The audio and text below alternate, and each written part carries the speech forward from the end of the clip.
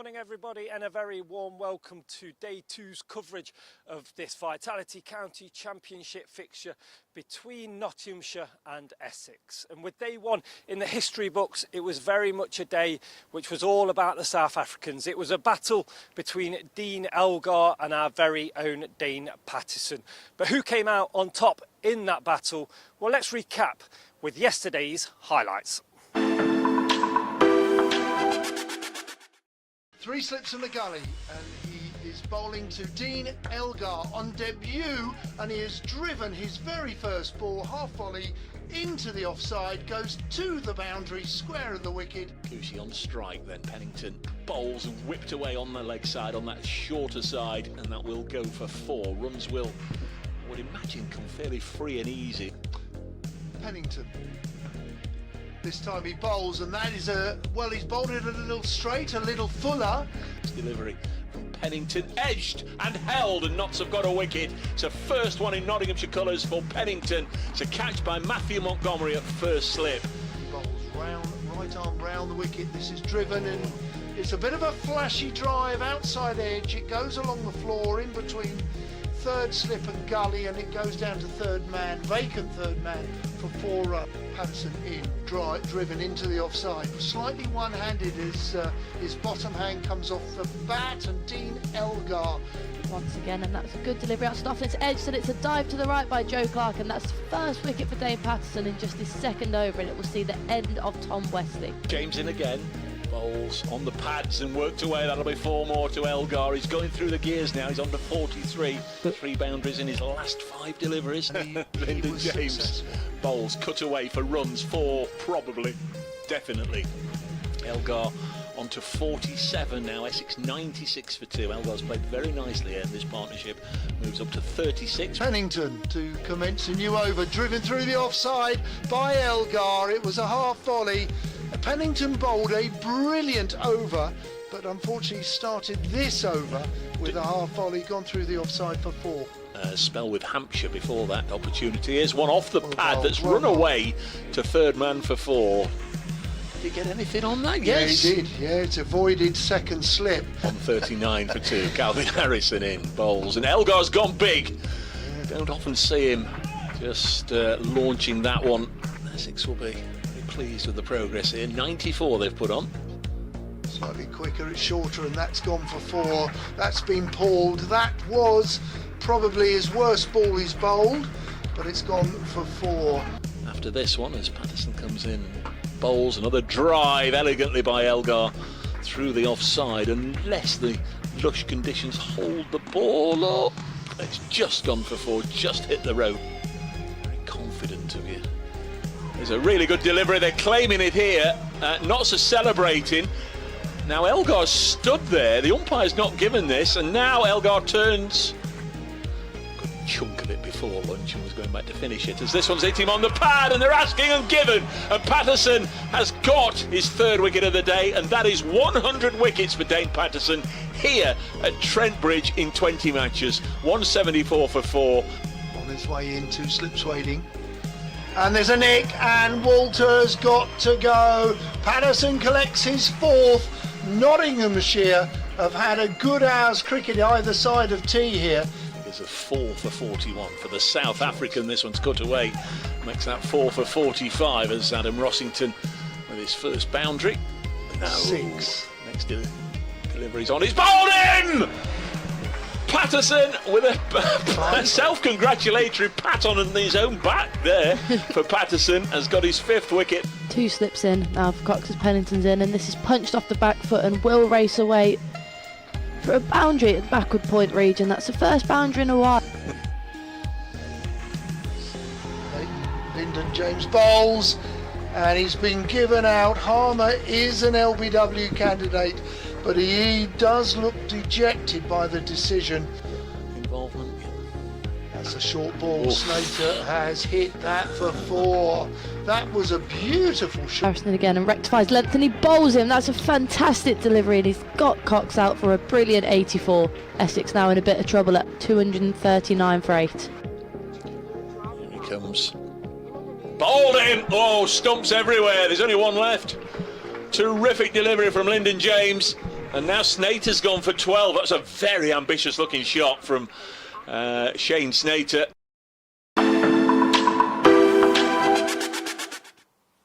So as you saw there, Essex will start day 2 on 244 for 9. But in that battle, it was Dane Patterson that won that battle against his fellow countryman, Dean Elgar. So let's just remind you of Dane Patterson's return to Trent Bridge this season and his 5-wicket haul.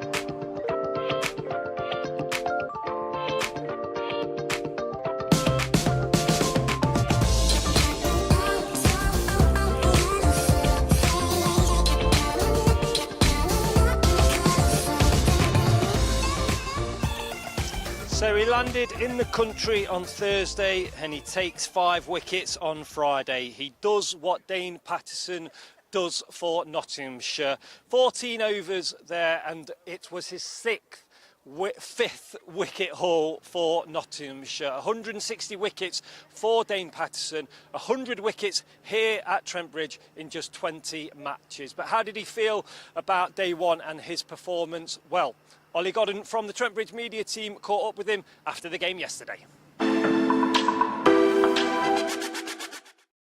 Dane, the perfect start to the season for you personally, and a decent start for the team as well. How do you assess day 1 versus Essex? Yeah, I think it's quite even. I think we didn't, to be fair, we didn't start well enough as a bowling unit. And I think as the day went on, we just got better and better. I think we took crucial wickets at crucial times. So, yeah, I think all in all, it's a good day. And let's talk about yourself. You've been in the country about 48 hours now, I think. You had a training day yesterday and straight into the action here. How did you find it? Yeah, I suppose getting back into the swing of things, the jet lag, all that sort of stuff, and just getting back into the swing of bowling in the middle as well. Yeah, I think obviously that takes time to get out of the legs, especially on this heavy ground. It's quite waterlogged. There's quite a lot of rain that fell here in the UK. But yeah, I just think you have to bite the bullet and keep going. I think that's the mentality that you have to have if you're going to land 48 hours and you have to put a performance for the team. And you've had 3 seasons, this is your 4th now, of sort of getting used to English conditions. Does that help in terms of the lengths you need to bowl, the tactics you employ in England? Does it take much getting used to now?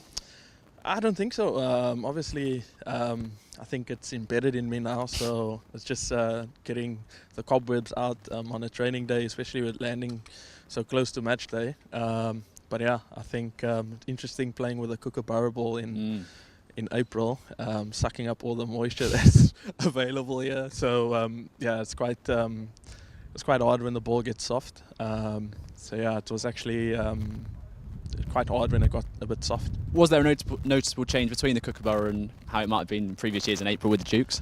Yeah, vast difference. Yeah. I think if it was a bit drier, I think it would have stayed harder for longer. But I think once the ball went to the boundaries this morning, I think it just picked up a lot of moisture and it got soft quickly. So yeah. And let's sort of discuss the wickets that you took today. I think there'll be one pretty special one in your mind. We'll come on to that in a second. But was the sort of the tactic today and the goal to try and keep hitting the knee roll, hit the stumps as much as possible as you sort of look to do? Yeah, I mean, obviously April's there's gonna be nip. There's gonna be something in for the bowlers here in the UK. So I just think just being brave on that lens, trying to hit the stumps. if the batter nicks it and that, then happy days. And if it's the stumps happy days as well for that one to get Elgar out, a special ball, a special wicket, given the situation in the game and how he batted as well. Yeah, I think that was a vital wicket that time, because obviously Dean Elgar's a fighter, so it's always good getting one fellow countryman out, but obviously I think that was a good wicket, because obviously you know the capabilities of Elgar, so I know it, so yeah, it's always to get one up on him. And you've been up to a lot since we last saw you here sort of 6 months ago. How has your winter been as well with Western Province and South Africa and everything that's entailed? Yeah, I think the winter that I had was busy. I had limited family time, but yeah, it was a very busy winter, unexpectedly. But yeah, I think I've enjoyed it over there, and luckily I got a couple of weeks off before I could head over to the UK, so yeah. The thoughts of Dane Patterson there. Now, the Notts boys are on the boundary rope. They're ready for the start of play. Just waiting on the umpires now, but just to let you know, 104 overs are scheduled for today, because we're trying to make up, obviously, the time that we lost yesterday. But we are literally just a couple of minutes away from the start of play, so I will now hand you over to our commentary team, which are Grace Ballinger, Don Topley, and, of course, Dave Bracegirdle. Everybody, thank you to Aaron for setting the day up beautifully on Trent Bridge Live. Those of you that have had a little look at that will have seen the highlights of a very enthralling first day's play here at Trent Bridge yesterday. It was slightly curtailed, slightly topped and tailed by the weather. We didn't get underway until midday, and we lost the last 11 overs of the day once the bad light set in. But 77 overs of cricket were played yesterday. Essex 244 for 9 in those 77 overs. What that means essentially is that Notts have already picked up maximum bowling points, the 3 bowling points available, but they still need 1 wicket, of course, to bowl Essex out. Conversely, the visitors here need 6 more runs to get a first batting point. Sam Cook 3 not out, Jamie Porter 0 not out, numbers 10 and 11, so a little bit of work for them to do. But that second new ball just 3 overs away, they'll be hoping, well, I mean, first of all, we'll be wondering who will be bowling these 3 overs, but certainly the Essex pairing will be looking to get these 6 runs as quickly as possible. I'm Dave Bracegirdle from BBC Radio Nottingham. Don Topley's with us from BBC Radio Essex. Alongside me, Blaze fast bowler Grace Ballinger will be underway in a moment. It was glorious at breakfast time, and when it arrived here, really clear blue skies, a little bit of warmth in the day, but it's gone very, very cloudy. They do tell us it's going to be the warmest day of the year so far in Nottingham, 18, 19 degrees, but it's a long way from that at the moment. Looks as if it's going to be Dylan Pennington to get us underway, bring Grace in for this first over as we get underway. A very good morning. Did you enjoy yesterday as much as I did? Good morning. I did, yeah. I thought it was a good contest between the two sides. I think Essex dominated early morning. I mean, we had that big, about 100, was it 112 partnership between Elgar and Cox, but obviously the Notts boys pulled it back nicely, and I'd say that they would have ended the day slightly happier, so they'll be looking to get this wicket pretty quick, and it'll be Dylan Pennington to start the day. And I was really impressed with him yesterday, Brace. I liked the way he went about his bowling. What did you think? Yeah, got the first wicket in the day. It's interesting that they're looking to one of their new ball bowlers just to finish this off nice and quickly. It's Pennington in from the Stuart Broad end. First delivery of the second day is a good one. Straight and full and just turned into the leg side. So that's Cook off the mark for today. He's 4 not out now, and it's a single to start. Listeners, BBC 5 Sports Extra with us here from Trent Bridge. Essex 245 for 9, so they need 5 runs now for this first batting bonus point. Notts need to, from their perspective, just knock over this last wicket. Jamie Porter, yet to score, is on strike. 1 ball in the day, bowled by Pennington. I think we actually got underway a little early. Grace, 104 overs to squeeze in, so that's no bad thing. 2 slips in play then. Kelvin Harrison in first and Ben Duckett in second, as that's a play and miss outside off. A good full delivery by Dylan Pennington. It was a good start. Joe Clark with the gloves on. 2 slips, Harrison and Ben Duckett. Might be a big day for Ben Duckett. He'll want to find some early season form, no doubt, ahead of the international summer. Got the opportunity to play a few games for Notts in the county championship. Pennington in again, right arm, and again that's outside off. Bit back for length and races through to Joe Clark. Tom Lungley is the umpire at the standing end at the moment, at the pavilion end or the broad end. Steve O'Shaughnessy is his buddy out there. He's at square leg. Nothing really contentious yesterday, was there, about any of the decisions? A couple of LBWs, but they did look very, very close. They did indeed. They looked out to me as Pennington in again, and this time it's hit the outside edge of Porter's bat, and it will be his first run of the 2024 seasons. That's a single down to third man. Don Topley will be with us shortly, just doing an update for BBC Essex. I'm Dave Bracegirdle. Grace Ballinger, the Blaze fast bowler, alongside me. Chilly old morning, isn't it? But wasn't it nice early on? Oh, I think I was asleep, to be honest. I haven't seen any of it.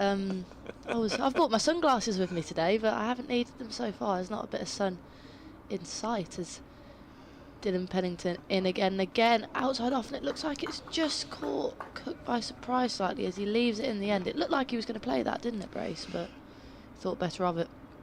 Yeah, Sam Cook is on 4, knowing that if we can just deflect one down to the boundary, that will bring Essex that first point of the season. Got the BBC Radio Nottingham 11 o'clock news in my ears, and they're coming now for a quick update. And we've just started on time on day 2 here. Essex began on 244 for 9. They've added a couple of runs from the first over of the day, bowled by Dylan Pennington. Notts just looking to knock over this final wicket and then begin their batting. Essex 246 for 9. So that's a quick update for the local radio listeners. Crowd building. I would say it's already sort of on a par with what we had for the majority of yesterday. Of course, yesterday was a working day, today a Saturday, but certainly if the sun does come out, they'll be hoping that a lot more come in. Going to be Brett Hutton to bowl the second over of the morning. Unusually for Hutton, he went wicketless yesterday. He was the leading wicket taker in Division 1 last year with 62. Nottinghamshire's Player of the Year last year. Has been a little poorly this week. It was an illness that he just struggled to shake off. It was good to go. He was, he was announced sort of fit from Wednesday onwards. They knew he was going to play, but perhaps just a little debilitated as he starts his first over of the morning with a delivery that just shapes back into Jamie Porter, and it's blocked out on the leg side, fielded by Jack Haynes, who I watched having a fairly lengthy net this morning. He'll be looking forward, I'm sure, to his first knock as a Nottinghamshire player. 246 for 9. Essex will have a little look around the country. End of this over, just tell you where they're playing and where they're not, as this one's run to backward point, fielded by Matthew Montgomery. Having done his update for BBC Essex, Donna's now joined us. A very, very good morning to you, sir. How are we? Good morning, Grace, and good morning, Brace. It's lovely to be here. Lovely to be here. The sun's gone. Yeah, we were just saying it was glorious early on, but apparently Grace missed that. But yeah, it was very, very nice. Early doors. Here's Hutton in to Porter, who drives expansively through the offside, and there's a cheer from the seats to our left. There's maybe some Essex fans in there. In fact, there's been quite a decent following come up from the southeast to watch this game, and certainly they very much enjoyed the quality of that drive from Jamie Porter, which takes him to 5. And Don, congratulations, that's Essex's first point of the new season. It is. Well, they're going to be chuffed they got there, because there was very worried that they wouldn't. But at 170 for 2 yesterday, I'm afraid we would have hoped for a few more. Hutton in again to Porter. Now he's throwing the bat at everything. He's sliced this one down to third man. I think he was looking to belt it towards us, or even clear this stand. He set out his intentions very early then to that delivery, and it just skewed away in the air. A couple of bounces down to third man. 251 for 9. It might just be one of those scenarios where the gloss of yesterday's performance by the Nottinghamshire bowlers is taken off them if a 10th wicket partnership here is allowed to prosper. And again, it's pulled away on the leg side, and again there's going to be runs. But 2 of them, as Ben Slater does the fielding. He'd been sent back to the deep mid-wicket boundary. See ball, hit ball at the moment.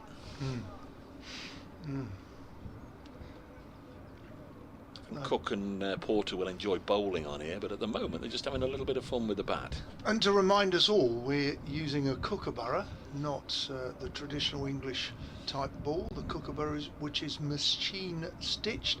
I actually went to view the ball that Nottinghamshire are using right now. Here is Hutton. This is the final ball of the 79th over, and Cook got in a right old tizzy. End of the over. 79 overs gone. 253 for 9. Tell us more on that in a sec, Don. I'll just quickly tell listeners to 5 Sports Extra where the cricket is at the moment and where it isn't. In Division 1, still no sign of a start up in the northeast between Durham and Hampshire, or at Old Trafford, Lancashire, Surrey. No play on either of those grounds yesterday. They're underway at Canterbury for the first time. Kent batting early stages of that one. Kent 5 without loss against Somerset. Full day yesterday at Edgbaston. Worcestershire in decent form with a century yesterday from Cash Alley. 317 for 7. Division 2, still no play at Derbyshire, Gloucestershire, or Yorkshire, Leicestershire. Glamorgan 371 for 3 against Middlesex at Lords. Northants 95 for 2 against Sussex at Hove. Don Topley. Dylan Pennington from the Stuart Broad end. He bowls. This is flayed. He's backed away, got an outside edge, and it's been very well caught. Calvin Harrison at first slip, I believe. So should have had you on earlier, Don. Oh yes, poor old Essex have gone. 253 all out, which for me, to be honest, represents just about par, probably possibly just under. And you're going to say in the first week of April, you're saying they should have got a few more. Well, look, this is mine. I did consult 1 or 2 experts this morning. They're using the kookaburra ball, and I think if it would have been the traditional English ball that they normally would use, I do think Essex might have only made 200, maybe 170, 180, because I think this ball didn't swing as much as the English ball, and this ball probably got a little softer. When I looked at it this morning in the umpire's room, I had a cracking conversation about it, and they were suggesting that the ball was still shiny. I looked at it, it had been worked on brilliantly by the Notts fielders. It was shiny. I could have shaved in the mirror of the ball. It was nice and shiny, but it did look, the seam was a little older, softer, as you would expect with that amount of overs. Incidentally, just for those listening in the ground, the board is saying Porter caught Montgomery, bowled Pennington. I'm with Don as he called it on commentary. I'm pretty sure it was Calvin Harrison 31 with the number. catch. Yeah, it was. I'm pretty sure it was Harrison, although the scoreboard is still showing Jamie Porter. Good wicket for Dylan Pennington. Yesterday morning he got the first wicket. He's topped and tailed it. He's got the last wicket. I thought Dane Patterson bowled quite nicely, but he picked up the wickets. I thought Dylan Pennington bowled better than his overs suggest, and I thought he bowled a couple of very, very good spells. Grace, what did you think? Well, Grace was saying that in the first over of the morning. Yeah, I totally agree. I mean, I think he's got something about him, hasn't he, Dylan Pennington? He's come in, he's bowled aggressive lengths, he bowled well early doors, and I think he's just got the right character for it. He's bowled well, he's been a bit unfortunate, he's kind of just evaded the outside edge very slightly a couple of times, and I think Brett Hutton might be slightly disappointed, but as you can see there, he's been economical as ever, and maybe a bit unlucky not to pick up a wicket in the first innings 2024, but I think... Interestingly, Brace was saying yesterday he'd been under the weather during the week. Or, listen, it just didn't look quite as pacey, as penetrating. The ball didn't swing as much as well, as we were talking about the Kookaburra ball they're using, so that probably nullified him a little bit. It has been confirmed and changed now on the board. Porter caught Harrison. There's still plenty of sparkle in those eyes of Mr. Topley. He picked that one out quite nicely. So Dane Patterson didn't get a bowl this morning. He finishes with 5 for 49. Dylan Pennington, his final figures 20.1 overs, no maidens. We'll have to have a look at that as the season progresses, if that's sort of the way Dylan goes. No maidens, 2 for 79. Brett Hutton, we were just talking about, 20 overs, 6 maidens, none for 52. Lyndon James, a couple of important wickets yesterday, and he was quite miserly as well. 14 overs, 5 maidens, 2 for 30. Calvin Harrison, the leg spinner, really, really good delivery that he bowled to get his wicket yesterday. That was Jordan Cox, the top scorer, with 84. Harrison finished 11 overs, 1 maiden, 1 for 37. Essex 253 all out. The leading run scorers, as we were saying, Jordan Cox 84, Dean Elgar 80. Don, nobody else got 20. No, again, we remarked on that yesterday. The two debutants did play really well. I thought Dean Elgar... Essex didn't miss Alistair Cook for that passage of play when he was batting. Dean Elgar looked good. Gracie played with a straight bat. He was watchful. He was looking to come forward. Everything that Sir Alistair Cook would have done. So, were you impressed with him? Yeah, definitely. It's the first I've seen of him not in South African kit, and I thought he was really good. As you say, he looked to play straight, and I think where people get caught out, especially when the ball's doing a bit early, is when they look to play too square, but he did not do that. He looked to play exactly straight back to the bowler. He played nicely through mid-on early, and yeah, it looks a great signing for Essex. I'm sure he'll score a lot of runs this season. And the other debutant, Jordan Cox, again, he looked, I don't want to say fidgety. I did ask him on an interview afterwards, and he said, I like to try and sort of put the bowlers off or take the attack to them, i.e. walk down the wicket a little bit, move across his stumps. But he played nicely, and eventually Nottinghamshire were able to dry his runs up, and he also almost stagnated for a period of time, but he played well for his, was it 84? Yeah. The bell has rung, so we'll be back underway in just a moment. It did seem towards the end there as if Sam Cook and in particular Jamie Porter were going to throw their bat at everything. They were, I think, eager just to get as many quick runs as they can. They secured their primary objective to get that first batting point, but certainly did look as if they couldn't wait to get out there and have a bit of a bowl. Yeah, I agree. And why not? They're two of county cricket's finer bowlers. I think Cook has become a senior bowler over Porter these days, although Porter had a resurgence of form from last year. And Shane Snater's got good memories of Trent Bridge, where he took a 7 for a couple of years ago. Did indeed, yeah. If you'd like to get in touch, by the way, we're on the old Twittery thing, X thing, at Brace Cricket, at Grace Ballinger too, at Toppers Senior SNR, or you can email us on BBC Essex Cricket, bbcessexcricket@gmail.com. And you don't mind any correspondence from Nottinghamshire, or indeed any casual listeners or followers, those of you watching on the live stream as well. The pictures are available. Just go to the Nottinghamshire County Cricket Club website, trentbridge.co.uk. I think it's /live. You'll find your way in there. You'll be able to watch the coverage and mute our commentary if you so wish. They'll be back underway in just a moment. 2:53 Essex made, Nottinghamshire. Going to be interesting to see how they go with Ben Duckett there. I'm sure he will open with Asiba Mead, so a little bit of test match experience there with both openers. Slater at 3. Joe Clark's the interesting one. He's kept wicket. Normally he goes in 4. He likes to bat at 4. I just wonder if he is going to keep wicket for a prolonged period of time, whether they might either go with Montgomery or Haynes, who both are very capable of going in higher in the order. It'll be interesting to see what they do with Joe Clark. We'll find out soon, I guess, but it is going to be Duckett and Hamid. They have now come out of the pavilion steps. I can see both of them down there, and here come our two umpires, Tom Lungley and Steve O'Shaughnessy. We'll be back underway in a moment. Yes. Lunch today, 1:10, and tea will be taken at 4. Schedule finish about 6:30. Could be a little bit of overtime if there's a lot of seamers. A little surprised they called it off as early as they did last night. It had got a bit gloomy, but the lights were on. But anyway, it's very, very cold, wasn't it? I think there were grounds for taking them off just to let them all have a little bit of a warm.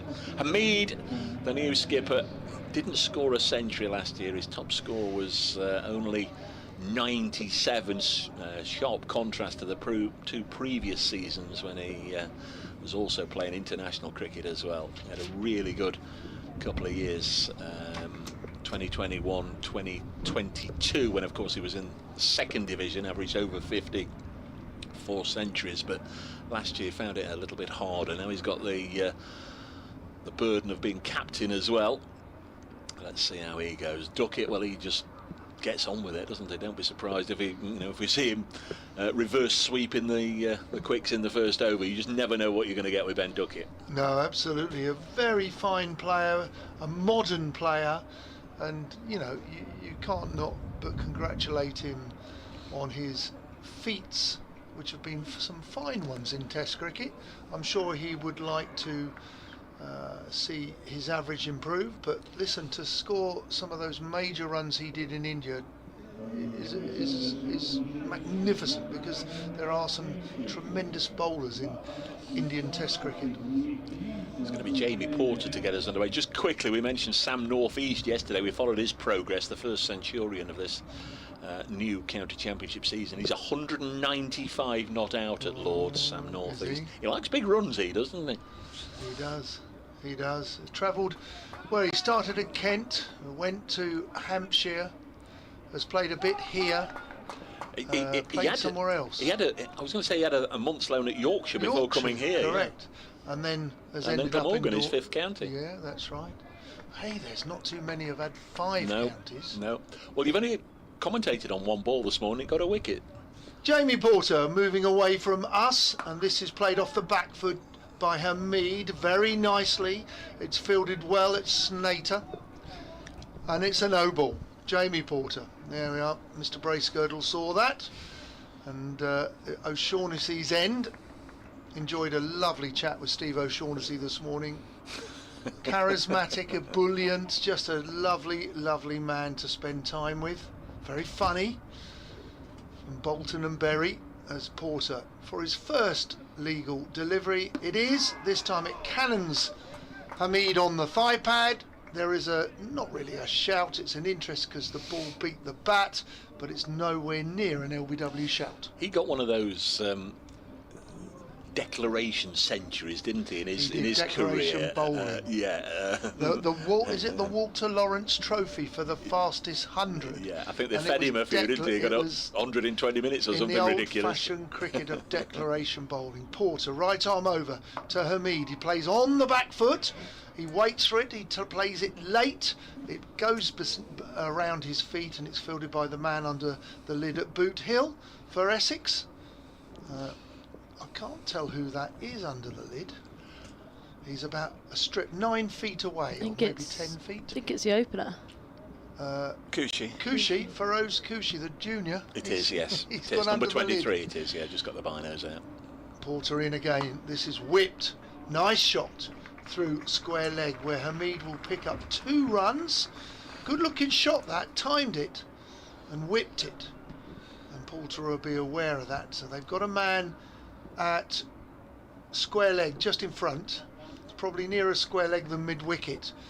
You might find that mid on and mid wicket can move a little squarer, because Hamid does play square of the wicket rather than straighter. You were never the recipient of some declaration bowling. You're never out in the middle and let's give Don a few. No, but when I bowled, they used to they thought it was declaration bowling then. No, Porter with his serious head on now. Cook will open up from the Stuart Broad end. Porter's in, bowls. This is a forward delivery, an LBW shout. I'm going to say it hit him where he didn't finish up. Probably a slightly better shout, but given not out by Mr. O'Shaughnessy. As we said, a recipient of the Walter Lawrence Trophy back in the day. Played his cricket for Lancashire and Worcestershire. Yeah, Paul Johnson won that one year as well. 44 balls. Yes. Yes, good player. Paul Johnson. Porter in, right arm over, outside off stump. I can't say if there was a little bit of shape, but well left. Didn't inconvenience the batsman, through to the keeper. He's joined with 3 slips. Sam Northeast, congratulations. He's got his double 100. 282 balls, 29 fours, no sixes. Double ton for Sam Northeast. Brilliant. First game of the season. But my word of caution to everyone is these kookaburras probably won't do as much in these English conditions compared to the English ball. This is whipped, but finds the man Paul Water at mid-wicket, where there is no run. Couple of shorter balls just getting loose in the early part of the over, Grace, and the last couple of balls were pitched up and looking to bowl wicket to wicket, wasn't he? Yeah, definitely. I haven't seen too much of Jamie Porter, but he looks like he was just bringing it in nicely with the right arm over angle, and then just looked like the one that he left outside off might have just gone away a bit, but a decent start. I mean, I think they've got the field set well to Hamid, who, as you say, looks to kind of go quite square with the ball. You see there in the last delivery where they had their mid-wicket slightly square and it went straight to him, but I'm excited to see Sam Cook bowl here. I like watching Sam Cook bowl. I do. 3 or 4 years ago, Don, Porter made a lot of England squads, didn't he? He was in the 12 or the 13, but never got a game. It's a really difficult one. I'm a great admirer of him, but I do think at county cricket, international cricket, Jamie's probably a yard short of pace. Sam Cook has that extra yard. As he comes in, first ball for Ben Duckett this year. He's brought forward into a defensive stroke. And if he's still has he got Cook on his shirt or S Cook? No, it's just Cook now. Cook. It's just Cook. He's the main chef. Well, he's the only chef, isn't he? We had a couple of emails about that yesterday. Having done his apprenticeship, will he lose the term little in Little Chef, as opposed to, Alistair Cook no longer being around? Sam Cook in again, and this one just a play and a miss by Ben Duckett. We've talked a little bit about our our different interpretations of the different competitions around the world. What do you make of players being allowed to have nicknames on the back of their shirts in some of these tournaments? Yes, I'm a little bit more traditional. I prefer their proper names, but some of them do have some quite long names, so they have their Christian name or their nickname. Yes. Cook bowls again, and this one turned into the leg side, just evades the short leg fielder, and it will get Ben Duckett off the mark on his third delivery for a single. I do like the names and numbers. I do. Do you remember when numbers came in? Yeah. And not everyone was sure. Personally, as a commentator, my eyesight, I can't always see their name, It's but helpful, I isn't will it? recognise their number. Yeah. Their names are quite small. My eyesight, when you get a little older, Grace, your eyesight starts to go, and when you get even older, with like Mr. Bracegirdle, no, 3 slips waiting. It's the old stripes in football that can do you if they try and put, say, a gold number on the back of red and white stripes or something, you just can't see them. Cook in again, and a back of a length delivery pushes Hamid back. Good start here from Sam Cook. Unsurprising given his form over the last couple of years. There's plenty of variety, Don, in this Essex attack with obviously Shane Snater. Paul Walter could do a bit. There's Harmer with his off spin. There's Critchley with the leg spin. So they've got all bases covered there. They have indeed. And if you need a few left armers, I think Elgar can turn his arm over. So plenty on offer. As Cook comes in again, and this is full and driven beautifully by Hamid, and will race away to the boundary. I'm not sure if it'll go all the way with the... And it will race away for the first boundary of the day through mid-off. A great shot, great looking and well timed by Seep Hamid. Agree with you there, Grace. It was great timing. He got on the front foot and he just caressed it and used the pace from Sam Cooke. It was a beautiful, exquisite shot. I think we would, all three of us would purr to be able to play a shot like that. Eh? And you're at number 11. I was at number 10. Brace, what number did you bat? Up the top end. Oh, well, you were purring then. It's Cooking again, and this one back for length, and Hamid has a swipe at it but plays and misses, and end of the over, knots are 9 for none. I'd have gone LBW in the first over. Oh, would you? Were you looking to work it, were you? A bit of a bottom hand merchant. Bottom hand brace girdle, they used to call him. They did, yeah. Where did you play your club cricket? I was in the Air Force, so Everywhere? Everywhere. Lovely. Everywhere. Did you play a lot in the Air Force? I played a lot, yeah. That's brilliant. I know a lot of, I have an affiliation with the Navy. And I had a lovely phone call with Daisy Andrews this morning from the Royal Navy, and he was enjoying the commentary, and I know he'll be listening in this morning. Daisy? Yeah. He? Yeah.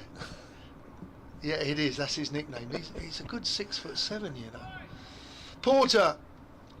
He would love to be 6'7". Who was the county cricketer nicknamed Daisy? Some Daisy did and some Daisy didn't, so they called him Daisy.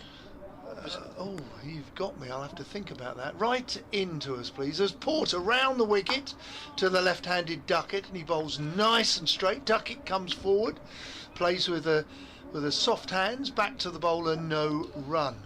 And then he goes off and practices a big whip. I don't want to Did be you see that? don't want to be accused of labelling somebody that it wasn't.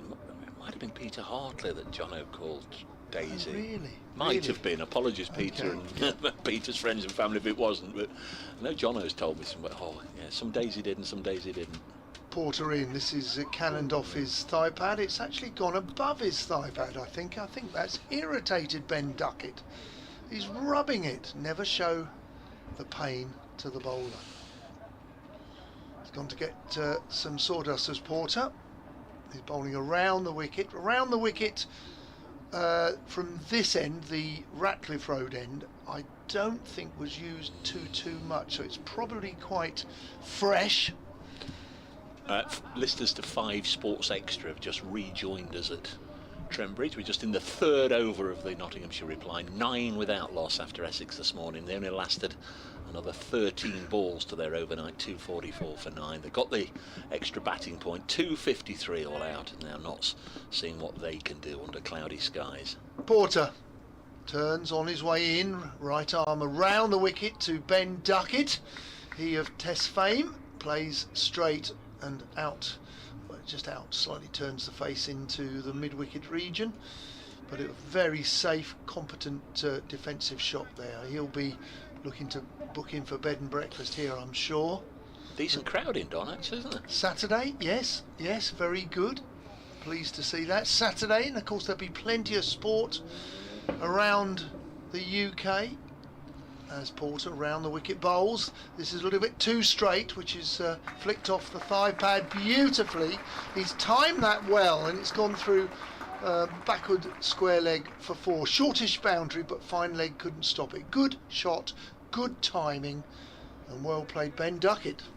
13 without loss. You saw a little bit of him then in India, did you, in the Test series? No, I wasn't. I was only there for the World Cup. Right. But I do know him. I went Yeah. to see him this morning in the net and wished him good luck and hello. And he was having plenty of throwdowns with the dog stick this morning to our right. Porter in. This time it's driven down the ground.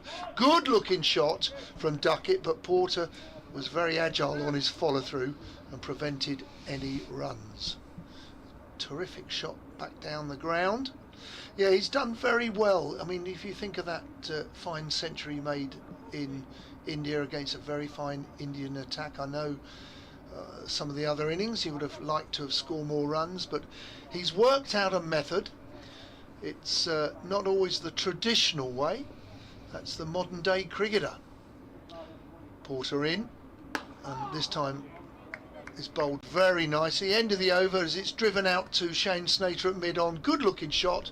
He's got himself 4 runs. The score 13 without loss. Hamid has 6. Ben Duckett has 5. Where would you bowl to him, Grace? Don't think it would matter where I bowled to him, to be honest. I'd have to try and get him out. I'd have to try and nick him off, I suppose. I think if you frustrate him, he then goes to plan B or C.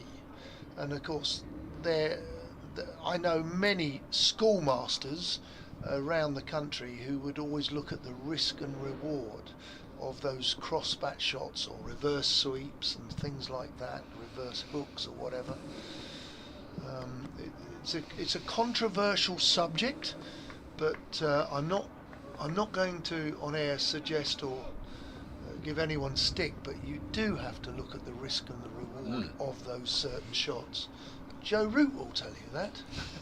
Seabermead on strike. Sam Cook from the broad end. This one left alone by Mead goes through into the gloves of Adam Rossington, who's got Dean Elgar alongside him, then Simon Harmer at second slip, and in there at third is Matt Critchley. It's a short leg. Down on his knees, Ferro's Kushi, who started brightly yesterday morning at a 6 in the first 20 minutes or so of play, and fell. Next ball is edged down on the bounce to Critchley at third slip, and there's no run. 13 without loss. Nottinghamshire, who I think overall will be pretty pleased with their bowling effort to get rid of Essex once in this game by this stage for only 253. I think they will feel right now they're marginally ahead in the game, but of course it depends how well they go with the bat today. Comes Cook once more from the Stuart Broad end, bowls and this goes through to the keeper. One of the interesting spectators on the ground today, maybe even over at the Stuart Broad end, is Stuart's dad Chris, the club president. I know he's on the ground today watching on. It's very nice to see one or two members. Does he come and join you occasionally? He hasn't for a while because he's had a lot of overseas commitments, but we have had discussions this morning. So Nottinghamshire 13 without loss. Cook bowls this wide of the off stump. So at some point, hopefully over the next day or two, we might. He had a big bat, didn't he? Yeah. As in, when I say big, I mean wide. When he used to bowl at Chris Broad, he was a very fine player. Don't bowl too straight to Stuart Broad. He used to whip you, Chris Broad. He used to whip you off his legs.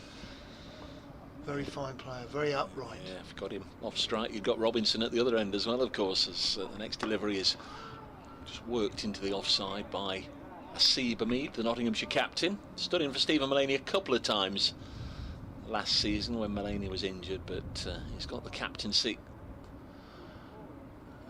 in his own right now and doing things his way, I'm sure. Mead has 6, Duckett 5 here on BBC Radio Nottingham, BBC Essex, 5 Sports Extra, available on the BBC Sport website and app, and on the live stream. Those of you watching the pictures, as Mead pushes at this one, that's a good delivery from Cook, like a very fast leg break, just nipped away and goes through into the gloves of Rossington. 13 without loss. Cook 2 overs 1 maiden, none for 5. Porter 2 overs, none for 8. Both of these bowlers, they haven't played international cricket. Both these bowlers are well known on the county circuit, but they're both very well known for offering a little bit of nip and a little bit of swing when it's swinging. But they both hit the seam, and that's a great art. You know, if you've got a wicket that goes up and down, uneven, that's not always a great art. But if you've got a wicket that is pretty flat and you just keep hitting the seam, that's the art. And the art of swinging the ball, well, it takes the pitch out of the equation, doesn't it? So swing bowling remains for me one of the greatest arts in the game of cricket, to swing the ball. I'd have to agree.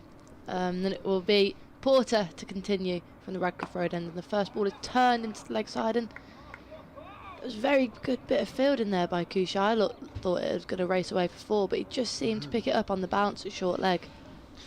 Good anticipation from the short leg. I'd be useless in there. Would you? Why? Why do you? I wouldn't react quick enough. Yeah. I was looking at the boundary rope there. A lot of people obviously realise it's a reaction catch to be taken at bat pad, and they often look at the batsman and the shape they make. Porter again in 2 full and outside off, and you can't bowl there to Ben Duckett without a cover, and that will race it away for 4 out towards the longer boundary. Just got a touch full there, Porter, and Ben Duckett is not going to miss out on those.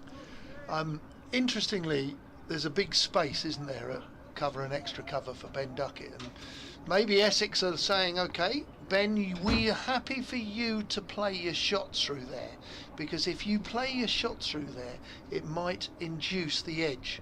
And they're sort of, I don't want to say gambling, but they've got, in fact, backward point is moving out of, was it gully? And we've got a backward point and we've got a straightish, in fact, we've got a field change. We've got bat pad moving out to fill that gap in the offside. So Essex have lost the bat pad for Ben Duckett, but we filled the gap where Grace has just suggested there's a large area. And I think Essex were leaving the large area open to try and attract an edge. 3 slips are still there though. It's Porter's in again, and this one's back for length on the leg side and turned nicely by Duckett, but fine leg comes round and it will just be a single. Yeah, I agree with you there, Don. I mean, early on you want to get wickets. You know how Ben Duckett's going to play, and they're almost encouraging that drive, aren't they? But I mean, Porter's going to want to get it up there. He's going to want to give it a chance to swing and do a bit off the pitch. But the difficulty is when you get 2 full, which is easily done when you're trying to get it to swing. And That's Ben right. Duckett's not going to miss out there. But if he just goes at the wrong one, then obviously that's what the 3 slips are in play for. The interesting thing for me is, as a bowler and the way you feel, you're a young bowler. It's Porter in again, this time to Hamid, and just brings him back into defence.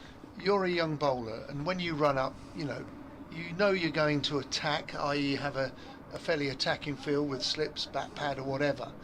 And I remember in my own instance that you don't want to feel naked, as in you're running in and you're comforted by having a man at mid-on and you put him a bit squarer because you've got a bat pad in. You don't want to go for easy runs. You know, it's a very small margin of error, but you just don't. You want the defence of those fielders available to you. Porter in again, and he's back for length, and it's pushed away through backward point by Hamid, and that's another boundary. Nottinghamshire now 22 for none. Good looking shot that. He's gone back. It's short of a length, and he's been allowed to punch his hands and arms at that with just an element of width. And he's played that sort of wide of backward point, and that's gone down to the short boundary. That was a lovely time shot. It was, and as we said earlier, Don, he's timed it nicely off the front foot, and now he's timing it nicely off the back foot. Looks in good nick here, Hamid, as this one's full and driven straight back to the bowler, who fields well again off his own bowling. That will conclude the 5th over. In Division 1, Canterbury, Kent 11 without loss against Somerset, for whom Jake Ball, who ended his long association with Nottinghamshire at the end of last season, is making his debut bowling at the moment. Kent 11 without loss, no play yesterday. Durham, Hampshire, they've not started yet, nor at Old Trafford between Lancashire and Surrey. Worcestershire 3-3-9 for 8 at Edgbaston against Warwickshire. In Division 2, still not been able to get underway. No play at Derby yesterday or so far today between Derbyshire and Gloucestershire. Leicestershire yesterday 164 for 5 against Yorkshire at Headingley. They've not started on day 2. But the 2 matches where there are cricket, Sam North East now 214 not out, Glamorgan 405 for 3 at Lords against Middlesex, and Northants 127 for 2 against Sussex at Hove. As a new over starts, Cook bowling to Duckett, who just withdraws the bat inside the line. Those 2 Sussex wickets yesterday, 2 wickets for the West Indian Jaden Seals. So you're up to date with what's happening here, there and everywhere. Did you say no play at Derby, Manchester and Durham? Yeah. Or Headingley at the moment. They played yesterday, but Not saying anything. 22 without loss. Real shame for everybody that wants to get their county championship season underway, as Ducky. Well, the telltale there was that once the ball had hit Rossington's gloves, Duckett threw his head up, looking skywards. He almost had a little fiddle at that just outside the off stump, and then he remonstrated with himself. In fact, he's still shaking his head. We just got a little close-up of him there on our monitors. He was nearly lured in by Sam Cook there to having a little fiddle at that one outside off stump. Might have paid the price. Here's Cook in once more. Lovely rhythmical action. Bowls to Duckett, who pushes this out on the offside, no run. He's played a bit of cricket here, hasn't he, for the Trent Rockets, Sam Cook. Yes, yeah. And he was very effective as a white ball bowler, and I think he do well in the final of the 100 for Trent Rockets in the year they won it. I think he bowled a particularly brilliant spell. Took a few wickets. Here he comes again. Much respected bowler in all formats now. Again, bowls to Duckett, who shows him that respect by just blocking the ball, and the ball doesn't go anywhere, just dies at his feet. And Kushi comes from the leg side round the body of Duckett to pick it up and send it back on its way. Got a little bit of aircraft activity, a light aeroplane by the sound of it, going over the ground somewhere. Can't see it at the moment, but the clouds are starting to break up, aren't they? It's looking a little brighter. It's a nice Saturday, it's not too cold. Sixth over of the innings. Cook bowls short, and Duckett has just slammed this one away on the leg side. Looked a little agricultural, won't go for 4 because Jamie Porter's got round there. 2 runs to Duckett. Tried to smash the cover off that one, didn't he? Still can't see this aeroplane, but calling for a new bat. He's unhappy with his bat. Yes, it's not the cover of the ball he's knocked off, it's the cover of his bat, I think. I actually felt the noise it made a slightly different noise as he hooked Sam Cook, and he's waiting now to receive a change of bat. That'll be one that he'll be signing and giving to somebody to auction off, no doubt, for a good cause. I hope it's not the one he scored 100 in India with. Eh? Well, he's probably got about 100 in there, to be fair to him. They do, don't they? They're not short of them. What would you do with a test bat if you scored a famous 100 like that? Would you carry on playing with it because it's so good, or would that go straight in the frame? I'd be sleeping with it. I would be. Yeah, it would. You'd put it somewhere for prosperity, wouldn't you? Somewhere? Someone to look after it, or? I think I'd carry on using it. You would, well, he can't now if this is the one. It's quite a hypothetical situation, me scoring a test 100, but I think I've got to carry on with it now. Ben Duckett's father played some minor counties, and I often see him around the circuit. I would imagine he'll be delighted to look after the bat for Ben, if it was the one. 24 without loss. So I'm sure this is an absolute identical replacement, but he looked at it a little suspiciously and then bowls and then brings it into use by cutting it away for 4. Doesn't matter which one he uses. It's a good bit of wood, whatever. 4 to Duckett, takes him on to 16. Hamid has 10, Nottinghamshire 28 without loss, replying to the Essex first innings score of 253. I'm Dave Bracegirdle. Grace Ballinger's alongside me, and here's Don Topley. Yes, good morning everybody. BBC Radio Nottingham, BBC Essex, and 5 Sports Extra. Welcome to you all. Listen, summer cricket's here. We are all so pleased, and we were delighted and perhaps a little lucky to get as many overs as we did yesterday. And I know you were with us, and we had a lovely afternoon post-lunch session with Jack Russell, who joined us for 5 minutes, but he ended up staying about an hour and 5 minutes. It was lovely. So thank you, Jack. And we went to see his painting in the Nottinghamshire County Cricket Club's pavilion that he created here of young Reed, the keeper, Chris Reed.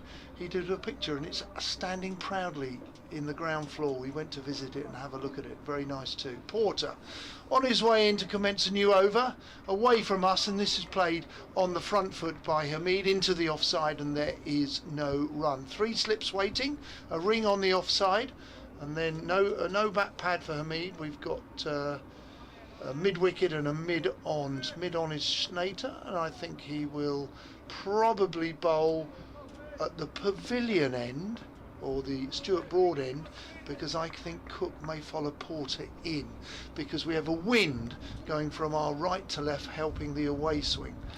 Oh, he's aborted his run-up. Somebody wasn't ready. Or the wind got Porter, the better of Porter. I'm looking, yeah, the wind today is still the westerly from our right. Slater's loosening up, funny enough. Porter, he's ready. Hamid's ready. We're ready. He's off. He comes in, bowls. It's driven down the ground. Porter collects on his follow through very easily. Hands it to Feroz Kushi, who shines it up, who hands it on to Captain Wesley at mid-off, who shines it up. So we're only into the 7th over. The lacquer will be coming off. These balls, the Kookaburra machine stitched.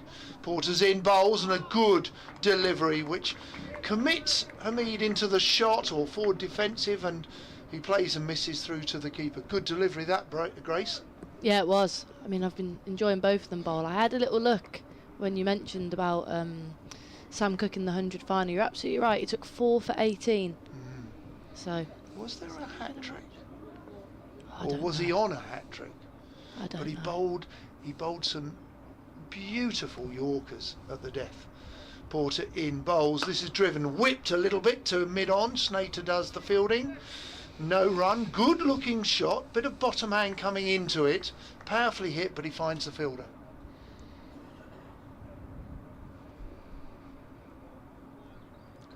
No, good crowd. I wonder. So who's at home today? Notts County. Yeah, Notts County are at home this afternoon to Harrogate Town. Forest.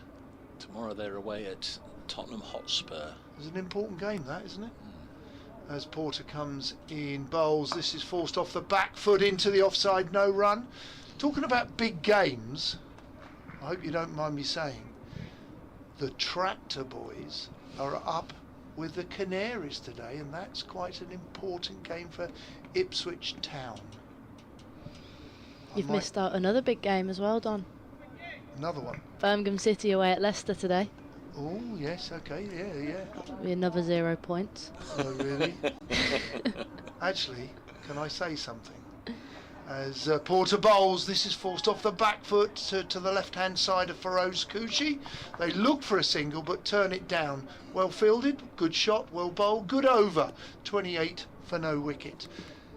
I'm going to be rooting for Birmingham City. Because of you. Yes? Actually, yeah. Mr. 'cause you Bracegirdle will know the reason why I will be. Why will I be rooting for I Birmingham? don't know, but I can't give any love to a team that Tom Brady's associated Oh, with. But dear. that's, Here we that's go. another Here issue. we go. But the reason I want Birmingham to win is because Leicester are right on the They're at the heels top, aren't they? of Ipswich. So there you go. Come on, Birmingham City. Well, we could be in the relegation zone if we don't get any points, Oh, and if really? Huddersfield win. So We've got people switching off in their droves now. The anti-football brigade are saying, "Crikey, we've had enough football over the last 9 months. I Let's have some understand cricket." that. And we're going to get Sam Cook to bowl from the pavilion end here. Been right on the money. Been a He has, hasn't he? tricky old start this for the Nottinghamshire openers, but they're still there. 7 overs in, 28 without loss as Cook bowls to the left-handed Duckett, who just goes deep into his crease and defends. Been a good cricket wicket. I think there's been a little bit of something in it for the bowlers. They've had to work hard with this Kookaburra ball, but a good cricket wicket, and I think with a first innings score of 253, I think we've got a sporting contest on our hands here. By the end of today, we'll have some sort of idea which side is in the ascendancy, but so right now Notts will be very pleased with what they've done, as this has worked a square leg, and tall Paul is there, Paul Walter, 6'19" of him, towering over the umpire Steve O'Shaughnessy. He's having a bit of a natter, a bit of a blather to umpire O'Shaughnessy. You always want to spend time in Mr. O'Shaughnessy's company. Tremendous chap. Knows a bit about the game as well, doesn't he? Yeah, he does. Funny man. Cook with a white wristband, prominent. This is again a little bit of an ugly shot from Ben Duckett. Who am I to criticise? Down the wicket. And dragged the ball with a bit of bottom hand because it got quite close to him as he came down the wicket, and he found mid-wicket. What's he got, Duckett? 16 from 21. Hamid a little more watchful, 10 from 25. Let's Cook again. Blustery conditions round the wicket bowls. Duckett opens the face, chops it to backward point. No run. You can see an aeroplane now, so the clouds have properly parted. That's a holiday jet coming back from somewhere. It'll just turn now at the far end and then glide into East Midlands Airport. That'll be a number of school kids starting to complete their Easter holidays, do you reckon? Maybe. Going back to school next week? Maybe. It's an encouraging sign that the clouds are parting. A little bit of blue sky becoming ever visible as Duckett goes to pull this away and has got a top edge down below us, very close to the rope, just inside the rope, 4 runs. Horrible shot, really. He's got lucky there, Ben Duckett. He's got 4 runs to long stop. Yeah, that could have gone anywhere, to be honest. He pulled Sam Cook last over, where he broke his bat, and this time he's attempted a hook shot. They've put a man back now. Tall Paul is going to the edge, going back 15-20 yards, and Sam Cook has bowled a decent bouncer there, and he's got to, unfortunately he'll be disappointed he's gone for 4, but it could have gone absolutely anywhere. Duckett's on to 20, and that, believe it or not, makes him 3rd top scorer in the match already. 32 on the board. Next delivery sees Duckett a little just drop and run into the offside, and you can almost see him counting there. 1 ball left in the over. Essex just push 1 or 2 back, so I'll just drop it and get down to the other end so I can keep strike. 33 without loss. Still a good start.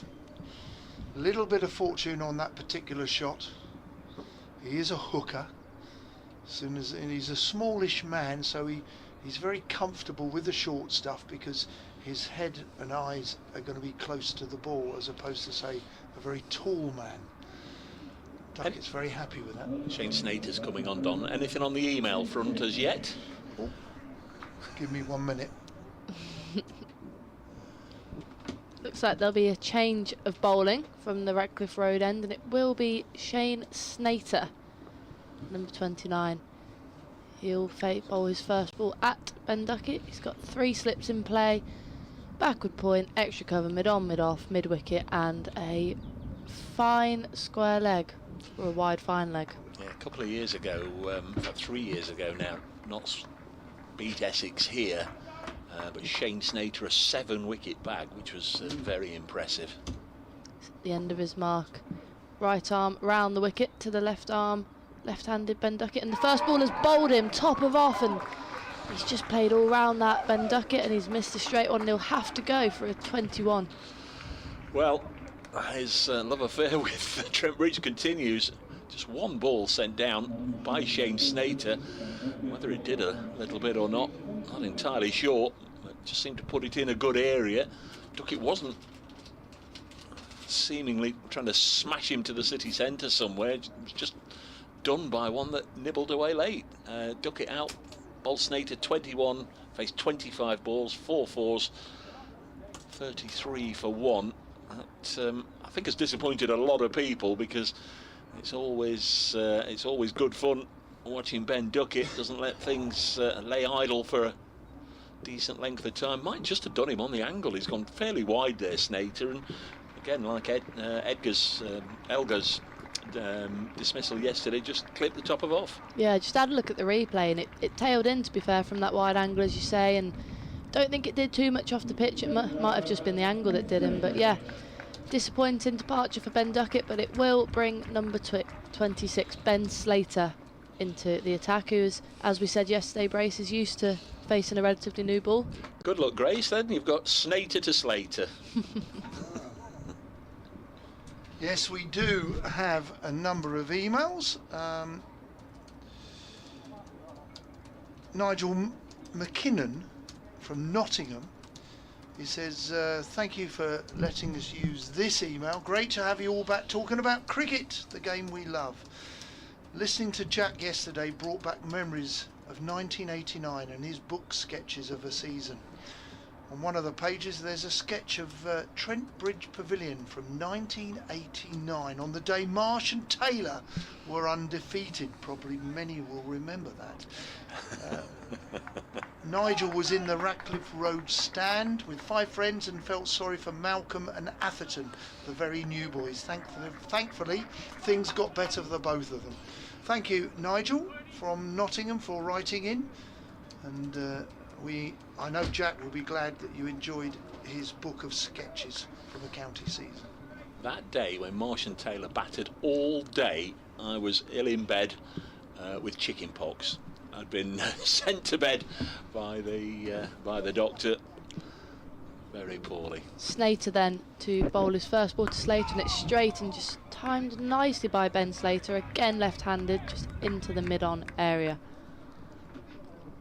Dream start then for Snater, first delivery of the season, a wicket and a big one with the England Test. Superstar Ben Duckett having to go back to the pavilion in the 8th over.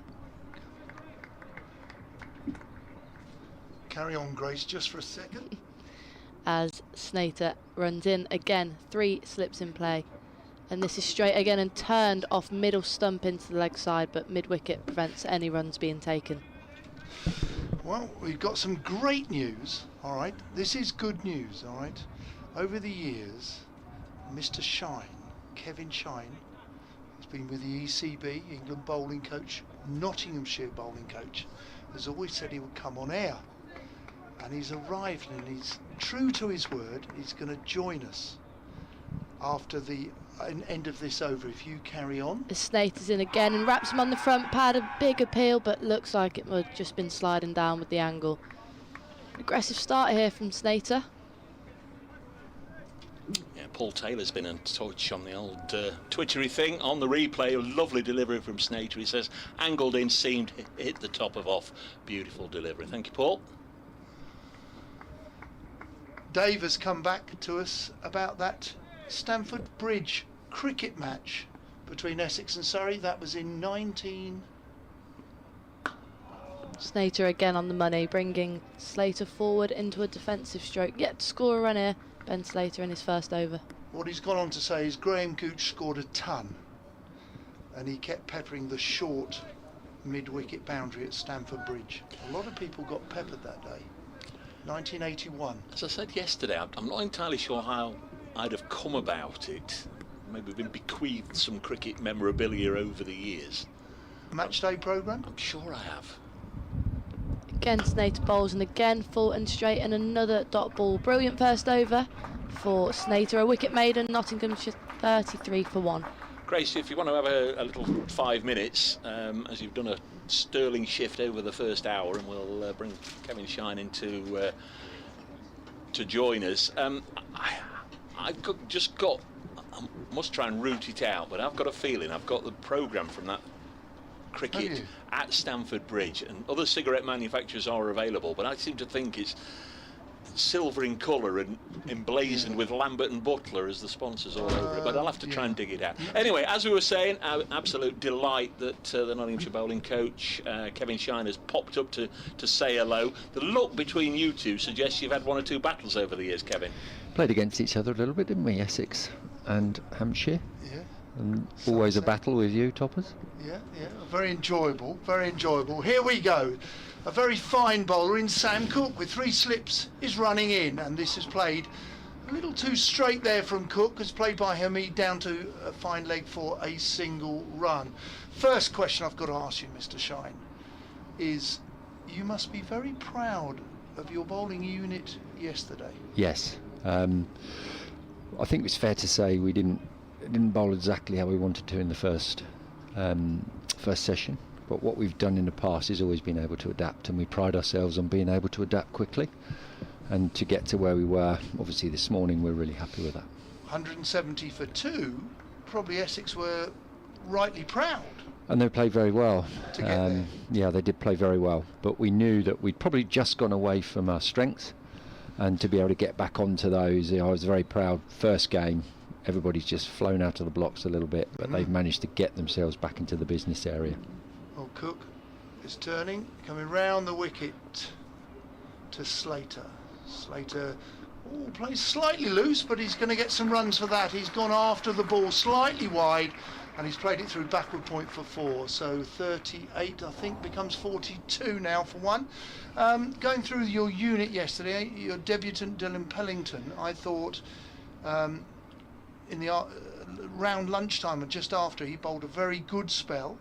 And I thought you would probably be very pleased with his efforts yesterday. Really pleased. I don't think his figures did him justice. No, I said that on air. I think 2 or 3 wickets was probably a fair return for how he bowled, and he's fitted him really well, and obviously he's got some ability. Cook in. This is clipped off Slater's legs. Goes down to fine leg for just the 1 run. In fact, the scoreboard was so quick that the 4 had already gone up. It's now moved to 39. Tell us about what you see as his assets. He's a big lad. He's a big lad, 6'5", bowls a really good pace, and that pace is actually going up the more he plays. So is that a confidence thing? Is it just rhythm? It's definitely rhythm. The more you bowl, he's now settling into Trent Bridge and the new team. Cook, 3 slips waiting. He plays and misses. He goes after this. It's bounced on him a little bit from the tall man that is Sam Cook, and he's played and missed. If it had got an edge on it, it would have travelled down to 3rd man, I'm afraid, for a boundary. But he's worked really hard with our strength and conditioning coach. He was a big lad anyway, but he's got himself even stronger, and we've just looked to get him a little bit more smooth in his action, and he's worked very, very hard on that, and we're now starting to see that come into his game. Yeah, a lot of potential to work with. A lot of potential. 6'5", high release point, gets lateral movement and pace. Don, nice combinations. Cook bowls, and this is slightly short, just outside off stump, and this time Hamid, the captain of Nottinghamshire, leaves it alone. We'll come on to the other bowlers in a minute, but we'll go to Dave Bracegirdle for an update. An update for BBC Radio Nottingham listeners. Difficult, blustery, gusty conditions here at Trent Bridge this morning. Nottinghamshire now batting 39 for 1. A bright and breezy start from Ben Duckett, but he's just lost his wicket, bowled by Shane Snater, coming round the wicket, lifted off a bail for 21. Earlier in the morning, Essex lost their last wicket to Dylan Pennington for 253. In reply, Notts 39 for 1. What a wonderful little report that was, Mr. Bracegirdle. You're the ever professional, aren't you, really? Going back to your bowlers, Hutton was quite economical, 20 overs for 52. Probably for me didn't look quite as penetrating. The ball didn't swing as much, maybe. But I know he's been a little bit poorly, hasn't he? Yeah, he has. He obviously. What the beauty of Brett is, Brett will, whether he's feeling good, whether he's feeling bad, he'll come in and give you everything he's got. He's a bit of an old-fashioned seamer in that way, toppers. Nothing wrong with that. And it's a brilliant attribute to have, and he's a great example for every other bowler around him. Snater in, bowls, and there's a play and a miss there to the left-handed Slater. Well bowled, Snater and Slater. Gosh. So what you saw with Brett yesterday, probably didn't start off as well as he wanted to, got better as the game went on, was out there this morning working on his game. Yep. So I think what the pattern will go, he'll just keep getting better. He's someone who you can't keep him out of the game. Nobody's swung this Kookaburra ball. Well, I was going to say something. I was going to give him a defence then by saying we're using a different ball as Snater is coming around the wicket to Slater, and it's come forward, played in onto the offside. There is no run. This ball didn't really swing. Now, normally in English conditions in early April, our normal ball, it would do a little bit and swing and seam, and he bowled those kind of lengths yesterday. Some might say he bowled a bit full, but I felt he bowled the right lengths, but the Essex boys batted him quite well. Yeah, I agree. He was trying to get the ball to swing. As he would normally. And what he did when that wasn't effective is he brought his lengths back very slightly and went to more seam movement. And that's the true pro. Driven by Slater, out to mid-off, no run. If I can just interrupt this this seam bowling loving, Michael Blatherwick says, well, you've got Kevin here. A lot of videos of the Cox dismissal by Calvin Harrison yesterday. Ask Kevin, have we seen the ball of the season already? That is the ball of the season at the moment, absolutely. And it might continue to be the ball of the season. You never know. I can't believe I'm saying that about a spinner. Nice action, Calvin Harrison. Yeah, very relaxed, easy, repetitive. I enjoyed watching him bowl yesterday. As Snater comes in, this is driven square of the wicket. It's going to run away across the square for 4. Great shot through sort of squarish extra cover. Great shot there. So the bit that no one sees is how hard Calvin Harrison works. He works with Ant Bota, who's a fantastic spin coach, and they've worked very hard to refine his action, and we're now starting to see that. And yesterday, obviously not normally your time of year when you see a huge amount of spin, but he was actually getting it to spin. He's obviously got all of the other variations as well. Watch him carefully. It's going to be very exciting. I tried to pick the googly from up here. I thought I picked the odd one. Does he bowl a googly? Yeah, he does. Yeah, absolutely. From the Stuart Broad end, this is bowled on a length. Does come forward. Slater plays it into the leg side. There is no run. Bowls a good googly. Well, I definitely wouldn't pick it top. Well, from here, funny enough, when he bowled from the Stuart Broad end, I could see the back of the hand rather than the red ball. I could see the back of the hand. And I just felt there was a little effort in his action to bowl the googly, so I guessed that was the googly. Spotting the googly is one, playing the googly is the issue. As Snater comes in, this is a model forward defensive play to conclude the end of the over. Snater's bowled a good over there, the score 43 for 1. But with all of these, so there aren't many leg spinners, are there? And he's got different versions of that. So some will turn, some will skid straight on. Yeah, and then obviously he's got the classic leg spinner and then the really hard classic leg spinner. So, you know, he has been working, once again, with Ant Bota on lots of variations, but also now we're starting to see the accuracy come in and the deception. So it's going to be very exciting when he gets on a wicket that turns as well. Well, that's great to hear. How did you get hold of him? He had a little spell at Hampshire. He did. Well, he's a bit at Hampshire, but he's a Taunton. He's not. He's Somerset. He's not exactly in Taunton. So obviously I've got an affinity with him there, living in God's country. As long as it's not cider. That's right. Here's Sam Cook, from Notts bowling coach Kevin Shine in just a second. Cook bowls to Hamid, the Notts skipper, forces this out into the offside. Good stop by Paul Walter. Big man threw himself to his right, prevents runs. 43 for 1. And I think this is where, so he came from university, and this is where I think obviously having people of the experience of Peter Moores and Ant Bota to see something in someone that no one else has seen.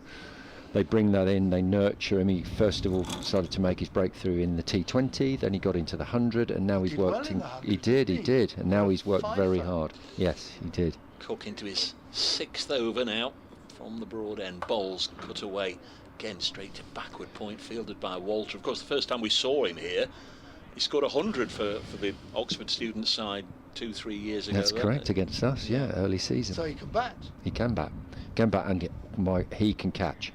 Yeah, he I've never very seen agile fielder. I've never seen anyone catch like him in the slips. It's unbelievable. Yeah, he is unbelievable. I mean, it's great to hear if you're a smashing fielder. You can add that to your bow. He's not a smashing fielder. He's a world-class fielder. Yeah, he is. There's little chef again. Sam Cook bowls, and this time Hamid does get his runs. Twice he's been thwarted by Walter. This time plays it to the left of the big man, who gallops off after it down to third man, and they're going to push hard. And Ben Slater responds, comes back for that 3rd run, so Hamid gets his individual total moving again. He's on to 14 knots, 46 for 1 here on BBC 5 Sports Extra, BBC Essex, BBC Radio Nottingham, and those of you watching the live pictures with Dave Bracegirdle, Don Topley, and Notts bowling coach Kevin Shine. Great to have him here. We'll come back to Calvin Harrison in a little bit. Dane Patterson, who picked up your wickets yesterday. I thought he bowled nice. He's obviously just got off the plane, but he was the chap to pick up the wickets when other lads also bowled well. Yeah. Would that be fair? Not decrying his 5-wicket haul, but listen, he was the chap who picked up the wickets. He did, and Dane, remember, Dane has done that since he's been here with us. He does pick up wickets. I think it was his 7th fiver for us. It was, and the other stat that leapt out at me yesterday, that's 100 wickets here at Trent Bridge in just 20 games. Next delivery is striking Slater on the pad, and he's got to go.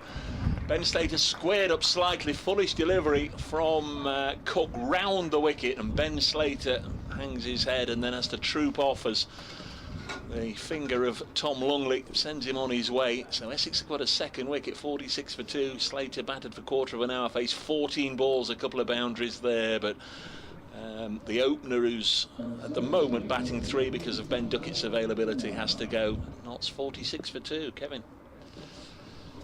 Well, Essex will be chuffed with that. They want to just keep making indentations in this Nottinghamshire scorecard, and they'll be pleased for that. I'd like to see the replay again. Sam Cook, just talking about Sam Cook, I think he's probably close to being one of the next England bowlers for me.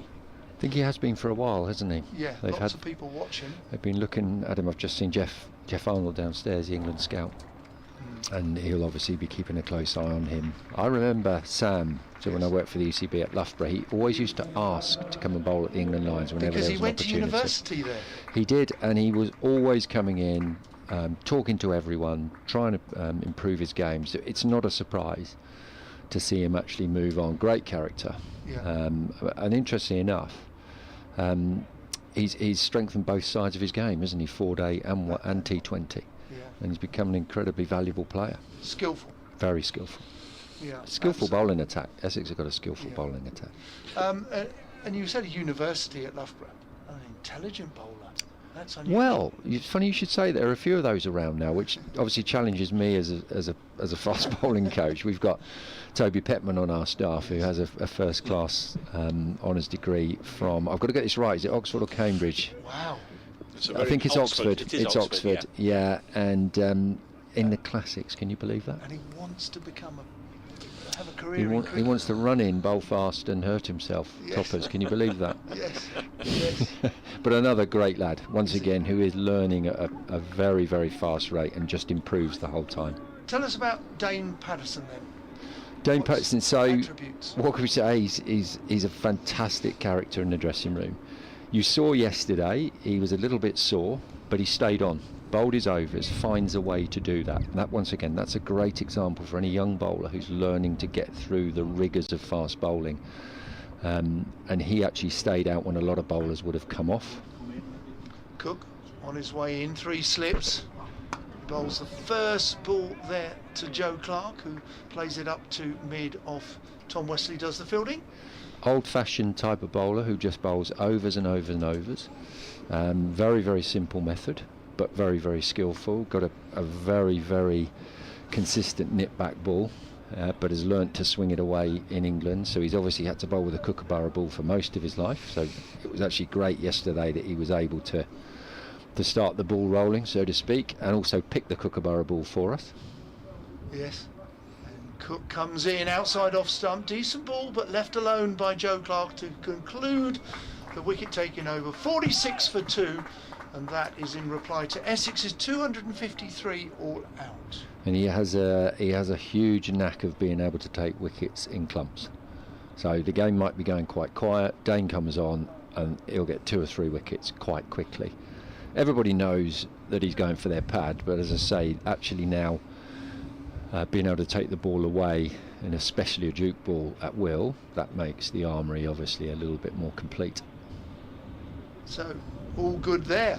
And the other seamer who bowled yesterday, Lyndon James, who was very economic, and I thought he bowled nice wicket to wicket, and he picked up 2 wickets. He bowled 14 overs for 30, so I thought it was a good day's work for him. Really good day's work. So Lyndon obviously is a top order batter too, and he's got that incredibly valuable commodity of someone who's 6'3", really high release point, lots of bounce, and after injuries, John, we know a lot about that obviously with Reece. He's had similar back injuries. In comes Snater. Snater bowls. It's a little too straight. It cannons off Hamid's thigh pad into the leg side. There is no leg by or a run. And last year we spent trying to get him through the season without having to have a reoccurrence of 2 stress fractures in the previous 2 seasons. He came through that really nicely. He's had an England Lions winter. And now he's come back for us, and we actually think now he's developing into someone who could be one of 3, but it's lovely to have him as a group of 4 seamers. Snater, right arm over the wicket to Hamid, who whips it.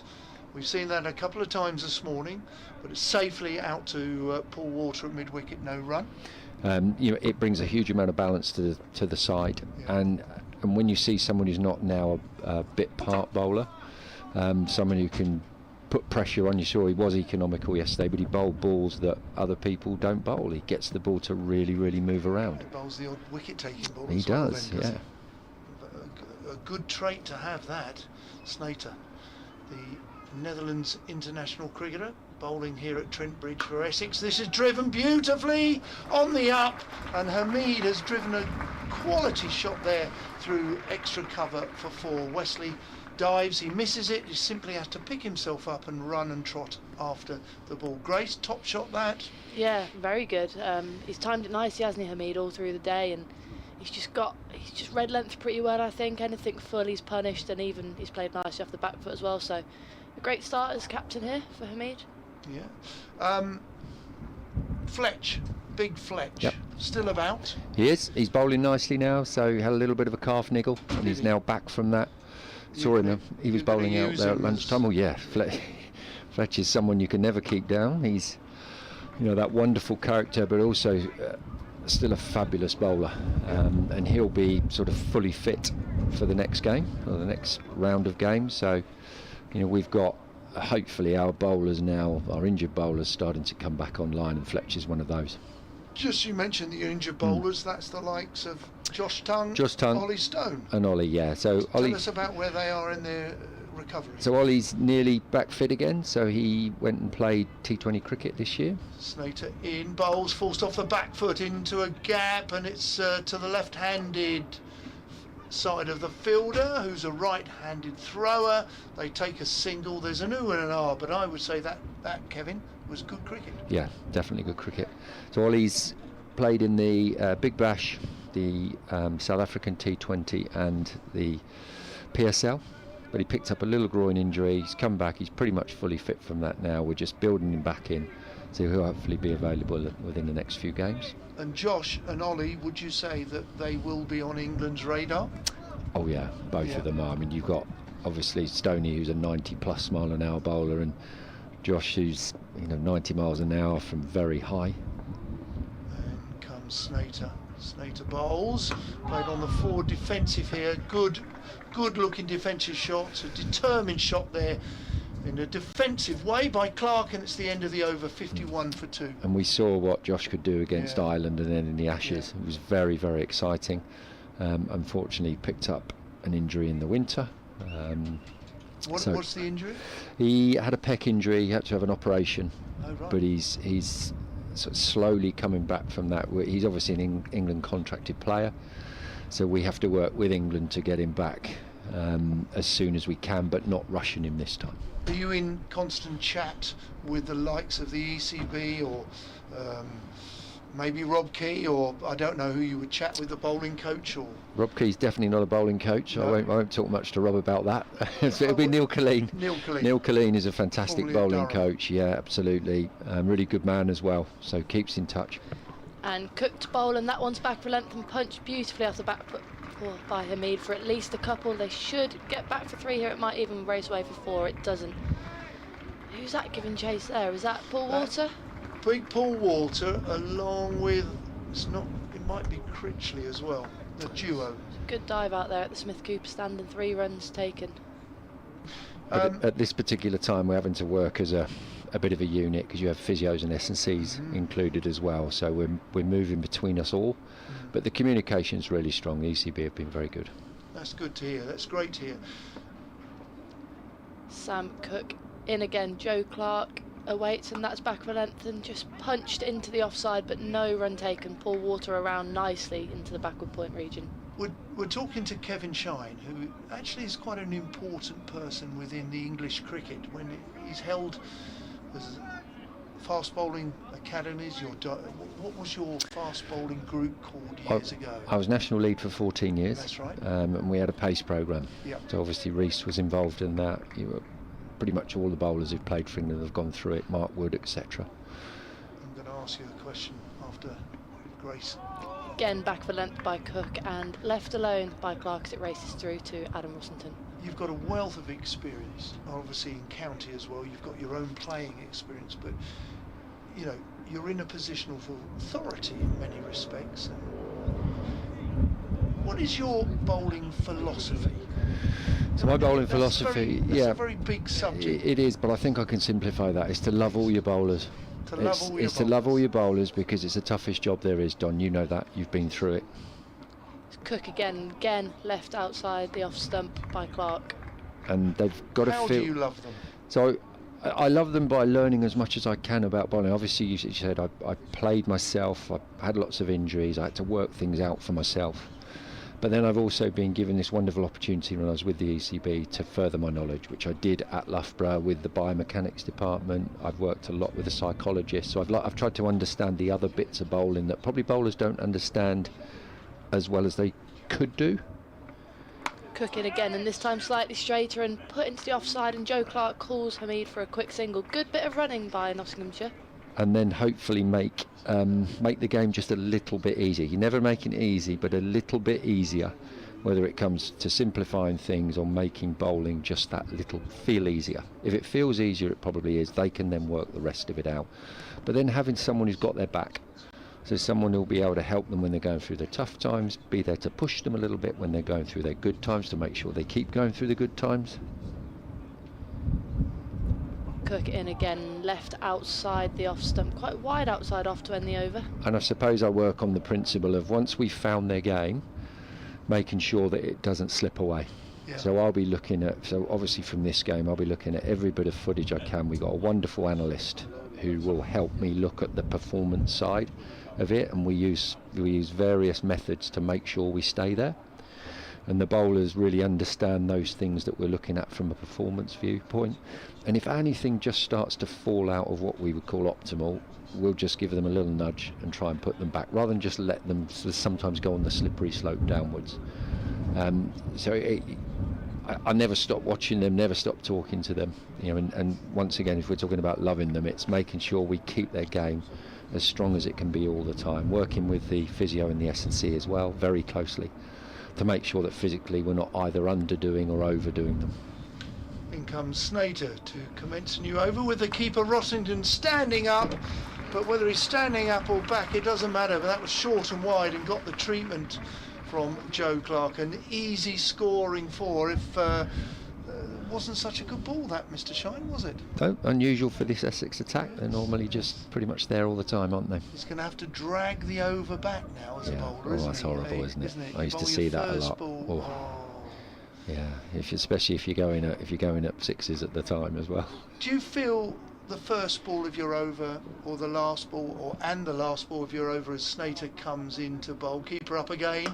This is a better ball driven down the ground, well fielded by Jamie Porter at mid-on, no run. Do you think the first ball, when you've been having a little rest down at fine leg for 3 or 4 minutes and you bowl your first ball, or do you bowl, or is it the last ball of your over where you've bowled a great over and now the pressure is to bowl a good ball? Which is the most difficult to bowl? So personally, I used to, and from experience, I used to find the first over of a spell was the most dangerous. Snater in. Rossington still up, and this has beaten all of them. I don't know if it's an edge. We'll have a look. It was a damn good ball, which the first slip, Dean Elgar has had to go and field 15 yards from slip to leg slip to collect the ball. And we came up with a method at Hampshire. A brilliant keeper and one of my best mates, Adi Ames, used to shout at me. Yeah, he was noisy, so he used to shout at the start of every spell, "Shiny, no more cornettos." So I used to serve up the big ice cream for someone to either cut or pull. And it was amazing how that then got me into my spells so much better. Snater Good ball, last delivery, which another good ball. This is respectfully played by Joe Clark into the offside no run. But you and I know, Toppers, the pressure on these cricketers now with the scrutiny. You know, obviously we've now got fully streamed games. You've got speeds coming in. Everything's happening, and you try not to have that as a distraction. It's wonderful from a certain viewpoint, and you get to see your game, you get to improve it, but sometimes it can be a distraction, sort of overload of information. So our job is to hopefully just keep trying to simplify the game for them. Snater bowls, and this is played into the leg side. There is no run, well fielded by Walter. There'll be lots of people listening, fathers, coaches. Cricket season's going to start in earnest in due course for the club cricket. Quick question about pace. You've always been encouraging people to find that extra pace, to become a little bit quicker if possible. But I'm going to say to you, but you don't want to lose the swing or your skills, do you? So pace is important. I don't coach people to bowl fast. I coach them to bowl as well as they can, and funnily enough, as they start to really understand what they're doing, they get faster anyway. But you know, to a certain extent. As Snater bowl, Joe Clark has aborted there, and Snater's had to fall away, and there's somebody moving beneath us here at the Ratcliffe Road end, and that's the reason we've got a stop in play. To a certain extent, you know, really fast bowlers are, you'd say they're born, they are, and everyone can get a little bit quicker. But as we see in this cricket, you know, very rarely do your 90+ mile-an-hour bowlers take 60 or 70 wickets in a season. They don't. You know, it's your Brett Hutton, your skillful guys. Porter and Cook, and Snater's bowling now, and this is a model forward defence to conclude the end of the over. 59 for 2. It's your skillful guys who can bowl many overs, yeah, and work with the conditions that they're given. And then obviously you look at your Mark Woods, your Josh Tongs, your Ollie Stones, the guys who can bowl high pace.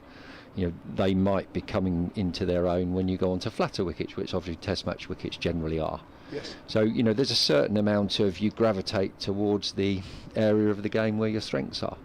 And for a fast bowler like a Mark Wood or an Ollie Stone to run in for 14 first-class games, sticking some T20s and 100 in there as well, that's tough. Really, really tough. Tough on the body as well. Absolutely. Tough on the body, tough on the mind, tough on everything.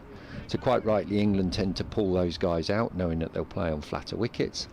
You know, in different countries. Which are more trying. Yeah, absolutely. And they'll try and nurture those guys. That was my job for 14 years, to try and do that. I come into county cricket.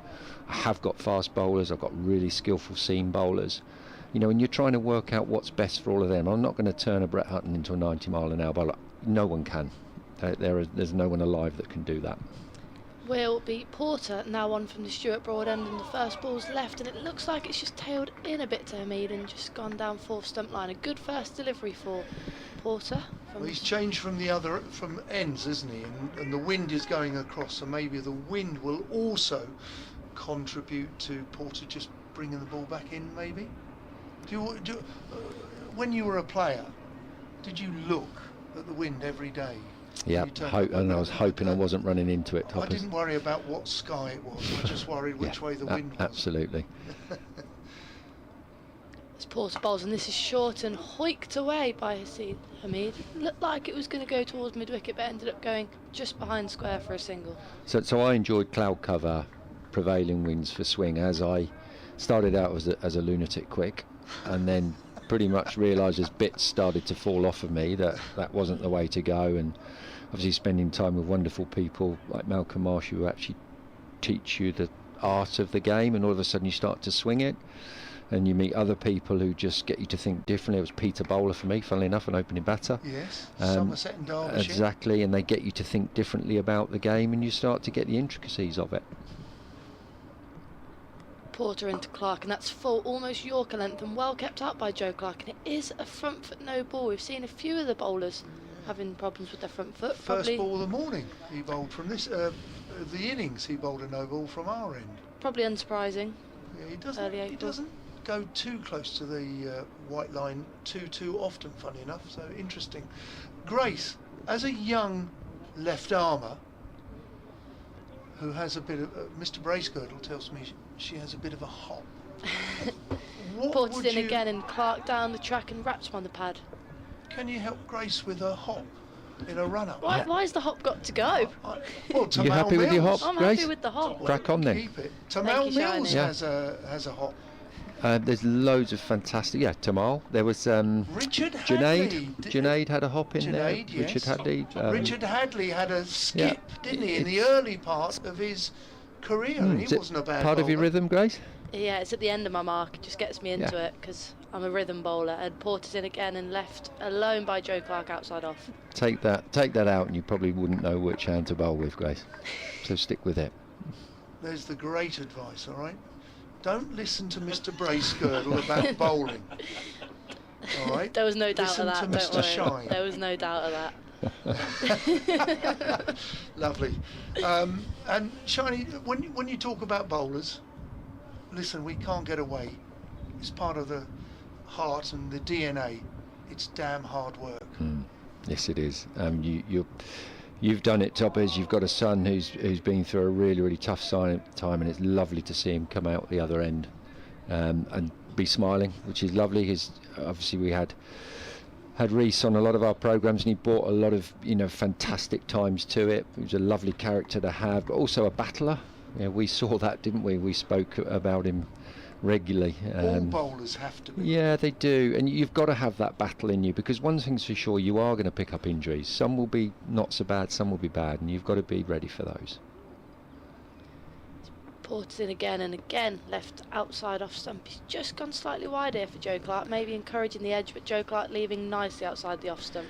Do you think bowlers today, and this is part of the education,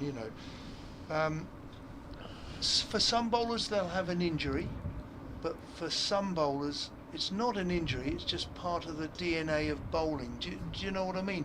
You've got to understand what is an injury and what is just part of a painful bowling day. Yeah, there's a subtle difference. They are different, aren't they? And how would you describe that? So Michael Kasparovich gave me. We used Michael Played Kasparovich for Essex. on the pace programme. We used to send players over to spend a bit of time with him, and he used to talk about the niggle worm. The niggle worm. So the worm would sort of move around your body, and you're trying to work out, is it just a worm or does it turn into a snake that's basically going to bite you? Yes. And that's a pretty good analogy for people who've done that before. Snater, right arm over to Hamid. Hamid cuts beautifully. That's a cracking shot, which is played off the back foot. He's waited, he's played it late through backward point, just maybe actually in front of point, where he's gone for four. Good shot. So I was a bowler that was ravaged with injury. Even though I had a 12-year career, I would say probably half of it was with some pretty, probably I had to go and have operations to deal with them, but there were other times when my body was racked with pain. I would generally just take painkillers and get on with it, which you would have done. Most bowlers would have done.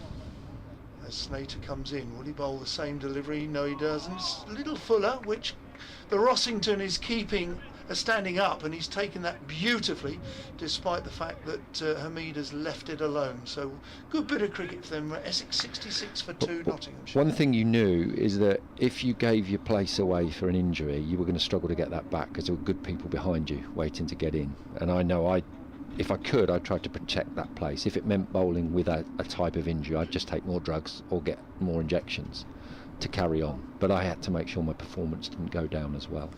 Snater, right arm over. It's quite straight. Forced into the leg side, fielded by the Essex fielder at mid-on, no run. Now, I'm not encouraging people to do that, definitely not. But my way was to try and find ways to stay on the park, and I became quite tolerant to pain. I think for younger fast bowlers finding their way, they have to learn how to find that tolerance for pain, which inevitably will come. And the more you play, the more pain you might get. So let's talk about that after this ball. No, it stopped. So the point being, how can you minimise the effect of that inevitable pain that's going to come on?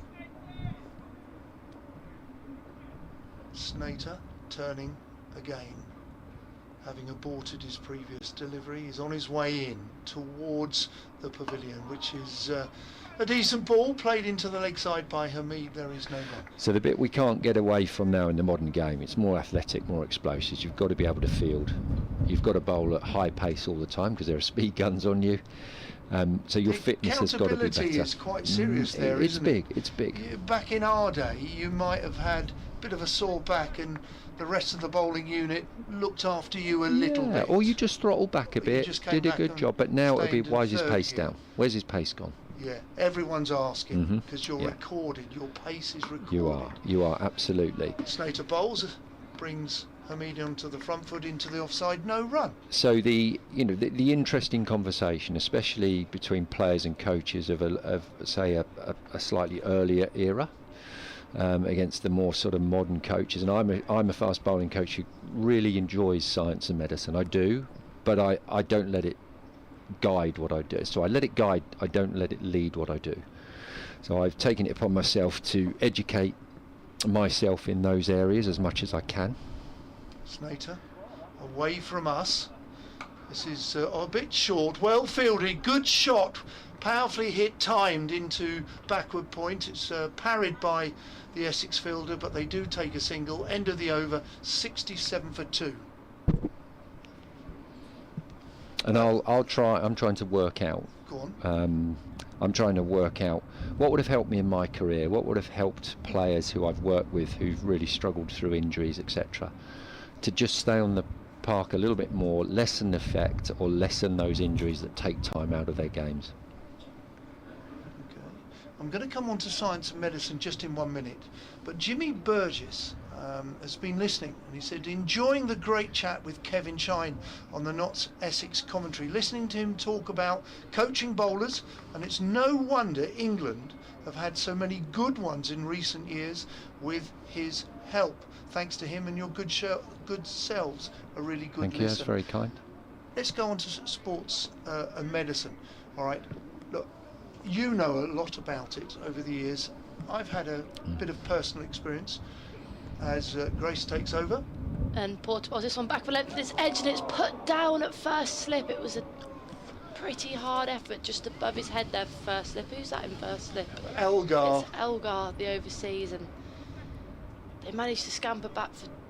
No, who was on strike for that one? Hamid. They do scamper back for 2, and that's a life for Hamid. A tough catch, but I think he'd have wanted to catch it, in all honesty. It was quite high. It was Peter Bernetti. It was a bit Kevin like Calvin Shine will Harrison. I do remember Peter Bernetti, yeah, great goalkeeper. Style. Yeah. Ray Clements played at Notts Forest, didn't he? Nottingham Forest, and no he didn't. Oh no, he didn't. Sorry. Porter in again, and this time straighter, and Hamid defends that one watchfully into the leg side. Shilton, I was thinking of Shilton. Peter Shilton. I had his bubblegum card when I was at... Two great keepers, to be They fair. were, weren't they? Just going on about science and sports medicine. Look, you know a lot about stress fractures. I've had lots of experience, sadly, but are there as many as there used to be? Why hasn't, I'm stating a fact here, why hasn't sports medicine prevented as many stress fractures? Why are there so many? Porter, and it's a full delivery defended into the offside. It's a great question, and once again there's lots of research out there that suggests why they've happened.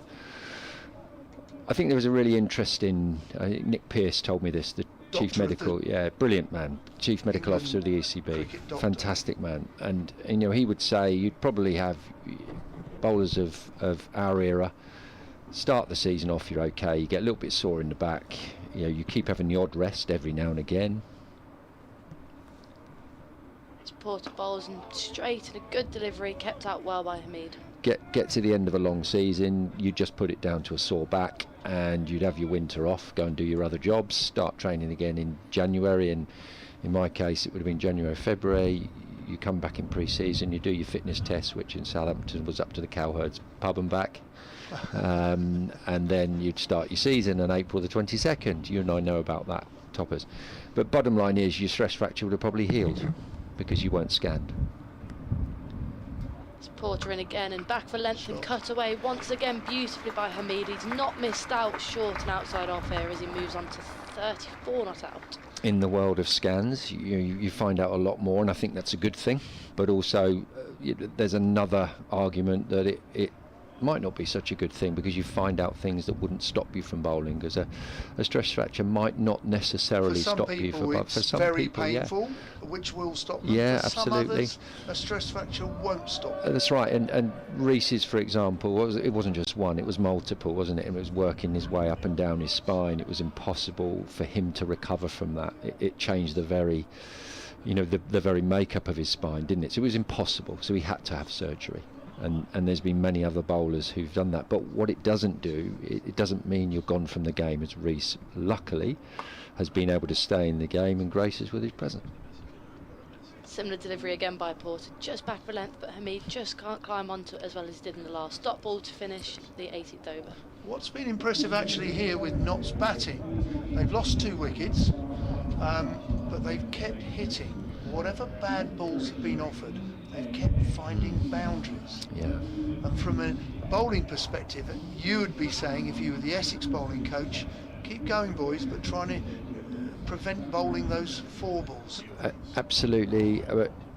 Toppers, the game is definitely changing from a batting perspective. They are changing, and whether we call it Bazball or whatever, they are more attacking, aren't they? They're working on a more attacking form of the game in 4-day cricket. And let's face it, Test match cricket has become a lot more interesting now, hasn't it? It has. And no wonder it's leaking down into first-class cricket, which is excellent.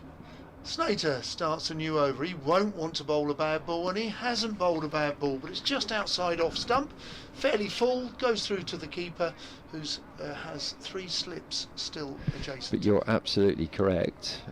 If you still bowl good balls, that there's a high risk to actually trying to play attacking cricket against that. So it's a bit of a mindset thing for the bowlers. You know that batters are probably going to attack you, they're going to use their feet, etc. And sometimes you just got to hold your nerve and know what you've got to do if someone is walking at you, etc. Snater bowls, and good forward defensive there by Clark. No run into the leg side.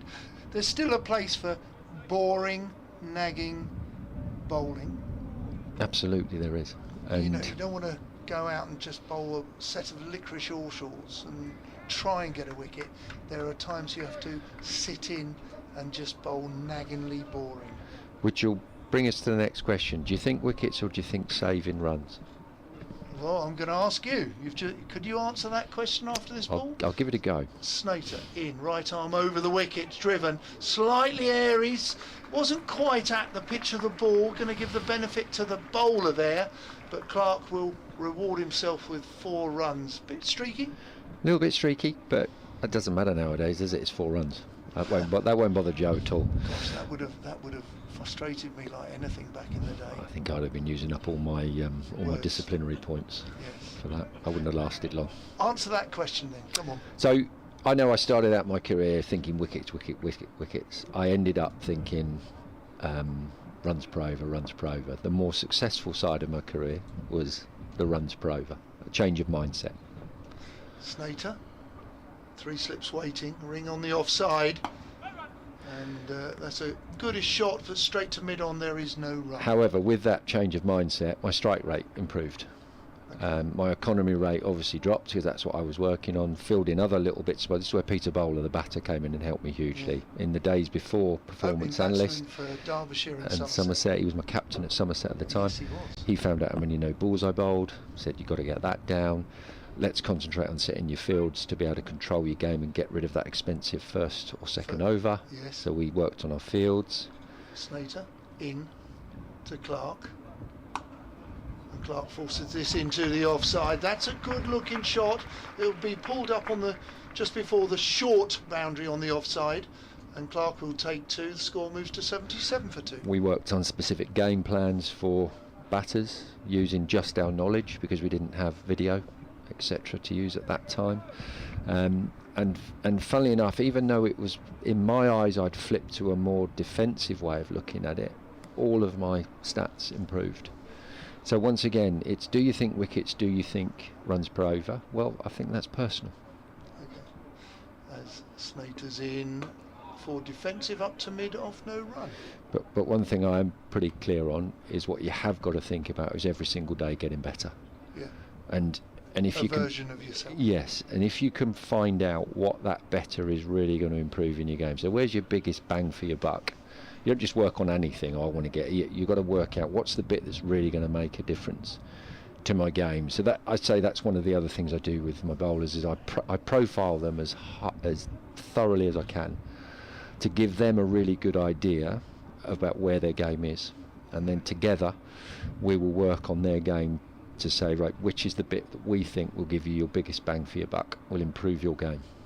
And you know, that profile inside, to give them information, and I get them to think of me as their consultant. Yeah, they're the CEO, they're Lyndon James Incorporated, you know, so they come to me and they say, right, you're my consultant, how do I work this? But it's a conversation. It's not me telling them what to do, because it's their career. You want them to understand, Absolutely. appreciate and learn. So I give them for information themselves. based on facts. Here you go, this is where you are. Be it physical, mental, tactical, the performance analyst stuff, and we then work on, right, how can we affect a part of their game that will make a difference. Porter into his 7th over, and that's back with length and edge by Hamid, and that's a big wicket. Looked like Excellent a decent bit of delivery bowling. from Porter, just looked like it nibbled a bit off the pitch, and that will see the end of Hamid. It was a good 34, but not now in a slight bit of bother at 79 for 3. We were all watching that. Credit to the bowler Looked there. like a good ball, didn't good it? ball, didn't it? From here, Wicket looked like a taking good ball. Looked like it bounced a bit as well, moved Yeah, away. Absolutely. So full credit to the bowler there. Hamid was caught by Rossington, bowled Porter for 34. Essex needed that wicket. So just going back quickly, just going back to the sports medicine, you talked about stress fractures. Yeah. It would be fair to say there are more people being scanned these days. Yeah, than there used to be. Absolutely, yes. There were, because you can. You know, obviously scanners weren't around for us to use probably in our day as much as they are now. And you know, obviously imaging gives you a, you know, almost a definite, this is what you have. And once again, you've also got excellent science and medicine staff who give you great advice now. And I think that is definitely taking the game forward. Okay. Bowling in one-day cricket. Do you think you'll ever see a bowler run up here with a helmet on? Oh God! Do you know what? When you sling with You worried? You worried? honestly, there's times when. The dog slinger, when you practice for a batsman, you feed them the ball with a dog Yeah, because I'm the fast bowling coach, I'll work on the being hit square. slinger. It's not coming back, Well, and yeah, then it's not coming back straight. I'll leave Pete Bowler They'll and pitch it up. Fanksy and Ant Botha to. Somebody else Yeah, can they can pitch pitch it it up. Do they? It's frightening how hard they hit the ball, Don. It really is. I mean, the bats are unbelievable. That's another conversation, isn't it? We can't change the ball, the condition, the weight, anything of the ball, but they can come in with these massive things that are soft pressed, and they've got about 15 of them lined up, so it doesn't matter if they break. I've never understood that, why they've been able to go away from a certain weight, but I would. I'm a fast bowler and a fast bowling coach. Yeah. But you know, the power of these guys now. You'll love this. Yeah. Somebody we both know, Reese, is about to ask Virat Kohli if he can have one of his bats. Is he? Porter's in, and that's Matthew Montgomery's first delivery, and it's a full delivery, driven nicely, but straight to mid-off. The obvious question, what's he going to do with it? I don't think it's going to make any difference. Sorry, Reese. I'll have it. Yeah. So what are you going to do with it? I'll put it Gonna on my hang it, mantelpiece. yeah, hang it up on the wall. Put it on eBay. Exactly. That's your retirement fund. Very good. No. Kevin, it's been an absolute pleasure to talk cricket nice to with see you. you. and bowling. Nice to see you, Toppers. We have often chatted about bowling. There's a lot to it which not everybody fully understands. Porter in again, and Montgomery advancing down the pitch, plays a punchy drive, but again well fielded by Porter. They're fielded well off their own bowling, They have, the Essex yeah. lads. Yeah. For you, when you talk about batsmen and batting and scoring totals, you need the 20 wickets to win a game, do. don't you? Eh? The bowlers who are often treated as servants. Listen, we win the games, don't we? The bowlers. We do do. you agree with They that? are treated better now, Are Don. they? I would say that. Porter in again, and this time just wraps Montgomery on the thigh pad. No, they're definitely treated better now. They're looked after. They have, you know, once again, proper ways of improving their game. and they're not treated as just someone to rock in and bowl in the net anymore. They are very, very valuable. No matter what they bowl, if they're skillful, they've got a big heart, a big engine. Yep. They get looked after well now. And the remuneration is a little different to our day as well. Yeah, it's starting to get well. Porter in again and driven. I still believe bowlers should be paid way more than batters. I'm obviously going to say that because the effort they have to put in for everything just to stay on the park. But no, it's going the right way, and it's brilliant for us to see a game that we love, seeing people making a really, really good living out of it. We played it because we loved it, and funnily enough, we got paid for it as well. And even though it probably wasn't very much, we still felt like we were very lucky. I never thought of it as a day's work. No, I never thought about the money. It was a great honour. Porter in again, final ball of the over is left outside off by Montgomery. I've worked in cricket since I was 17, and I'm 55, getting old now, Don, but I'm 55 and I wake up every single morning and love my job. Do you? Yeah, fantastic. absolutely. That's great to hear that. Kevin, I'd like to say a huge thank you for coming up to join us. A pleasure. I hope you've enjoyed it, and I hope people have enjoyed listening to you talk about fast bowling, about the Nottinghamshire unit, about we had an infectious gentleman on radio yesterday, and Dave has joined us now. It's been great to have you. You do a fantastic job, and I wish you well. And can I say you're looking in fine fettle, looking very fit. Thanks, Toppers. Still trying to keep fit. I don't bowl anymore, obviously. That's probably helped. Shane Snater starts a new over. This one's pushed You got straight back anything to say? Well, just thank you for popping up, Kev. I know there's been many occasions over the last year or two where we've sort of tried to get this on, and then wickets have gone, and you've had to stay around the other end. You're always welcome. Now you know where to find us. Please come. We've had a healthy run of Nottinghamshire players popping up to give their time over the last 2 or 3 years, and I know we've got a new crop of youngsters and more experienced players that have joined the club. They're always welcome to come across, and we'll always try and look after them and give them all the respect, but we do love to hear what's going on out in the middle and from the dressing room. So to you and the rest of the coaching staff and the players, wish you a very successful season, and I'm sure we'll enjoy the journey together. Thanks, Dave and Toppers. Thanks for having me. Pleasure.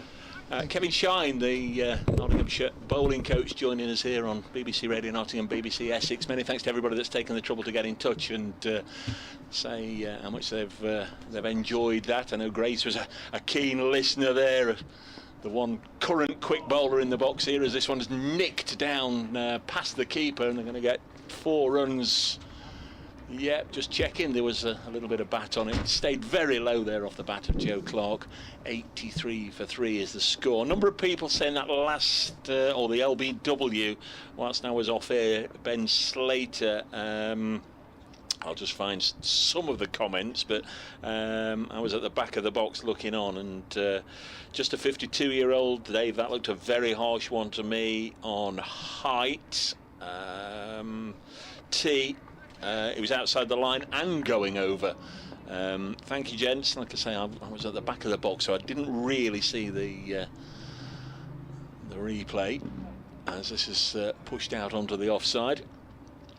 83 for 3, but as you would know, Don, sometimes you get them, sometimes you don't. Definitely. We're not going to have DRS or anything like that in county cricket. The umpires generally do a fantastic job. So no, I really, I wouldn't like to comment. You get the rough with the smooth. Yeah, and we were just saying about accountability and all that. It is a fabulous service that is provided, and it's lovely for people to be able to rewind and look at the replays and whatever and scrutinise it a little bit. 83 for 3, another fine-looking shot by Joe Clark, but it's stopped at backward point and there's no run. Yeah, well fielded there by Feroz Kushi at backward point. I mean, it's like the scrutiny Kevin Shine was making reference to. The public today have the opportunity of ball-by-ball coverage on YouTube, on the streaming service, the BBC local radio. It's a fantastic service, but there's lots of scrutiny, and the umpires are human. 83 for 3, Snater bowls, and that's a little bit of bat and pad, a fancy. Snater bellowing an appeal, nothing doing.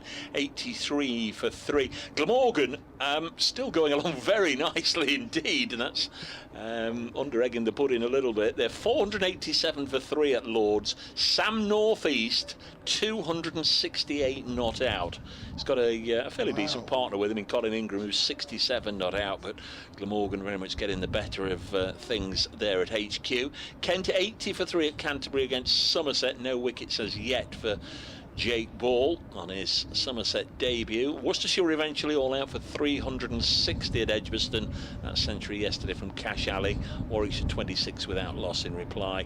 The other game in progress is at Hove, where Northants are 185 for 3 now against Sussex. No play in any of the other matches so far today, as we move to within about a quarter of an hour or so of lunch. We've got Jamie Porter to begin his 8th over. He'll be bowling to Matthew Montgomery, who's yet to get off the mark. So Montgomery in at 5. I'd imagine Jack Haynes 6, Lyndon James 7. So still some batting to come as Montgomery gets off the mark, working this onto the leg side. I think we were talking about different internationals yesterday, and Montgomery actually played one game for Germany last season. Yeah. Did he? I think Gareth Berg has played for Italy, or coaching Italy. He has indeed.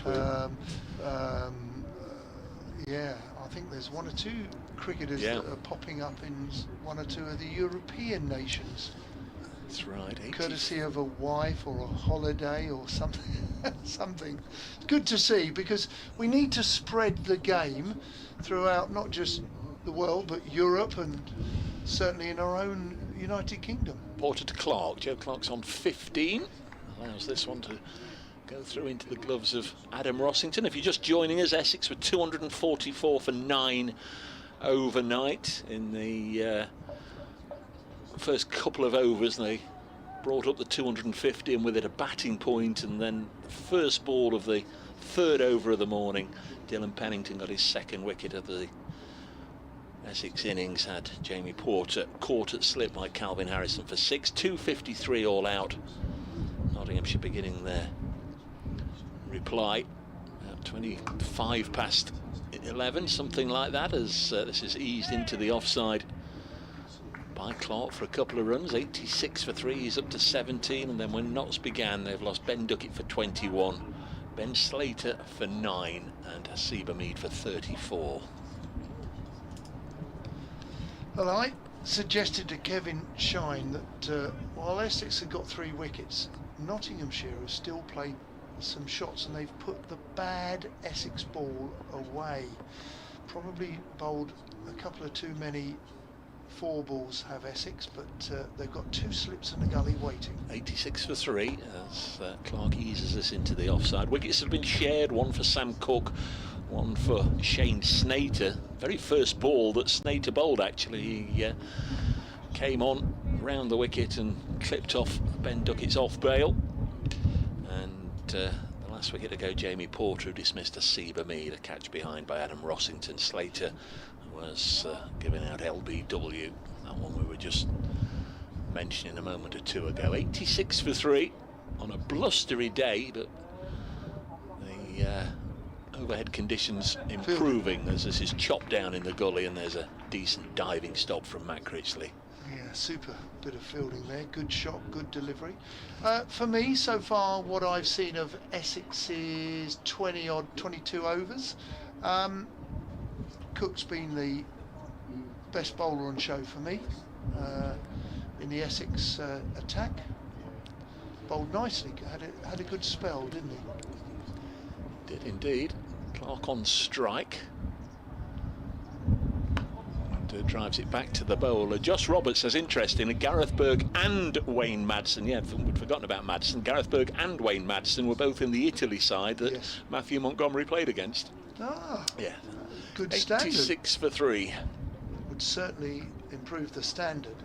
I'm just having a little look to see if we've got any more emails. Here, interestingly, we're going to get some twirly-whirly stuff as we close in towards lunch, because Simon Harmer is coming on, so it'll be a different dynamic out there. Harmer coming on from our end of the ground, the Radcliffe Road end. Right. Hello, Mr. Bracegirdle. Question for you. Okay. Any idea why the little stand on the top of the pavilion is no longer used? Oh, I'm not sure exactly where that is. We're looking across. Well, on top of the pavilion, those seats there under the clock. I mean, that's the vice president's suite. Now, I'm not a vice president, so I don't I don't go up there. There is somebody sat up there. Let me get the old binos. Don't know if it's. This is an email from Paul Bateman. Yeah, there is a gentleman actually sat up there on top of those seats on top of the pavilion. So I don't think it's in general use, but I think it is for the vice presidents who generally go in there behind the glass, but they can come out and sit on the front. 86 for 3. Here comes Simon Harmer then. Bowls, and this one's defended. Jerry Walthamstone from Blackpool has been in touch. He was enjoying the conversation with Kevin Shine, and he remembers a game for Kevin Shine, Lancashire versus Hampshire at Old Trafford in 1992. Harmer bowls again, reverse sweep, well executed by Matthew Montgomery. And Kevin Shine picked up 5 for 58, and I think he went on to take 8 for 47, which probably was his career best. And he says, even as a Lancashire fan, I was massively impressed and really pleased for him. I'm sure he'll remember with some fondness. I'm sure he would. Kevin, you always remember your career bests. Here's Harmer in bowls. Montgomery defends. I'm told it's the executive members who can sit up there, and that is an executive member who's sat out there watching. So to your correspondent, you need to get executive membership to use the seats up there. 87 for 3 as Harmer in again. Montgomery comes down the track, and in fact it's Joe Clark, no nonsense, straight back over the bowler's head. A couple of bounces for 4 runs. Show of aggression from Clark. Moves to 21. 91 for 3. I meant to ask why he was in the room so he could defend himself. Who would get the better of your little tussles then? Did Kevin Shine bowl you out more than you bowled him out, or vice versa? I have to say, Essex would have won more games than Hampshire in his time at there, but if I batted, he would bounce me. Okay. There was no fast bowlers union. I thought that was a thing in your day. No, previous era. Did it get snarly? Oh, there's an update for Radio Nottingham first.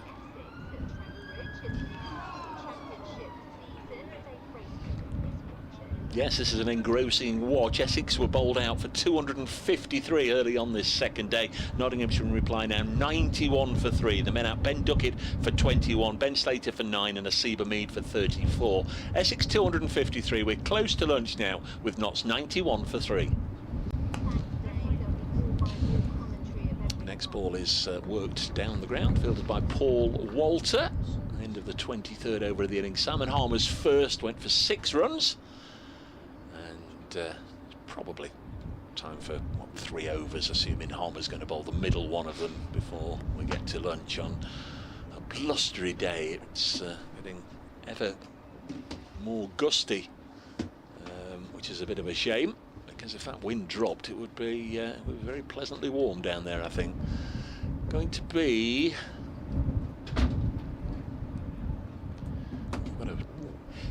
deposit of sawdust first laid at the far end, and it'll be a little more Jamie Porter as Grace comes back for the last knockings of the session. 92 for 3. Have you worked with Kevin at all? Has he cast a beady eye over Not your much, bowling? to be honest. No, I was literally just saying that I'd like to work with him a bit because, well, he speaks very well about bowling, doesn't he? Yeah. Been there and done it, hasn't he? Yeah, and he has. It will be Porter to continue. 2 slips in the gully and first delivery outside off and left alone by Joe Clark. Do you think they're targeting Joe Clark's outside edge here? It seems that they've gone wider at Joe Clark than all the other batsmen so far. Maybe it's a patience game, isn't it? They know Clark likes to go after his shots, and they're just giving him something that's perhaps just tantalisingly in that little channel, either being within reach or just out of reach, might just get him making an error.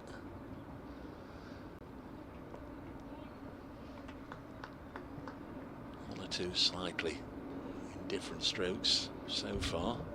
Sun just coming out as Porter in again and again outside off, this time pushed into the cover gap for a single by Joe Clark.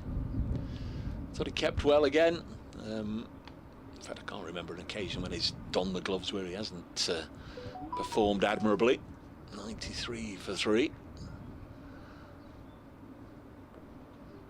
I think Notts fans would like to see a decent partnership here, Brace.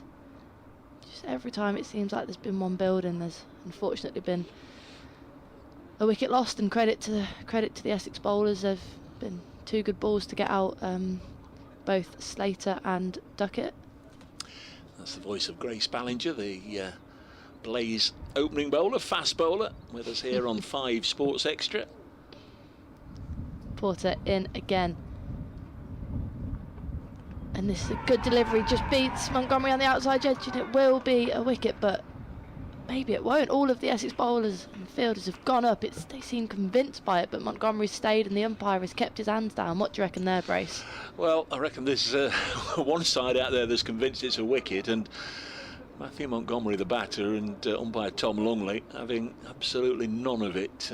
Those celebrations did seem genuine. It was a really good delivery from Porter. We're used to seeing him put the ball in good area, just nipped away.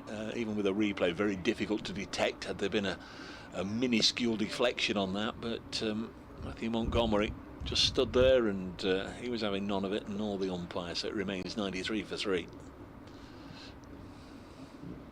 Porter in again, right arm. Montgomery advances down the pitch but leaves it alone outside off. Well, I think Notts deserve the benefit of the doubt. What do you think about Slater's dismissal, Brace? Well, It was a bit high.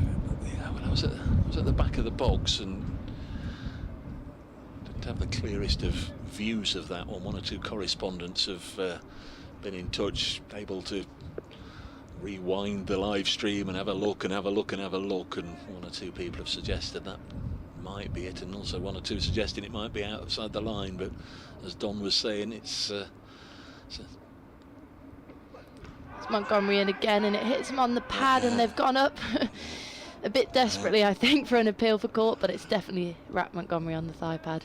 Yeah, as Don was saying, you know, the umpires see it and call it and make a decision.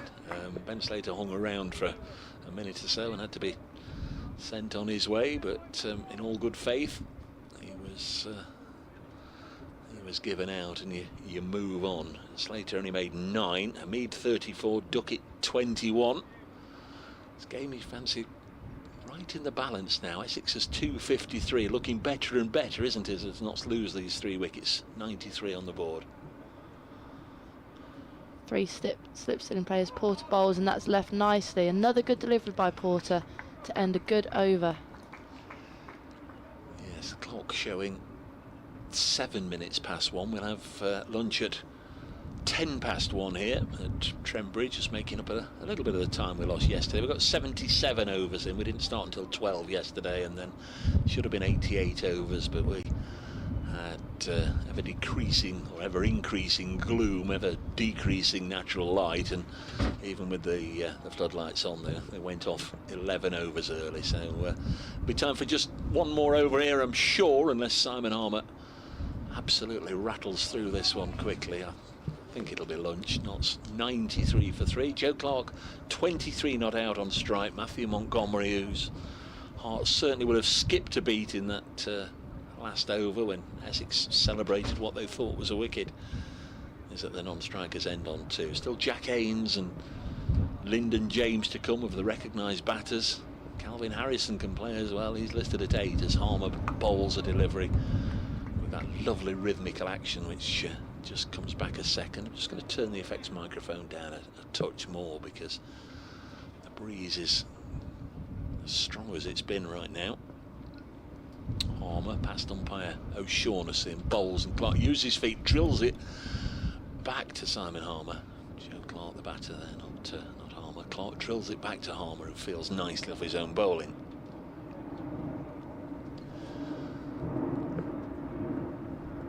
A lot of overhead activity here as planes come in and out of East Midlands Airport. This one's worked away onto the leg side, fielded by Elgar, who plotted his copybook slightly when he put down a difficult chance from a Seba Mead, but Mead didn't get too many more. I think that was when he was on 28, went for 34. Drop chance at slip. Clark defends this one.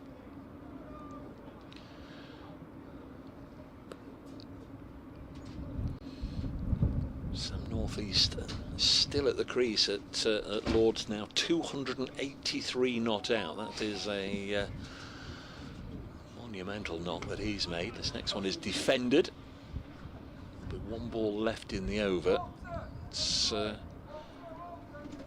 roughly 10 past 1. A little bit of interaction between the crowd and one or two of the Essex players on the boundary edge. Harmer into Clark.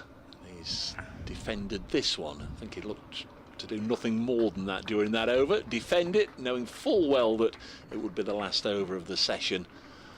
And Nottinghamshire troop off 93 for 3. Those runs coming at around about 3 3/4 and over. 25 overs have gone in the innings. Montgomery's 2 not out. Clark 23 not out. Start of the day, Jamie Porter out.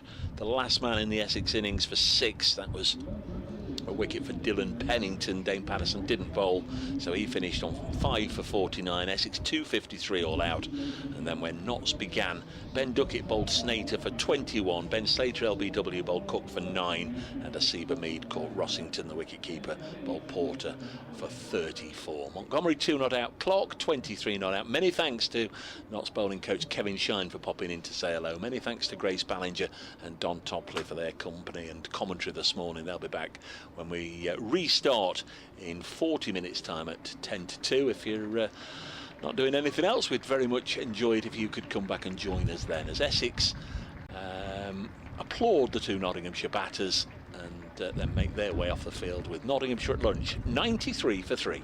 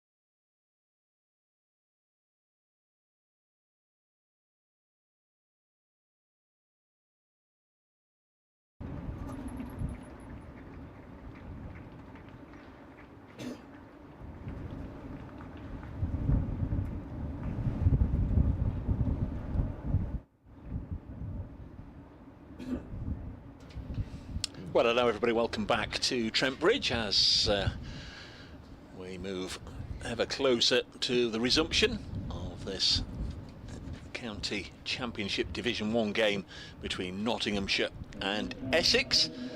4 sessions already done, and leaves us with a match situation of Essex 253 all out, and Nottinghamshire in reply 93 for 3. Joe Clark and Matthew Montgomery will resume their innings for Nottinghamshire. It's a blustery day here in the East Midlands.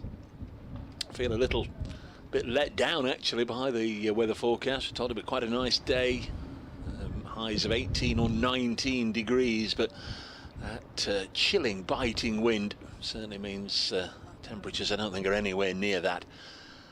But the cricket nonetheless has been very, very enjoyable up to this point, and no reason to believe that won't continue this afternoon as Nottinghamshire look to get closer to that Essex first innings score.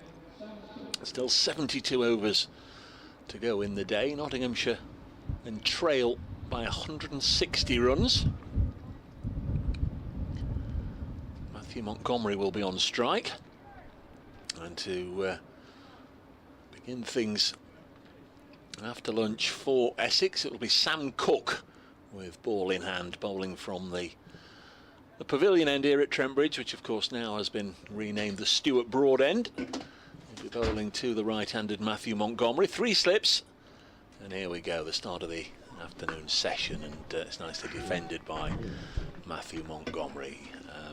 Lovely to have you with us. I'm Dave Bracegirdle from BBC Radio Nottingham. Blaze fast bowler Grace Ballinger's with us, and Don Topley also has made the journey up from Essex to be with us, just nestling down to my right, the pair of them, and we'll bring them in during the course of the over. Very, very gusty, blustery conditions as Cook bowls, and left alone by Montgomery, not taken cleanly, I don't think, there by Adam Rossington, but such a professional, so quickly just flipped the ball up into the gloves and sent it on its way round the slip cordon.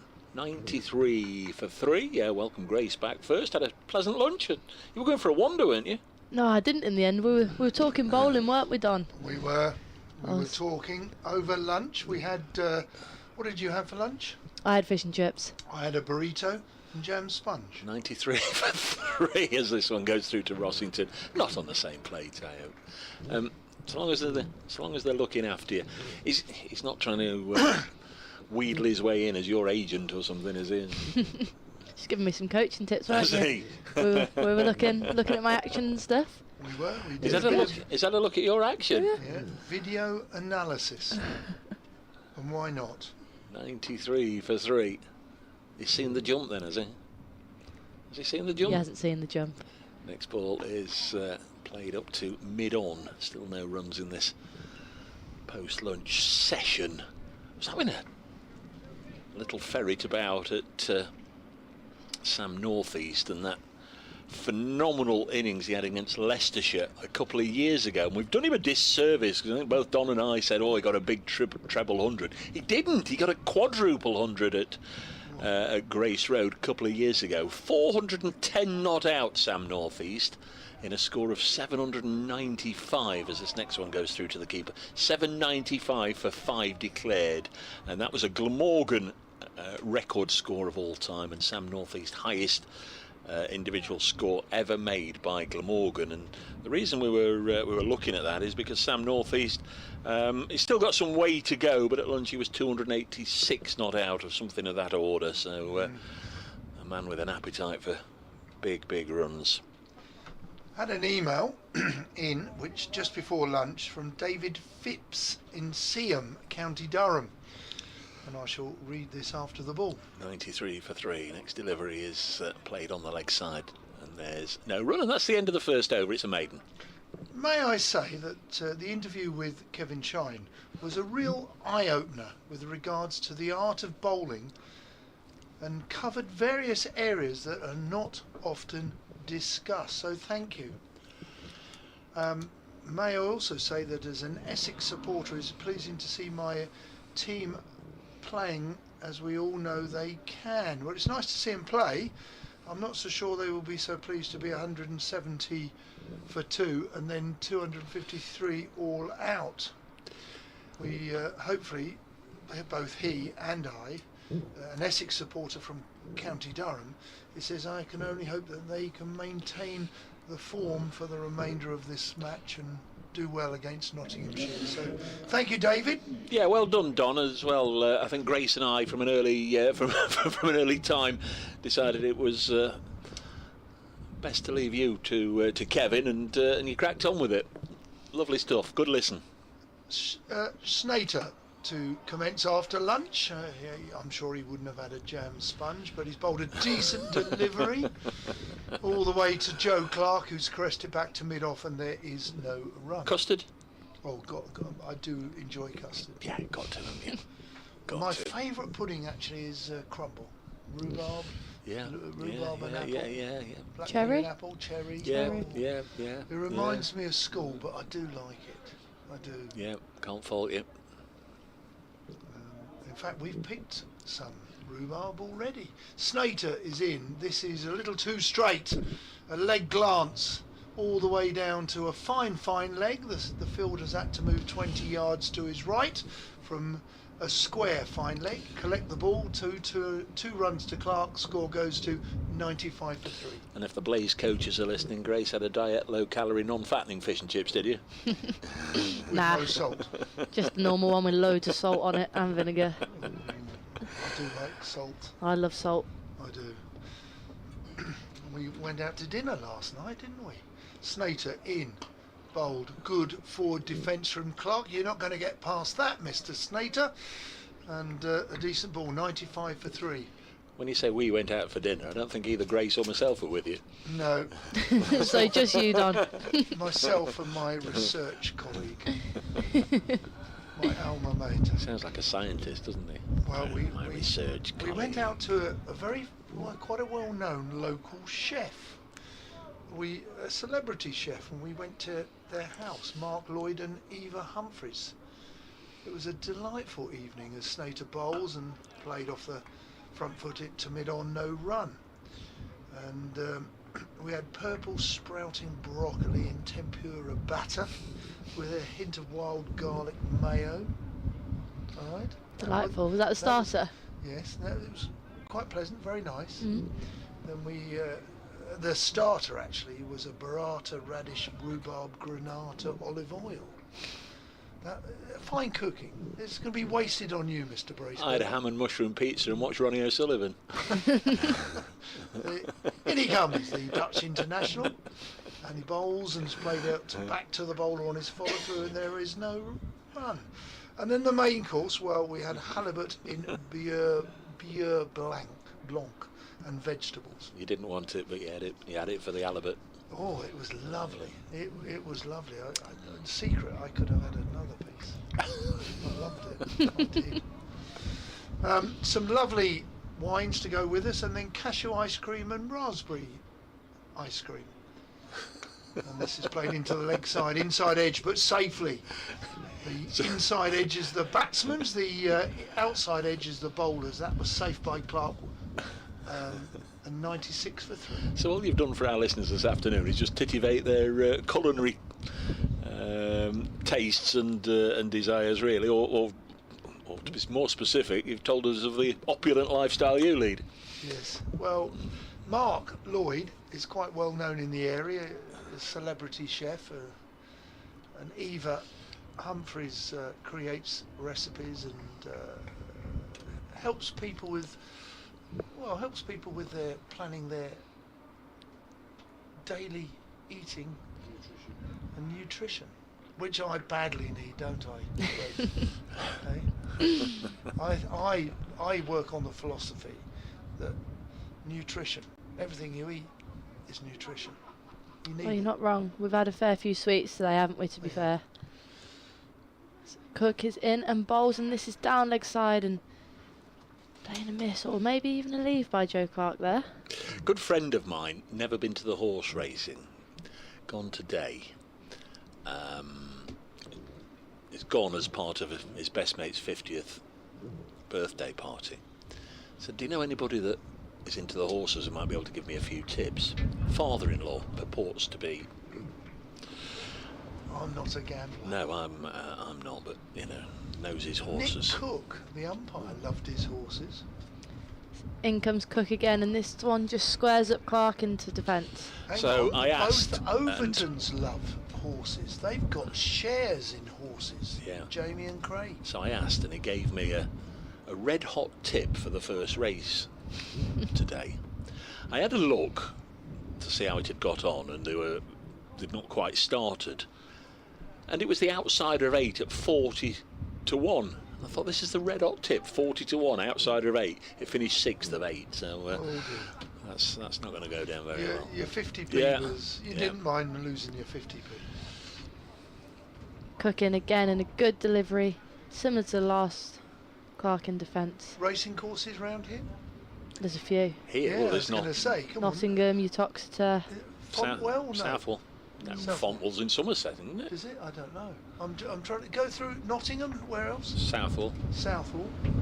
Leicester, Okay. Uttoxeter's not. Uttoxeter, that far yeah, away. yeah, that's quite famous. Obviously, coming from the Essex way, if you could go to Newmarket. Well, there's that Chelmsford one. Is it open? Is it Yeah. closed? It's I Cook. think it's open in the summer. Dot ball again from Cook, holding a tight line and length. 'Cause it was a very recent Great purpose-built one. That was it. That's it. Well, you see it going in, don't you? You see the sign, Chelmsford, the home of radio, which Yeah, always yeah, makes me. Yeah. Is that what it says? The home of radio? Well, it was. Something along those lines. Marconi. Back in the day, Schweppes. The home of radio. Did you know that, Grace? Essex.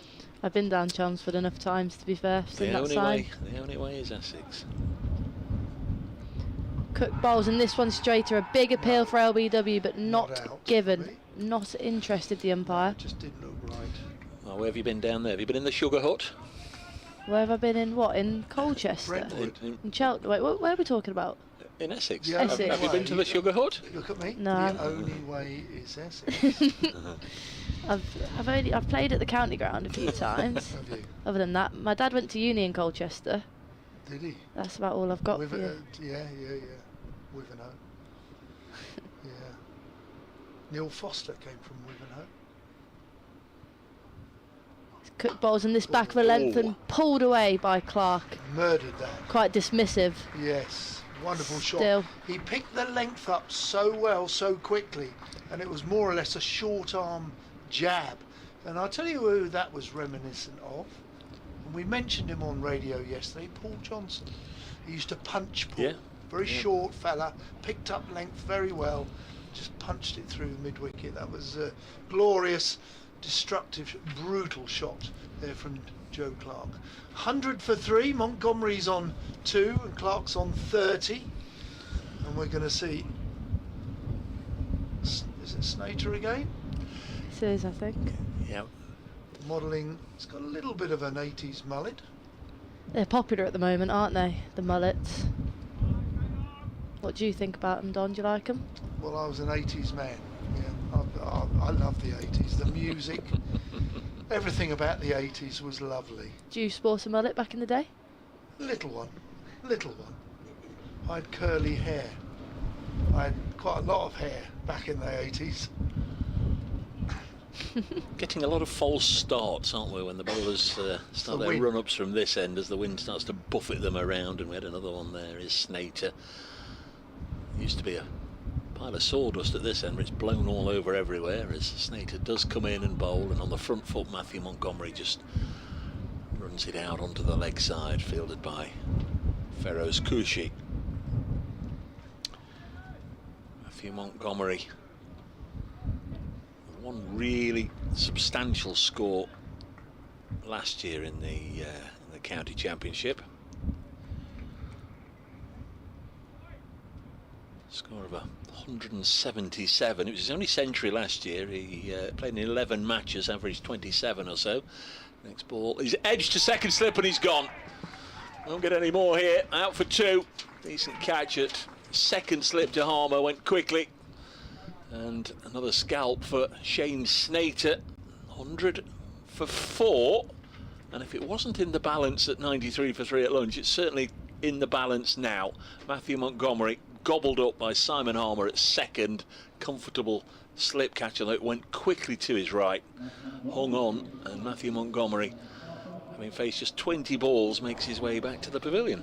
Yeah, decent looking delivery from Snater. He's bowled a pretty pressing line and length today, but a bit of a scratchy innings from Matthew Montgomery. Don't think he ever looked too comfortable at the crease. Bit of an early April performance from him, but we've seen him. He looks glorious at the crease a lot of times. He's so good through the offside, but a bit scratchy today, unfortunately, and he has to go. Not 100 for 4. Cricket today, day 2 of Nottinghamshire's first championship match of the season. It's against Essex at Trent. Dave Patterson. Yes, and as you join me, Matthew Montgomery just making his way back up the pavilion steps, just been dismissed. That, I think, leaves this game in the balance. Essex all out for 253. Notts have lost 4 wickets now. Ben Duckett for 21, Asiba Mead 34, Ben Slater for 9, and now in the first couple of overs after lunch, Matthew Montgomery has gone for 2. Essex 253, Nottinghamshire 100 for 4. And commentary continues from Dave Patterson. Just a quick update for BBC Radio Nottingham listeners as Jack Haynes on debut strides out to the middle. So this will be first opportunity for the Notts members to have a look at him. 45 first class matches, averaging over 35 and a half.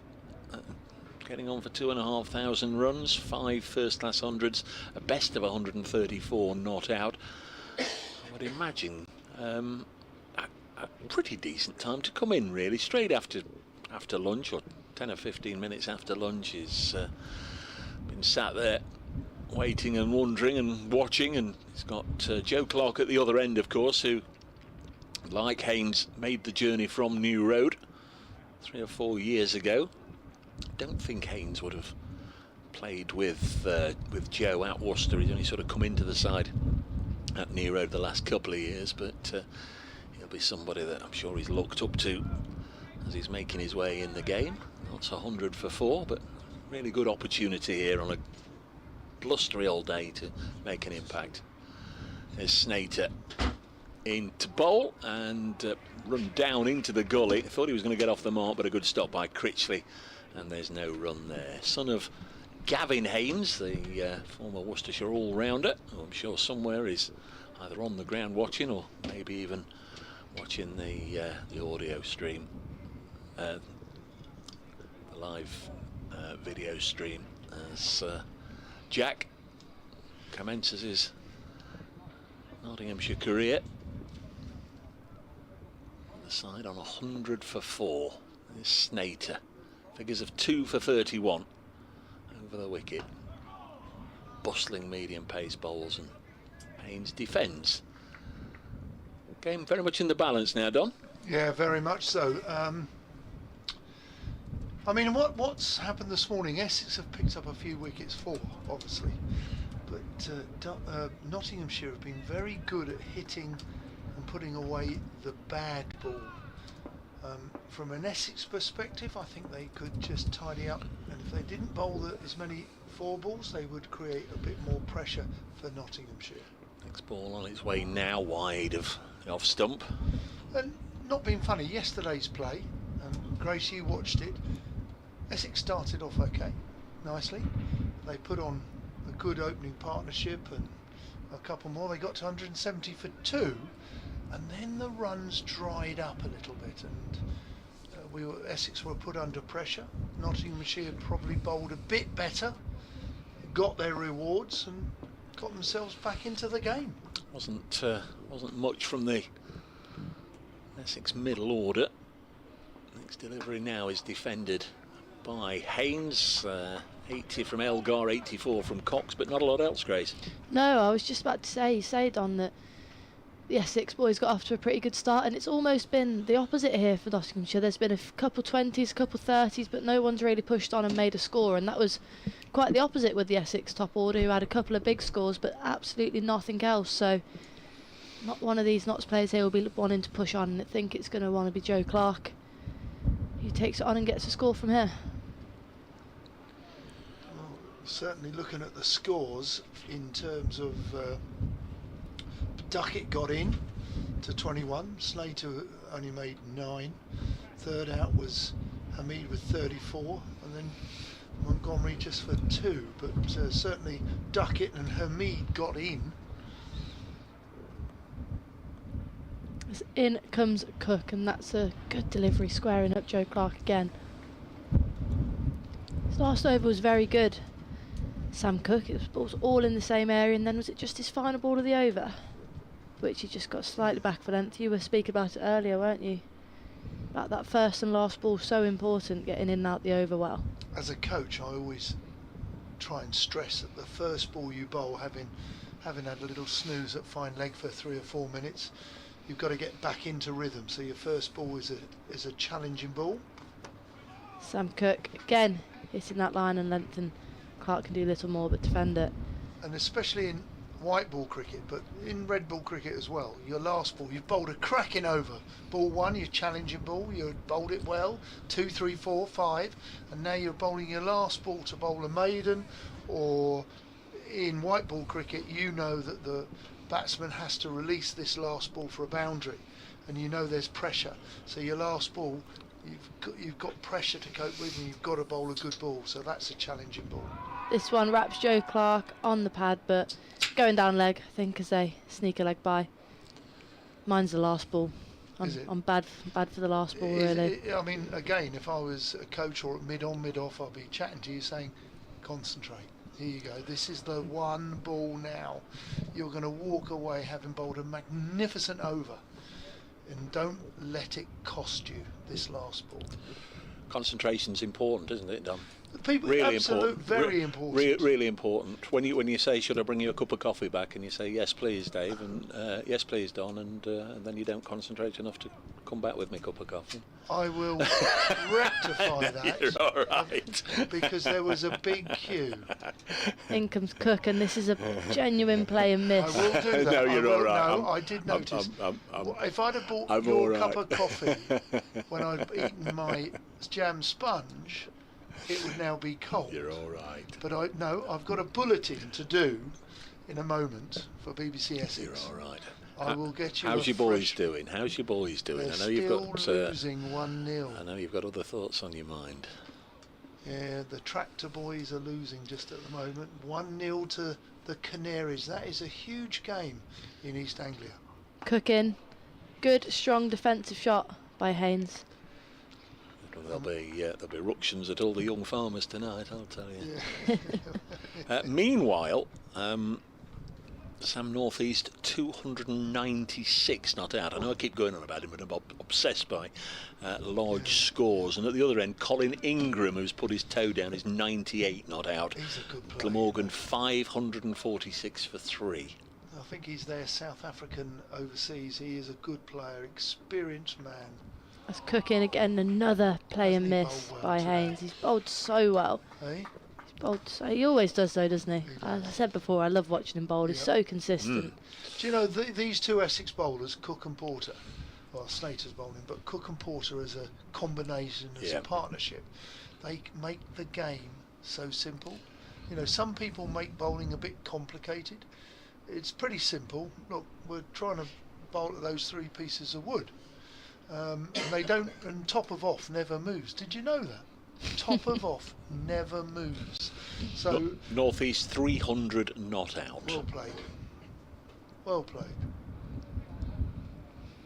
A question, and I'm not using it as an excuse, but just a question.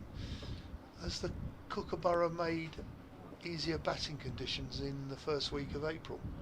Snater's in, bowls outside off stump, ball that's nips back, it's left alone. Well left alone by Joe Clark, but the Essex boys thought it was quite close. If there were sides being bundled out up and down the country for 150, we'd be saying it's too difficult this time of year, isn't it? And a Duke's ball will go round the corners and there's no chance for the batters, etc., etc. Maybe, just maybe, they've 2 got it weeks right. we've got this, haven't we? This week and next week Yeah. we've got the Kookaburra ball. It is very, very different to the Duke's or the Reader's ball. Snater, right arm over, 2 slips and a gully, driven powerfully down the ground to one of the Essex bowlers, Jamie Porterfield's at mid on no run. You know, sometimes you get to day 4 and there's no cricket going on, unless there's been a ground or a venue where they've had rain over the first couple of days. Early season matches can become 3-dayers, but just maybe if there's some large scores around, certainly there's one at Lord's, and the bowlers are having to work hard. 2 slips in the gully. Man back on the hook. This is a shortish ball and he's played off the back foot, but not particularly well executed by Clark. Goes into the floor, back to the bowler, no run. There's a couple of bowlers there that won't want to have a little look at their bowling figures. Josh DeCary's the spinner, 26 overs, no maidens, none for 114, and Tom Helm, 22 overs, no maidens, none for 111. So they've both gone for more than 100, no wickets and no maidens. We used to call that, they've got the gallon up. Snater bowls. This is driven square of the wicket with an open face bat, all safely, I might add, and there is a backward point on the boundary, the short boundary here at Trent Bridge, which allows Nottinghamshire to take the single. 102 for 4. I always said you need to be a decent bowler to go for 100, because otherwise, the captain wouldn't have kept you on for that long if you weren't. Yeah. Snater turns beneath us to our left. We're not right behind the arm today. Snater's on his way in. He bowls nice and straight. They take a quick single. Porter can't stop the single at mid on. Good cricket from Nottinghamshire. Good delivery, but good cricket. Well taken there by Nottinghamshire. 103 for 4. What time's Reese's game? Is that one of the 3 o'clock starts? It is a 3 o'clock today from Rajasthan, or Jaipur, the Pink City. Beautiful city in India. They're playing, so the Royal Challengers Bangalore are playing away at Jos Butler's Rajasthan Royals. Snater on his way in. This is a nice forward defensive, played into the offside. There is no run. End of the over. Interestingly, did you hear that conversation I had with Kevin Shine when he asked, we talked about Reece, and Reece wants to get a bat off Virat Kohli. Surely Reece has got plenty already. He ain't got too many, but he thought he would like to get one. He's going to sidle up to him and say, can I have one of your hundreds of bats? That's a good one. It definitely would be a good one. Wouldn't it? It could be one of the best, I reckon. Do you think it'll make a difference? I've seen Reece hit a few long balls for the Superchargers last year. Yeah, he did actually. Yeah. He did. He was quite. Yeah, he was quite proud of smacking it at number 11. Robbed. Get him up the order, I say. 3 slips are waiting now for Sam Cook. Oh, The wind. a false start and the wind's blown. Is that Wesley's cap off? It is. Yes, I think if your number 11's going in the 100, you're in trouble anyway, aren't you? You are. Yes. Yes. But that'd be quite cool to Have you have batted one. yet in the 100? Batted once in the final, which we lost. Yeah. How many balls you face? Like 2. Cook's in, and this is again on the money, bringing Haynes this time forward into a defensive stroke. Off the mark now. Jack was talking about, I'd love to be out there yesterday, didn't he? Jack Russell. And I woke up this morning. I was quite stiff this morning, and I was quite tired. I'd like to have a bat now. I don't think I'd like to have done anything this morning at 10 o'clock, but wouldn't mind a little bat. I think 20 overs was my limit in the field. Cook's in again, and this time it's back for length and cut nicely by Haynes, but straight to backward point, who does well. Ball's going at him at some speed there, Paul Water. So what would your morning have been, say day 2 of a county championship match that you've, like the scenario here, you were in the field yesterday, you'd got the opposition 9 down, so you'd got through 22, 23 overs yesterday. What would your morning routine have been arriving at the ground on day 2? I knew, we would probably anticipate we're not going to be in the field for long, but I would hope to be called to bowl. Cook bowls, and again, Haynes defends to mid-on. So I'd be stiff and a little sore, and I would loosen up, especially early season, and then I'd hope to get a bowl. And if you know, No, would you be arriving at the ground at 9 o'clock and having a bat and a bowl? Would you have a bat? Probably not, because Right. I'd back my batsman to bat all day. There was a good Essex side, wasn't it, batting wise? But I probably would stretch. I'd spend more time stretching and having a gentle bowl.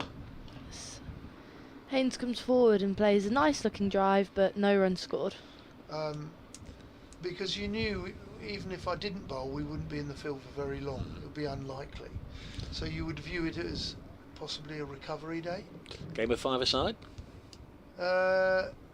We didn't really do that. We did a lot of fielding. We would still, especially in April, you'd be concentrating on making sure your fielding is up to scratch, not dropping any, making sure that's all taken care of. Stretching, just making sure your body's okay to recover. Cook in, and again, Haynes drawn forward. Again, no run. Trying to think, might have to do night watchman if we bat well in the day. I might then think a little bit later in the day I'll have a couple of hits with just so I'm actually concentrating on watching the ball. Do you know with children how often kids don't really watch the ball? And that's often, you know, you can often think about that. And batsmen in the professional game, are you really watching the ball all the way onto the bat? It's a good question to ask any child. Final ball of the over is down leg side, and a good dive and tumble by Rossington to his left ends another good over for Essex. I loved being night watchman. You can't Because- really lose, can you, as a night? Well, you can if you don't get through the first day, but Well, my then you get a debut- free hit the next day. In his era, you might just be going out to face Sylvester Clarke or... Correct. My debut at South Church Park was against Gloucestershire, who had David Lawrence and Courtney Walsh. And Keith Fletcher invited me, told me to pad up. And Brian Hardy said, I think you're night watchman. So I would ask the question. Wouldn't ask Mr. Fletcher, Keith Fletcher. I'd just say, how many overs? And in those days they used to say 8. So I can't remember, it might have been Kenny McEwen who was due to go in, so I went in as night watchman. We duly lost a wicket, and I went in after this ball, Snater. 2 slips and a gully. This is played, he walks his shot there, he comes forward, doesn't take a big enough stride, hence he just overbalances and he drives it back down the wicket for no run. We lost a wicket, I went in, took guard, and I faced Courtney Walsh for 4 overs. And then I faced Sid Lawrence for 3 overs, and of course they charged in at me, and I didn't think I was going to get too many forward balls. They were all short balls. Would you know who these people are, No, Grace? Courtney Walsh's, yeah. Legend.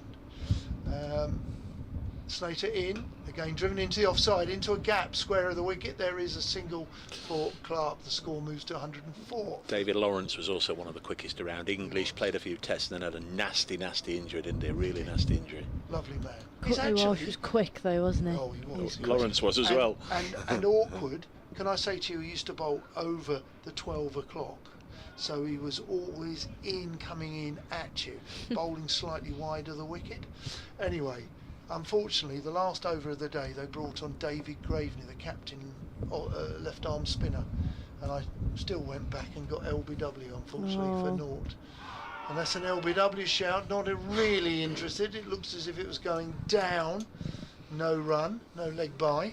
That's heartbreaking. It was on my debut. I was, but I think I was out 5th ball of the last over, so everyone walked off with me. But I walked first, and I was gutted. If you get through that though, then you've got to be happy the next day. Then it's just like a massive promo, isn't it? Free hit. Well, yes, but listen, most bowlers think they can bat. Snater bowls is played into the offside, no run. Good looking shot though, good ball, good cricket all round.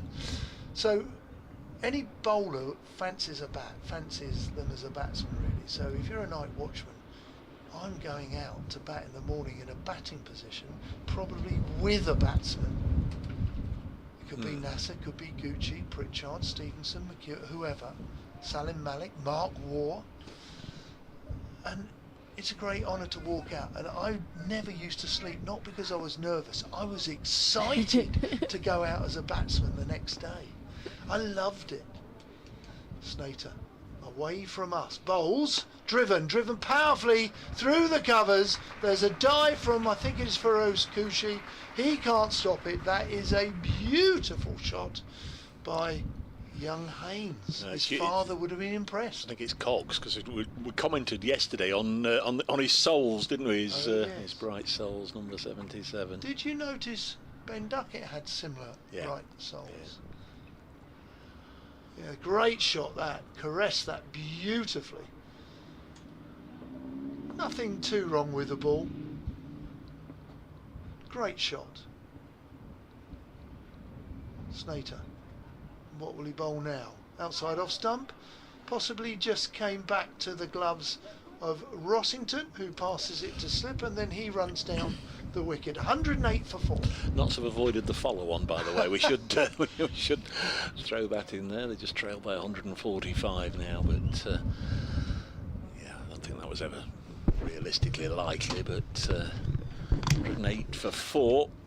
There's the Nottinghamshire score. Still a bit of work to do to get on par with the Essex total. Joe Clark 32. Hamid 34, Duckett 21, Slater 9 and Montgomery 2 were the 4 to be dismissed, and Jamie Porter's coming back into the attack. Who's been the pick of the bowlers for you so far today, Brace? I don't think you can split Cook and Porter in the fact that they just keep you nice and honest, don't they? You can't relax, I don't think, against either of them. I mean, the rest of the attack are magnificent. Harmer's not quite got the conditions that he will get later on in the season, but this pair keep you nice and honest all day long. As Porter bowled, Clark punched that into the offside. Did you see straight away he grabbed his calf, almost as if something had snapped or pinged? Oh, I didn't see that. What, Porter, the bowler? No, Joe Clark when he played it, but I don't know, it might just have been a...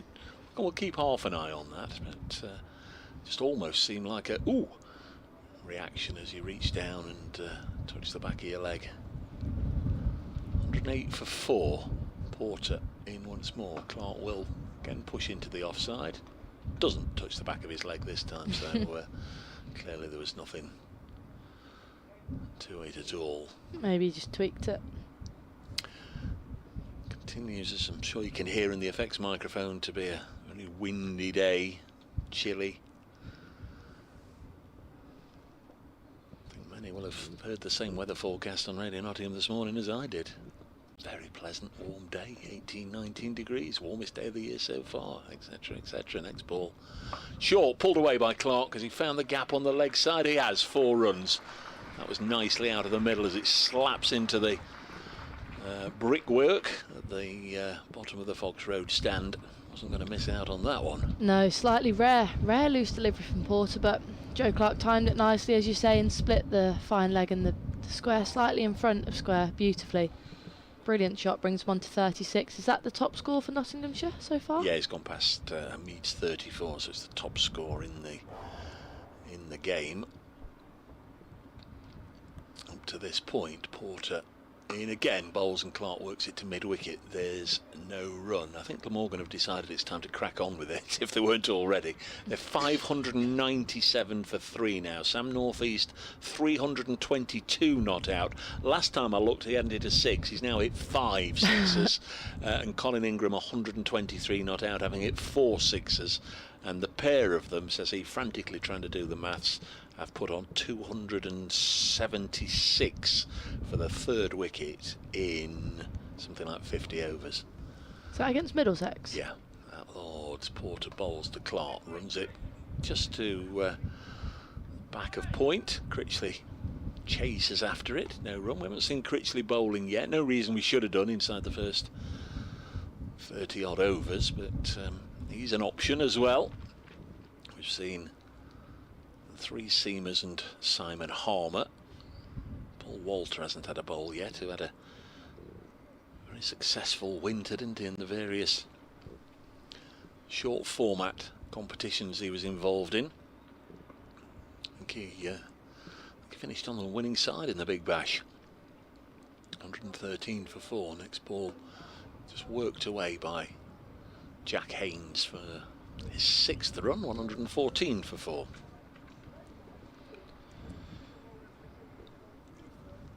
That's the end of the over, so Haynes will keep strike.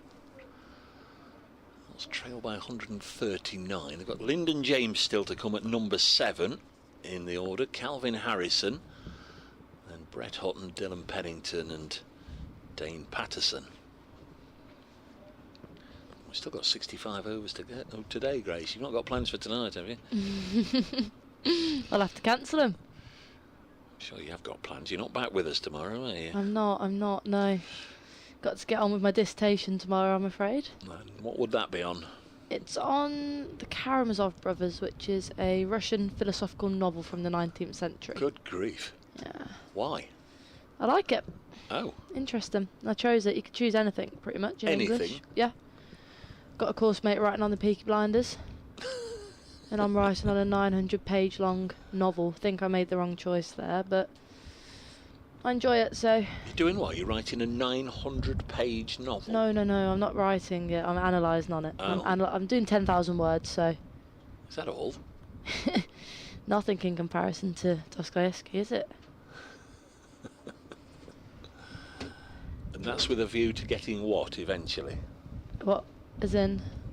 Well, your dissertation for what? That's a degree in English literature? Yeah, a degree in English literature, yeah, which I finished this year.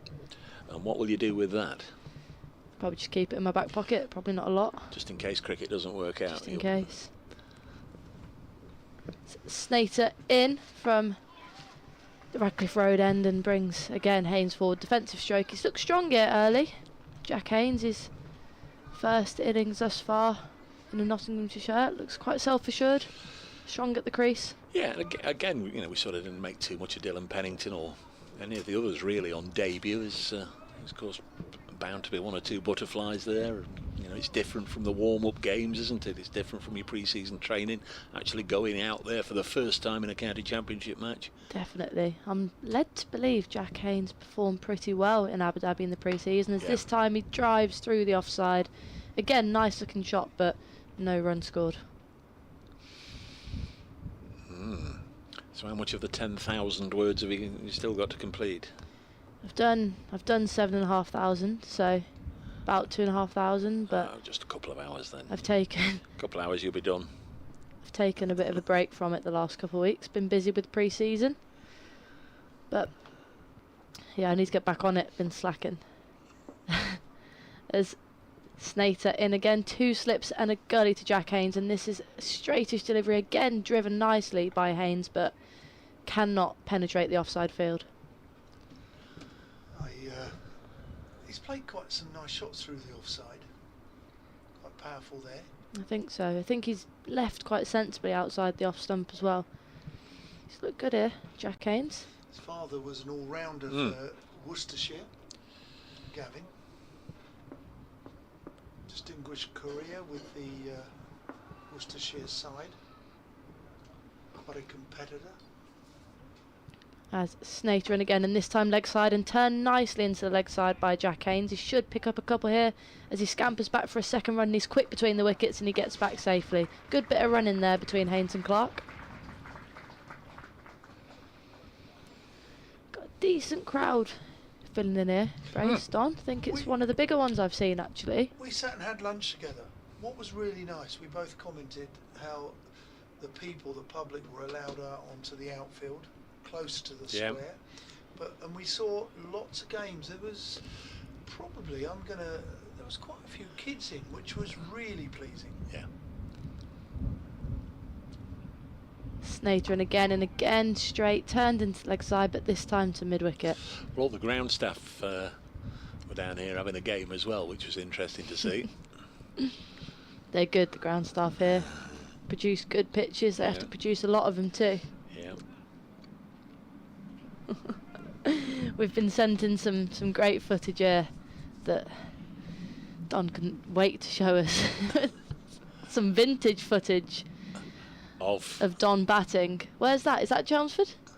That was Chelmsford against Lancashire in the NatWest Trophy. Snater bowling to Haynes. He's going to get 4 more here. He's driven this just behind square on the offside. Paul Walter jogs after it. 116 becomes 120 for 4. Yes, Classy Haynes onto batting, 12. End of the over. Going to be an update for BBC Radio Nottingham. Of Nottinghamshire's season opener at Trent Bridge. Dave Bracegirdle. Yes, no more alarm since I spoke to you half an hour ago. Nottinghamshire 120 for 4. Maybe the wind's just dropping a little bit. Batting perhaps a touch easier. Young Jack Haynes, a winter signing from Worcestershire on debut. 12 not out, just played a couple of very elegant boundary shots. Joe Clark, another former Worcestershire player, is at the other end. He's on 37. Essex made 253. Dylan Pennington quickly wrapped up their innings this morning. Ben Duckett started brightly, making 21. Asiba Mead 34. Slater and Montgomery went cheaply. Nottinghamshire still trail by 133. They're 120 for 4. And commentary from Dave Bracegirdle and the team continue.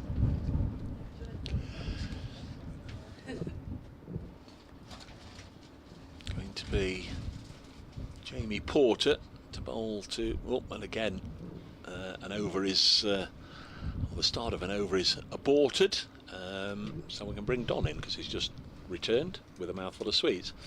You caught me out and threw me under the bus. What were you looking at? Tell the listeners what you were looking at. Well, No, you're all right. You're all right. No problem. Somebody's sent in Daisy Adams, slip in a gully as Porter is on his way in. Good backward defence there from Joe Clark, goes up to mid off no run. Daisy Clark has found some footage of Essex versus Lancashire at Chelmsford in a very famous game. I think it was about. I think your microphone's actually disappeared around the back of your head, Don. There we are. That's it. Yeah, bring it. It's gone back in the depths of 1980, maybe 90s, when we were playing Lancashire. As Porter runs in, played into the leg side sensibly, man back at deep backward square. They'll take a single to the shortish boundary and move on to 121 for 4. And there's a picture here, there's a bit of footage, video footage of me playing the reverse sweep with a red Essex helmet on against Lancashire. We went on to win it, and we were chasing down like 318 I think, and we got it. And I did play a couple of reverse sweeps that went for 4. But Intentionally? Yeah, went down. Probably could have got a bit lower. It was a very eventful game. Atherton had to bowl the last over because Philip de Freitas and maybe Danny Morrison were injured playing for Lancashire. Porter bowls down the leg side. This is going to run away for 4 runs. No leg buys. A little too straight. He looked to play the leg glance, but Haynes missed it. It cannoned off his thigh pad down to fine leg. 125 for 4. We're in the 36th over. As you said earlier, it's ebbed and flowed, but Essex need to keep chipping away, getting wickets here. Cook is key. Haynes is facing. This time he's forced it off the back foot into the covers. Good looking shot. He's looked quite composed playing on the offside for me. If you'd asked me, I would have said nobody in county cricket would have played a reverse sweep before the millennium. Okay, now that's interesting. Can I remind you of a very poorly played, was it reverse sweep? Well, Mike Gatting, the 87 World Cup. Yeah, well, that's why nobody played it, Yeah. because he missed the Matthew ball. Maynard did. Porter's in, and he bowls to Haynes, who plays it on the front foot. There is no run. Matthew Maynard played quite a lot of reverse sweeps. I remember he played one to Jeff Miller, and Jeff Miller, the off spinner who was playing for Essex, was quite insulted, and he gave him a little bit of northern stick for playing that. So I can't imagine you practiced the reverse sweep. I think we did, because it was like a challenge. No, This I is thought it the was new shot. Not just an impulse thing. No, I wouldn't play like Root does against a seamer. Porter in, played into the leg side all the way down to fine leg. There is just the one run. The bowler will take his hat and indeed his sweater. 126 for 4. Haynes has 13. Clark has 38. You're listening to BBC Radio Nottingham and BBC Essex of this Nottinghamshire versus Essex County Championship Day 2, and it's brilliant to have you listening in. So 87 World Cup final, was it Gatting or Border Bowl. Alan Border bowling at Gatting, yeah. And he got in a bit of a mess. And England lost a game they perhaps could have won. Yeah. Sam Cook's going to bowl. It's a wonderful world. It is, isn't it? The reverse sweep. I remember us practising it. Have you ever practised the reverse sweep? Yeah, I'm quite big on the reverse sweep. Are you? I am, yeah. Okay, quick question. I play it more than the conventional sweep. As a young woman, are you a hockey player? No, I'm no good at hockey. Oh, I thought you were going to tell me you were. No, but a lot of the Correct. best sweeps and reverse sweepers are hockey players. Duckett was as a youngster. He was a very good hockey player. Sam Cook. And Cook's in, and that is just on the inside edge of Haynes' bat, and it will run away to fine leg for 1 run. Yeah, no, I'm no good at hockey. We actually went and played down at Beeston with the Blaze, with the team I play at, and I thought I'd be quite good. I see myself as a bit of an all-round sports person, but I was so wrong. I was absolutely useless. And I played a bit in school, and I thought I was good in school when I was about 13, but I was clearly awful because I could barely hit it. And to be fair to me, you do have to play right-handed, don't you? Need your shin pads. I do think the game of hockey changed. Look, I'm not a connoisseur of hockey. I taught a little bit of it, but bringing in as this play bowled down the leg side, no edge on it, gone through to the keeper, no run. If you're a Middlesex fan, you can you can relax a little bit. Glamorgan have declared 620 for 3. Sam North East 335 not out. Colin Ingram 132 not out. Declaration 620 for 3. Oh dear, oh dear. It's that's going to be a hard couple of days for Middlesex now. Hockey, our friend in this is driven out on the offside. Good strong drive to mid-off. Wesley does the fielding, no run. But hockey on AstroTurf is a different game, going back years. David, did you play any hockey? I've played a little bit. Mostly on grass, I would have thought. Yeah. Yeah, I mean it's hard work on grass. But very hard work. Different game on AstroTurf. I didn't know anyone played hockey on grass. I didn't know that was a thing, really. Well, we wouldn't have had AstroTurfs back in the 1800s. When did AstroTurfs get invented? Recently? Yeah, I'll look across to my researcher. AstroTurfs probably 1980s. He's nodding. Around 1980s. So, I mean, women played on grass for many, many years, and it really was a very different game. Challenging game, dribbling on the damp, muddy surfaces. Cook in again, bowls, short of a length, forced into the offside. Well fielded by Cox on his wrong side, but well done to Dean Elgar, because he's thrown it off balance, and the ball from Cox has gone over Rossington, but Elgar was cricket aware. He ran behind Rossington to collect and prevent any overthrows. Mr. Topley Senior, Mr. Topley Junior has been selected. The teams have just been announced for. He's right up the order. Is that the batting order? No, it's not. Unless he's got Virat Kohli's bat. Maybe. Maybe. Cook on his way in. Bowled, and he goes back and across into line. Good delivery. Good defensive stroke for the end of the over. 127 for 4. His mother will be nervously watching from Suffolk. Rajasthan have won the toss and decided to field, so Bangalore will bat first. Kohli and Duplessis and Maxwell and Green and Kartik and Topley. Yeah. 127 for 4 it is here. In Jaipur, there is a little bit of dew that comes down. But it's good toss to win and bowl first if possible. And later in the day, in a lot of these Indian surfaces, the ball comes on more with the dew. Thanks to Mark the Mod, who's alerted me to something that we ought to say. Thank you, Mark. Sam Northeast has registered the highest first-class score ever scored at Lord's, beating Graham Gooch's 333 for England.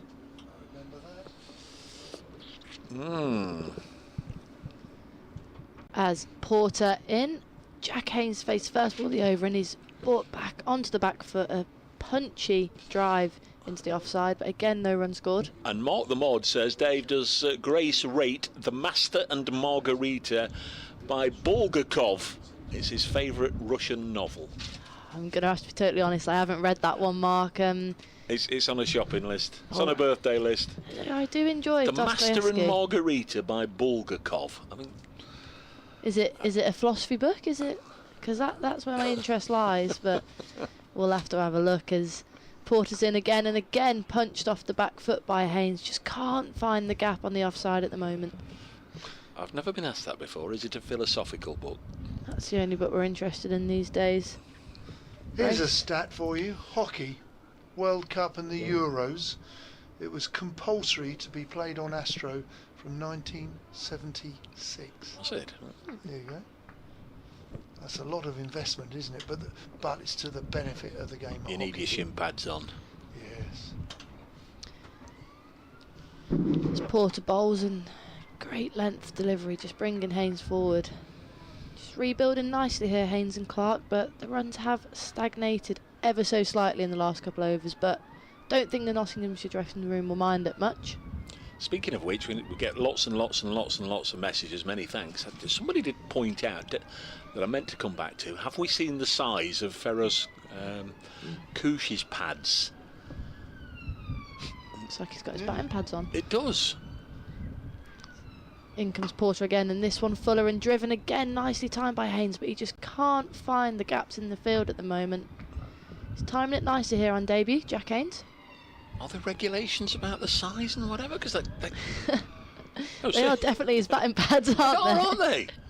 I wonder if Essex haven't packed any short pads for the short leg fielder. They can't be comfortable to field at mid-wicket in, can they?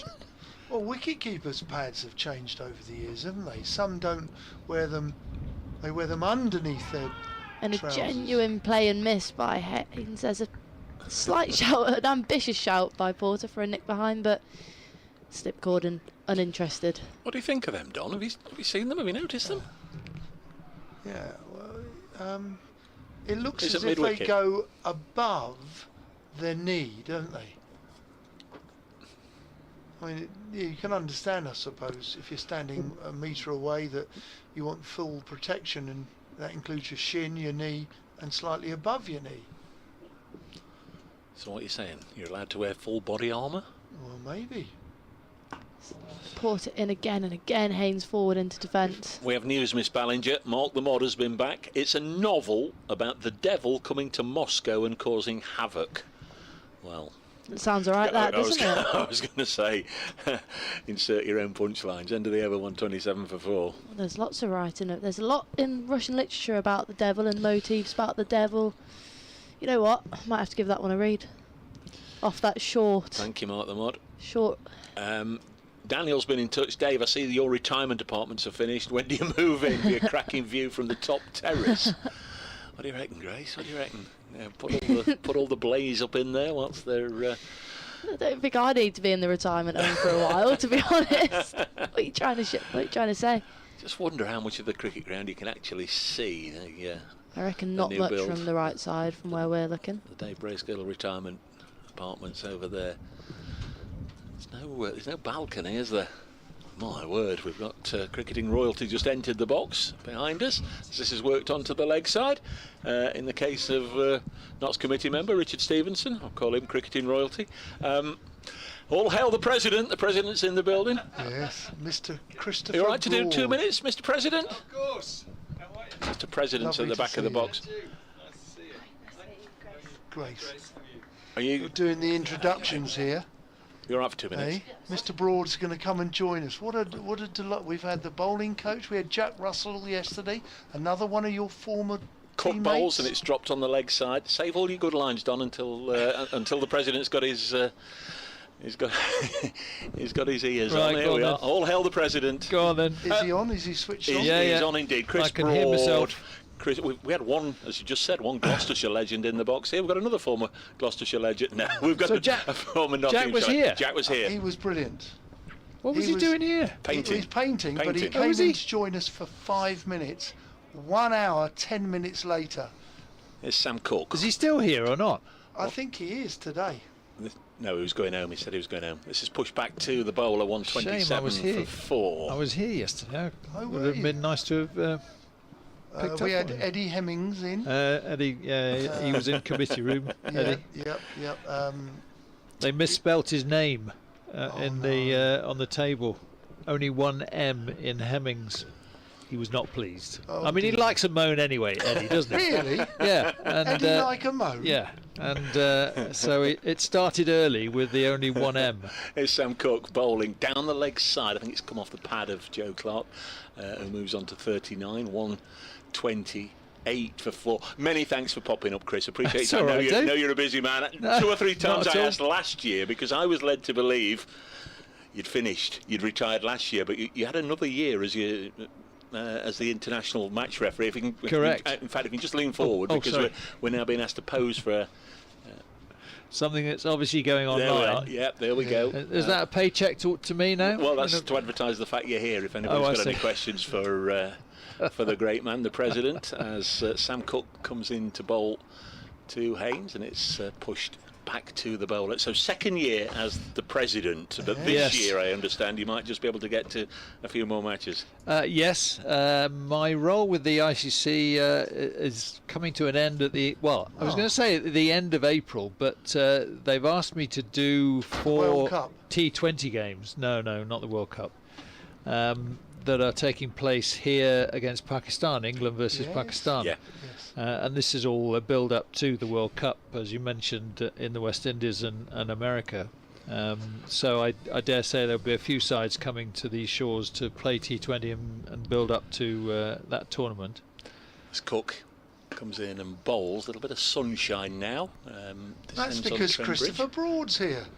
Sun always shines on the righteous. The president. Yes. Are you hosting today then, I trust? I'm not. My role is basically to just, well, I was told right at the start my role would be to hand a gin and tonic to anyone who comes into the committee room for hospitality, just to make sure that they start the day in the right vein. Very good. And then we have the chairman of Essex down in the committee room today. He's been a very interesting chat over lunch. New chairman. And we had the chief executive in there yesterday, a person you know really well, John Stevenson. John Stevenson, yes. An all-rounder. Absolutely. So it's good to see to speak to these guys and see what their view is on the state of cricket at the moment. Quite apt that the bowling is currently from the broad end as Porter bowls, and it's defended, of course. It should actually just be called the broad end rather than the Stuart Broad end. I sent him a picture of that because he's just come back from India doing some commentary over in on the IPL. And I sent him a picture of that, and he said, "Oh, that looks pretty cool." Yes. It does. Hey, he's very good. I enjoy listening to him. Good. Okay. And I think he's very informative. Good pundit. Clark's on strike, defends this He one. seems to have taken to it quite easily. Has he always been a good not going to talker be of the easy. game at home? Never talks cricket at all at home. Really? Yeah. No, he doesn't. Serious? Yeah.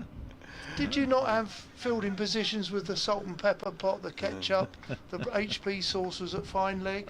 Did you not discuss fielding positions, changes, tactics? Don, get a life. Oh, really? 128 for 4. Jamie Porter in his 13th over bowls again, and Clark defends. It reminds me of one of the the few occasions you have been up and had the time to pop in and say hello. It was the day that Stuart was appointed, this is how long ago it was appointed as England's T20 captain, and I asked you about his previous captaincy experience, and you said, I didn't. I'm as shocked and surprised as anybody. I've never had him down as a captain. No, I don't think he had a great deal of experience before being given that role, but he has a very good cricketing brain. Yeah, which leads into him being a tremendous television summariser and pundit, as this one just goes past the stumps and through to Rossington. Clark playing off the back foot, trying to get it away on the offside, and there's no run. 128 for 4. Just lovely to have cricket back again, isn't it? And the enthusiasm and infectiousness of the spectators coming into the ground yesterday and today. I think everybody's just really ready for a good season of county yesterday championship I cricket. had quite a thick coat on because there was a cool breeze. Today it's almost like we're in June. You know, it's warm. Next delivery from Porter is in and bowls, and this is played to backward point. There is a decent strength wind, I must admit, but you know, you've got sunshine, you've got clouds going over the top of the ground quite quickly, and actually it could easily be the middle of June. Any stories on this fella? You must have faced him many times. The famous story, of course, is when I made my Test debut, and was that the same game? He was 12th man. Well, we've heard all about that many times. Have you? Oh, there you go. But he took this one-handed catch and then went over the boundary, so it went for 6. I was ahead of my time. Next delivery is defended by Haynes. One thing we haven't heard is the on-field reaction from all the rest of the players, because presumably you wouldn't have known who he was, just somebody out of the... I bowled him in the nets. He wouldn't know who I was, but I was an MCC young cricketer selling scorecards on the score on the hut by the gate, and bowling at the England boys, the heroes, days before. So who was the bowler? Who was the unlucky bowler? Marshall hit it, didn't he? You caught it, Bob but Willis. fell over the rope. It's Bob Willis. Sadly, 2 of them are no longer with us. But Yeah. Chris came off. He was waiting to come off, while Peter May rang Don Wilson up to say, "Can we borrow your best fielder?" But he was on the park, wanted to come off. If I remember rightly, you had a damaged or an injured hip. Hip, correct. Oh, you were sub for Chris. For Yes, him. yeah, I was. Yeah, he was my substitute fielder. I thought Don Wilson says you're going to go and field for England as Sam Cook starts a new over from our end, the Radcliffe Road end, bowls a good length ball, comes forward by Clark, plays to mid-off, no run. Everyone thought that when Peter May rang Don Wilson up, it was a stitch-up, because Toppers, you've got to go to the England dressing room, you're going to go and field. And I took an age thinking someone's stitching me up here. There's a Jeremy Beadle stitch-up. And I eventually knocked on the door, and Peter May opened and he went, "Are you Toppers?" And I went, "Yes." He said, "You've got to go and field. We've been waiting for you." Cook in, past the umpire, bowls, good delivery, an inside edge onto the pad, into the offside, no run. And then you came off. It was the start of my hip problems. I've had 2 replacement hips now. The first one was in '94, the other one was in 2004, I think, actually, and both of them are going really well at the moment. But it was the start of my hip problems that actually forced my retirement in '94, because mobility was an issue. But I had a little muscle that got caught on a bit of the bone in the hip, which... Cook bowls, this is slightly short with a bit of width, it's cut very nicely, but just for the 1 run to the man on the boundary, short boundary, deep backward, backward point really. And it was, being a debut game for England, I was so reluctant to come off. But Bernard Thomas, who was the physiotherapist at the time, he said, "No, you must come off, and we'll go and get it scanned." And sure enough, and he actually, before getting it scanned or x-rayed, he said that he knew what the problem was. And basically the top of my femur bone was like a fist, so it wasn't round at all.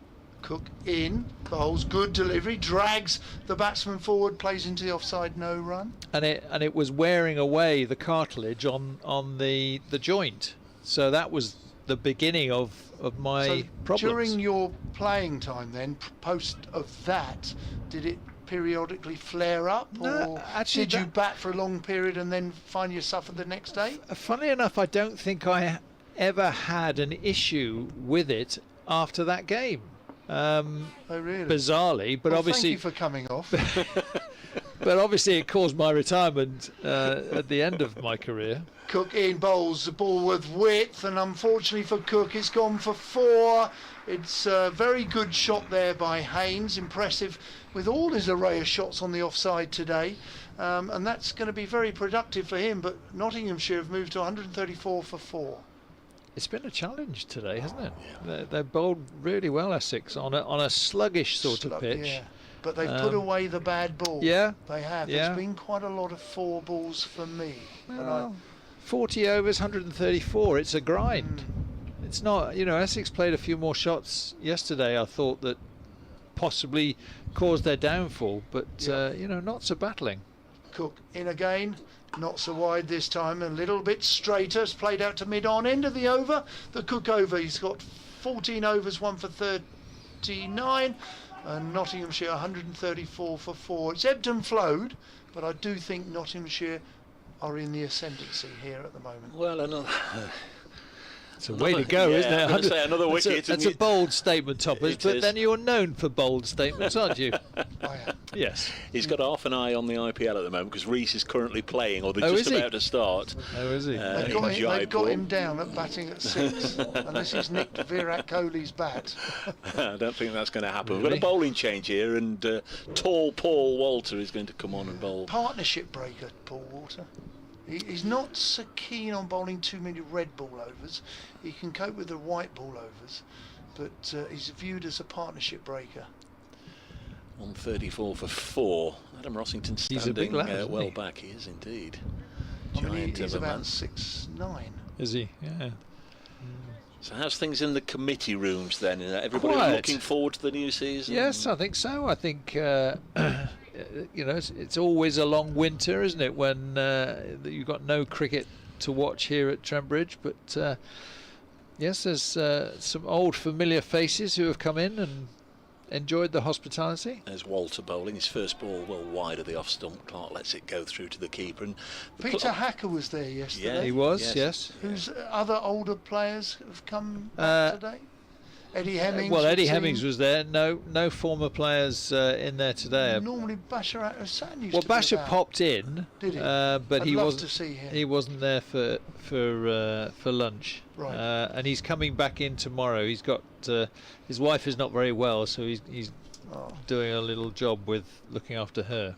Walter bowls and Clark nudges another single, moves on to 41, 135 for 4. The playing side, Chris, it just seems as if the squad, just a little bit in transition now. We've seen Jake Ball move on. Obviously, Stewart is no longer around to be called on occasionally. Samit's long period with the club.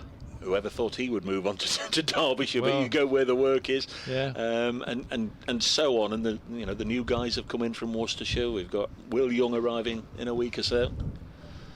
Yes, transition I think is right, but I think they're encouraging moves from the club. Walter bowls, and that's as wide a ball as we've seen all day. Goes through to the keeper. I was at the pre-season lunch on Wednesday, and there was a lot of excitement and interest from the members who were there, and looking forward to seeing what they can do out in the middle. And it started okay. I mean, ideally, Notts would like a lead, and then see where we go from here. But Walter bowls and worked away by Haynes for another single. There's no easy games in Division 1 No. cricket, and that's how it should be. no, absolutely, yeah. We were reminiscing earlier about yourself opening the batting here, having I joked and called it a broad bat. We used to hit anything that was particularly straight would be worked through mid-wicket. And at the other end, Tim Robinson, he loved a cut, didn't he? Yes. Oh, blimey. Very differing players there. Do you know, the scene in the dressing room was interesting. Clark on strike, lets it go through to the keeper. In we were all completely different characters. with different views. But actually, when we came out onto the middle, we knew our roles. You know, we knew what we had to do, and led, of course, by Clive Rice, who was... He was a magnificent cricketer. Just a born leader. You know, he would in the morning he would practice his skills, and he would go out and perform those skills in the middle, and you felt you had to follow him. Next ball defended, no run. And of course, you know, Hadley and Randall and Eddie and you know, all these Bruce French. Yeah, well, Franklin came along later. Yes, yeah. Well, I did an awards night, or I went to awards night a couple of weeks ago at a local cricket club with Paul Johnson. He, of course, told a couple of tales, and one was that Bruce French used to bring a python, was it? He used to bring his snake with him occasionally, and would have it in his bag. And one day, I'm glad I didn't see that. One day, Randall took it out. You were playing Yorkshire, and Bairstow had been giving Randall a few words out on the field. So when Bairstow was batting, or I don't know at what point, but Randall took French's snake and put it in Bairstow's coffin, and then when he came off the field and lifted his coffin up and saw this snake, he went absolutely ballistic. Really? So that's one of Jono's tales. I wasn't aware of that. Thank goodness. But even Jack yesterday, Bizarre. I mean, he brought up Randall, didn't he? He said it non-stop chattering all the time he was behind him with the stumps. Paul Johnson was a difficult fella to bowl at. Yeah, like David Turner. Yeah. Shorter, they used to punch Paul. Absolutely. I struggled with my lengths against Did someone you? like Jono and He would find different areas of the field to hit the ball as well. A double change. Matt Critchley, the leg spinner, is on. First ball is defended. 136 for 4 knots. Still 117 adrift. Yeah, of course he's at Leicester at the moment with their second team, and he was a born coach. I think Next ball tossed up nice and high, driven into the offside by Haynes. No he's run. very enthusiastic. He loves the game, and I'm glad that he's found a base at Leicester and is doing well there because he's has plenty to offer. He does, absolutely. Haynes has 19. He was your sidekick here most of the time, David, wasn't he? Yes. We've shared the microphone many times. This is it into the offside. There's no run. 136 for 4. Don't know if you've heard today a little bit of history at Lords. Sam Northeast 335 not out. Gone past Gooch's 333. The highest score ever hit at Lords. Really? Just played onto the leg side. Wow. So Sam Northeast, he was briefly here, wasn't he, for 2 or 3 games? Yeah, good player. Very good player.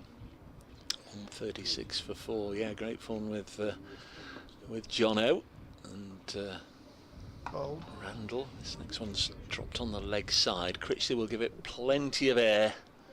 I mean, you're into your golf, aren't you? No, I'm not a big golfer. Oh, you're not? No. Okay. No, go on. Why? I'm going to the Masters next week. Are you? Well, hang on. Before we go on to the Masters. Next ball tossed up there and driven nicely. Really good shot from Haynes through the offside. 4 runs. He's bound to be a few nerves on debut here, but he's settled in very nicely indeed, Haynes. He's on 23, 140 for 4. He's got very good through the offside. Yeah. Where have you been this winter? What's your jobs this winter? Come on. I want to see if I've travelled as much as you have. I was in India for Australian. For Australia versus India. India, yeah. And then I went to South Africa for the India Test Series and ODIs and T20s. Okay, nice. And then Sri Lanka. Yes, that's you would have seen Silverwood. Yes. Yeah, that's right. Yeah, okay. Yeah, very good. So, that's nice, very nice. Comparison, miles-wise? Well, I was in India for the World Cup. Okay. The West 2 months, but I ended up being the only Topley in town. Yeah. Again. Injured, yeah. And then Walters in, bowls, a nice delivery. A little bit more pace there from Paul. Were you working, or was that just a father thing? Father. I needed looking after, social welfare. Okay. All right. That's what I told his mum. Okay. And then the West Indies for the T20s, ODIs there, which was quite nice. And then 2 months in South Africa for the SA20. I quite It's not bad, is it? It's not bad. I like the SA20. Nice. Yeah. Having It was only a played month. out there. It was. Stop exaggerating. It was only a month. You've got to have a. Oh, you had a holiday as well. afterwards. Yeah. Oh, okay. The ball's bowled into the leg side there from Joe Clark, takes a single down to fine leg. I think I've had an afternoon in Cleethorpes this way. Tell me, have you been back to Pakistan? Once. Only once. Once. New Zealand ODI series. Lots of emotions, I would imagine.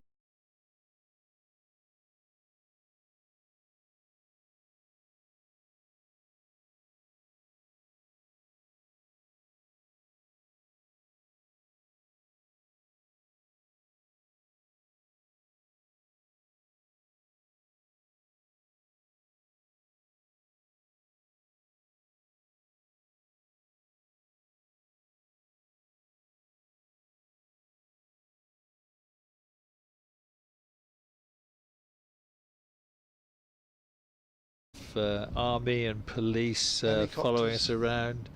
Not sure about helicopters, but no, when the England boys were there, there were, weren't allowed out. Walter in short, pulled to the short boundary, but there is a fielder deep backward square on there, just the one run, 143 for 4. Yeah, I don't think we were allowed out, and I wouldn't want to go out, to be honest. But the hotels we stayed in were very nice. There were no issues with that. And the cricket? No issues with the cricket. It was played at Karachi Stadium and Islamabad, which is also a nice ground. But again, probably more police than an army than there were spectators. But as I say, it's a necessity in that part of the world, unfortunately. Water around the wicket to Haynes, bowls a decent ball there. Haynes leaves it alone. There's a little bit of bounce, obviously from Paul Water, who's a very tall man, and there is no run. The wickets in Pakistan, I've never been there. I'd love to go there. Toppers, you're a bowler. You're a man of cricket. You should know that the strip of grass, 22 yards long, is called a pitch rather than a wicket. Rather than a wicket. I'm talking to the stumps are wickets. Thank you for reminding me. Okay, so please, the piece of grass is a pitch. Next ball is defended on the pitch. Thank you very much. 143 for 4. Thank you. Ever the batsman telling the bowler, as it always used to be, wasn't it? We just provide the ball, don't we? We just propel the ball, and the batsman can do whatever they want. Yeah, but you propel the ball onto a pitch, onto a then strip, onto the wickets. I think you'd like to know about the playing surfaces in Pakistan from your experience. Are they a little bit more sympathetic towards the bowler? I got suggested by Reese. What does Stuart say? A little bit more pace occasionally? The ones that we played on were pretty good pitches. Not a huge amount of pace in them, not much grass on them, but they were pretty good pitches. The subcontinent can produce almost any sort of pitch they want. India is another example. They can produce absolute belters for ODIs. Matt Critchley bowling from our end, the Radcliffe Road end. Joe Clark on 43, works it behind square, no run. I mean, white ball cricket, belters. Red ball cricket, they can produce big turners to flat pitches. So, they have the ability to do anything, really. Next one's tossed up, made into a full toss by Clark, takes a single, goes to 44, 144 for 4. How much have you enjoyed your role with the ICC? I mean, I've got some extremely happy memories from 20 years of travelling the globe, watching some of the most amazing games of cricket. Next one sees Haynes drive into the offside, and it's well stopped on the boundary there by is that Walter out there? Good stop. Just a single in the end, 145 for 4. No, it must have been a great career. Yeah, Lovely. I was very fortunate to be asked to do the role. This is all from a man who knocked the stumps down. This is driven again onto the offside. Really, do you have to bring that up? I mean, what you can talk about my 6 Test match hundreds. Why? I was going to. No, you weren't. You got the smashing the stumps down first. But all I'm trying to say is you get an opportunity to Don, improve I'm going. yourself. I'm going. I've had enough. I'm going. This is pushed into the offside. Where was that? The stumps. What, the six Test match hundreds? Or many of them came now in you're Australia. starting, Dave, for goodness sake. I'm getting in both barrels. Not at all, not at all. You got... Was that on that Australian It was tour? in Sydney. Yeah. claiming it maybe a leg side stumping here. Rossington has whipped off a bail. And nothing doing at the end of the over. Good to see 2 leg for 4. spinners play and contribute in the first round of county championship cricket. I thought the lad bowled really well yesterday. Yeah. He started off as a white ball bowler, but he's come into his own in the lovely red ball rhythmical, economic very action. Tall. Yeah. So Unusually he doesn't have to throw it up, no, does that's he? right. Yeah. He doesn't have to throw it up. Can we talk family for a second? We've seen Molly, and every morning had a little look at Molly on that cycling challenge she's what just an done for comic amazing relief. achievement that How was. is she? Has she recovered? Well, I said to her after the event, which she raised some incredible amount of money for Red Nose Day, are you ever going to get on that bike again? And she actually said yes.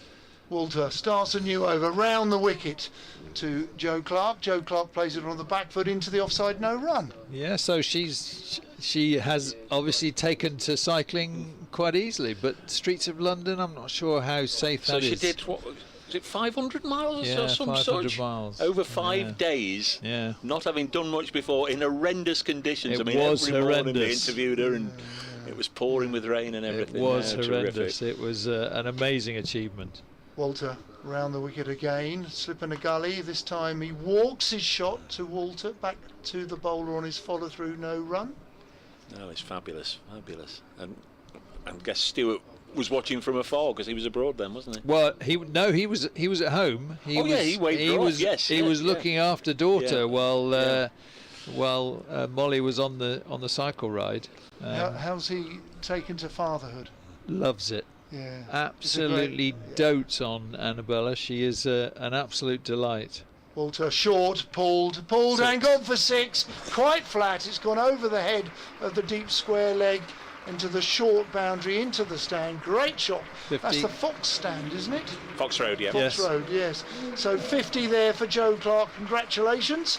In 144 minutes, 106 balls, 6 fours, and the 1-6, which took him to his 50. Well played. Picked up where he left off last year. He was the only one to get 1,000 last year, and he's had the additional burden, if you like, of keeping wicket in this game. But still coming at number 4 and still delivering. Walter round the wicket again.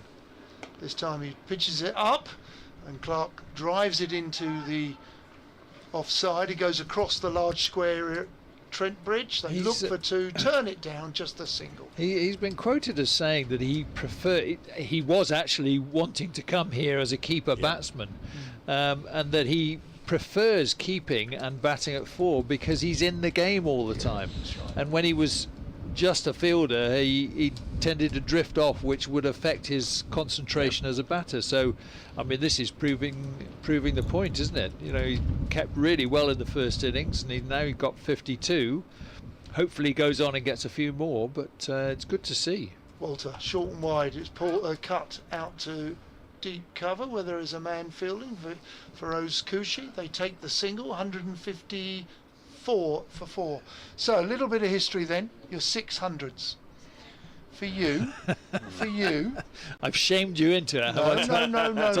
Anyone who knows his cricket knows, Christopher. Which was the best one of those 6? The first one, obviously. Go on. Always. Give us a little bit more. Well, Australia, 86, 87. Yeah, I remember. Can't bat, can't bowl, can't field. Yes. This time, water bowls. It's played off the back foot into the offside, no run. So we were given Embury, Gladstone, Small, Edmonds, Gladstone, Fozzie, Neil Foster of Essex, Billy Athey, you open with. Wilf Slack was in the touring party. So yes, it was. We were written off before the first Test match, and then I remember our big guns. Who was the journalist? Martin Johnson. Of the Independent? Independent in the day, yes. He wrote that quote. Yeah. Can't bowl. But our big guns who had been enjoying the social side of Australia in the month lead up to the first Test match, all of a sudden Gower got runs, Lamb got runs, both of them got runs. Edmonds and Embury got wickets as well. So our senior players came to the party at the right time. And both of them kept smacking Merv back over his head at the Gabba. And Merv talks about that quite romantically. I mean, it was a phenomenal innings, wasn't it? Yep. De Freitas had an impact. Calvin. Critchley bowls a leg spinner. It's short and wide where it's cut, but it's cut straight to the fielder at backward point. Yeah, No run. I've just pulled it up. First test at De the Freitas had Gabba, England an won. impact. Yep. At the Gabba, both of them got 100. Smash Merv. This is given a bit of air, and this time Haynes again scores runs through the offside. He caresses it beautifully, times it, and it goes straight to the extra cover boundary. Beautiful shot there from Haynes. Yourself and Gower at the crease when the winning runs were hit. Yes. Was it yes. you or David? I remember being dropped in that innings by Steve Waugh.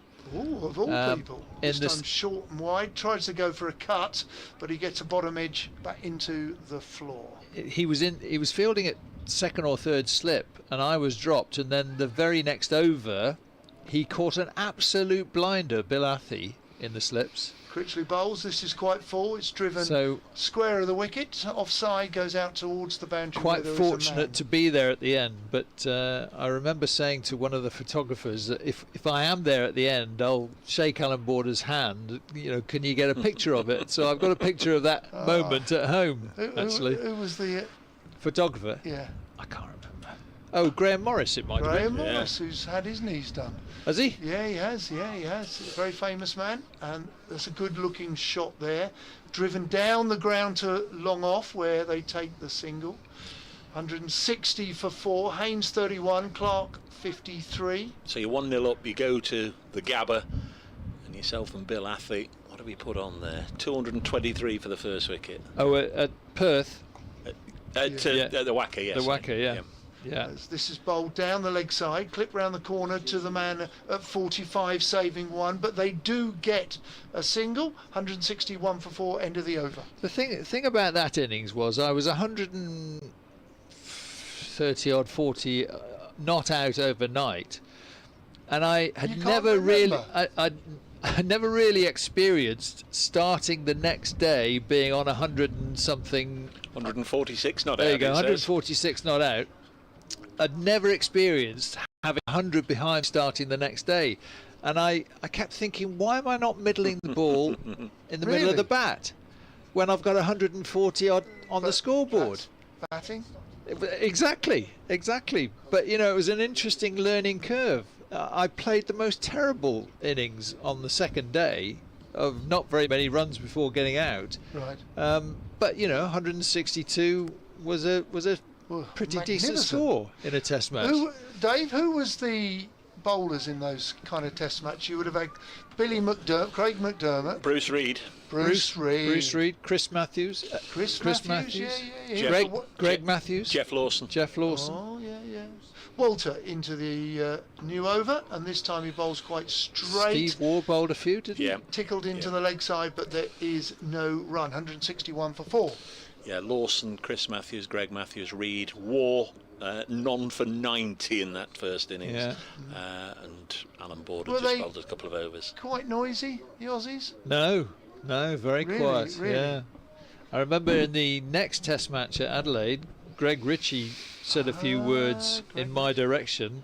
Walter in bowls a slower ball, which was waited for there by the batsman Haynes, who plays it into the offside, no run. And he got a right dressing down from Alan Border in the dressing room afterwards when I scored another 100 against them, saying, do not wind this bloke up, because he clearly doesn't react to it and goes out and scores runs. So no, it was a very, very quiet affair, strangely, in Australia.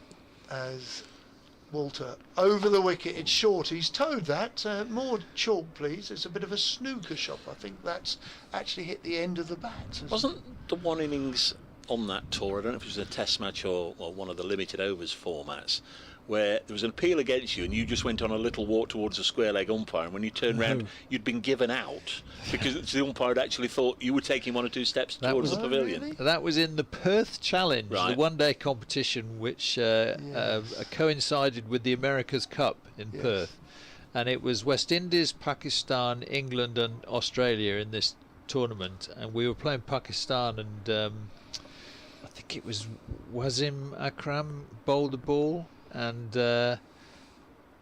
as Walter bowls outside off stump, left alone through to the keeper. And it just flicked the top of my pad, went through to the keeper, and you know, it was a big appeal, and I was really, you know, disappointed. When I'm disappointed, I tend to walk away, try and gather my thoughts, and then it happened to me as I was walking away. I was walking in the direction of the players' tunnel, and Dick French was the umpire, and so I turned round and I was coming back, and he said to me afterwards, he said, "I gave you out because I thought you were walking." Walter bowls on. This is short. He dragged it down. Wasn't an intended bouncer, but Jack Haynes has got onto that and he's hit it into the mid-wicket. Well, the stand beyond the boundary. That's gone many a mile. That's a 6 on any ground, and it's a good shot, but a poor delivery. Yep, into the Larwood and Vos. Gone for a drink, that one. Yeah, so that was his excuse. He thought I was walking, but he didn't know whether I hit it or not, but he thought I was walking, so he said, "No, you can't come back," gave me out, and off I went. Rather unlucky. That's. Did you walk as far in future? Do you know, I can't remember, but it was just one of those things that I did. If you're walking, he shouldn't have given you, should he? He should have just let you go, and then when you came No, but back, it was when I turned round Yeah. and was coming back to the stumps. He thought that I was trying to pull the wool over his eyes, I suppose. Walter in again, short of length, played on the back foot, good looking shot. He's gone with the ball there, playing it out to backward point, opening the face, and Haynes takes the single. He's on 39, Clark to face on 53, score 168 for 4. A question that you can't answer, I know, but I'll ask it anyway. If you'd stayed at Gloucestershire, do you think you'd have played for England? Well, that was a question that was put to me in the committee room yesterday, and it is a very difficult one to answer. Who knows?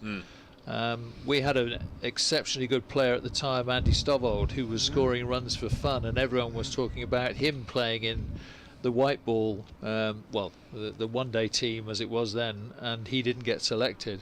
So it's a difficult one to know whether it would occur. And actually, I hadn't really had a particularly good start here at Trent Bridge in '84. I'd got some runs, but I hadn't set the world on fire. But obviously, my reputation of being good against fast bowling stood me in good stead. And then you got the chance, West Indies to start with, wasn't it? And then there was a one-off test against Sri Lanka. Sri Lanka, yeah. Simon Harmer back into the attack. That's the voice of Nottinghamshire club president and of course former England opener Chris Broad, who's kindly popped up to join us this Saturday afternoon, a blustery Saturday afternoon here, with Nottinghamshire just continuing to make inroads into that Essex first innings score of 253. I'll let you go in a minute, Chris. I'm sure. No, I was just looking at my watch to see what the football scores are. There's only one you need to know about. Ipswich lost at Norwich. Oh, did they? Oh no. Very sad. Well, who's your team? Nottingham Forest. I mean, well, they're not playing today. That's why. No, I know. That's why I wondered why the concern on football this afternoon. I'm a sports fan. As Harmer bowls, and this is pushed into the offside. County must be playing. County are playing against Harrogate across the road. I was commentating then, if you're not. A young lad by the name of Adam Hassel. Oh, right. He's got big shoes to follow. Oh, no, he's more than capable. As Harmer comes in again and pushes into the offside. If we see you through this Harmer over and one more over with Don, and then we'll oh, really? Is that all right? Do we have to have one more over with Don? That great Gloucestershire fella did an hour and 10 yesterday. Well, I was just going to say, as a reverse sweep and away for runs, I was just going to say... 4 more to Haynes. Your ears were perhaps burning yesterday with Jack telling one or two tales about his former Gloucestershire teammates. Perhaps we ought to give you the right to reply. And Jack Russell and his Weetabix addictions and all his other little foibles. The hat that he wore for 20 years, and he says he's still got somewhere. Yeah, I played with a couple of interesting characters in Derek Randall and Jack Russell, haven't I? 172 for 4. As this one is just dropped on the leg side, no run. Another great character here was my old mate Picky. Andy Pick. Yeah. He was. Well, there's lots of characters. Kevin Cooper, Kevin Yes. Saxelby. Actually, Kevin Cooper. Noddy Bohr. Can I just say, Kevin Bohr. Cooper for me was a magnificent bowler. Oh, brilliant. Next Yeah. delivery on its way now, and it's run away again for a couple more runs. And my good chum Franklin becomes a pensioner on Monday. Yeah. It's Franklin's birthday on Monday. He's 65. Does he? Right, 174 for 4 is the score. Yeah. When we talk about that bowler, Kevin Cooper, we talk about Hadley, Rice, Stevenson. You know, there's some very serious bowlers there, but he was an unsung hero here. Harmer once more puts it in good areas. Haynes Tell drops us it on the about leg him. side. I'm not sure he was unsung amongst the teammates. Everyone knew how good a bowler he was. But he never grabbed much headline. No, he didn't. But he constantly picked up wickets and Bowled a lot of overs. he looked after the ball like I have never seen anyone look after the ball. Give us a bit more of an explanation. Well, of that. you know, he would put some real effort into rubbing the bruise out of the ball, and then put some spit and sawdust on it, and well, not sawdust obviously, but work really hard on it, and he would get a proper shine on the ball, and he was always the one that the ball would be thrown to if it needed, looking after. It's an interesting skill, that, because we today have a lot more white ball cricket, and it's harder to look after the ball, or it doesn't make as much an impact. Yeah. But in red ball cricket, the looking after the ball, is so special, so important, because you only have that one weapon to use. Yeah. And I And think there seem to be a lot more things used on the ball nowadays than perhaps there was.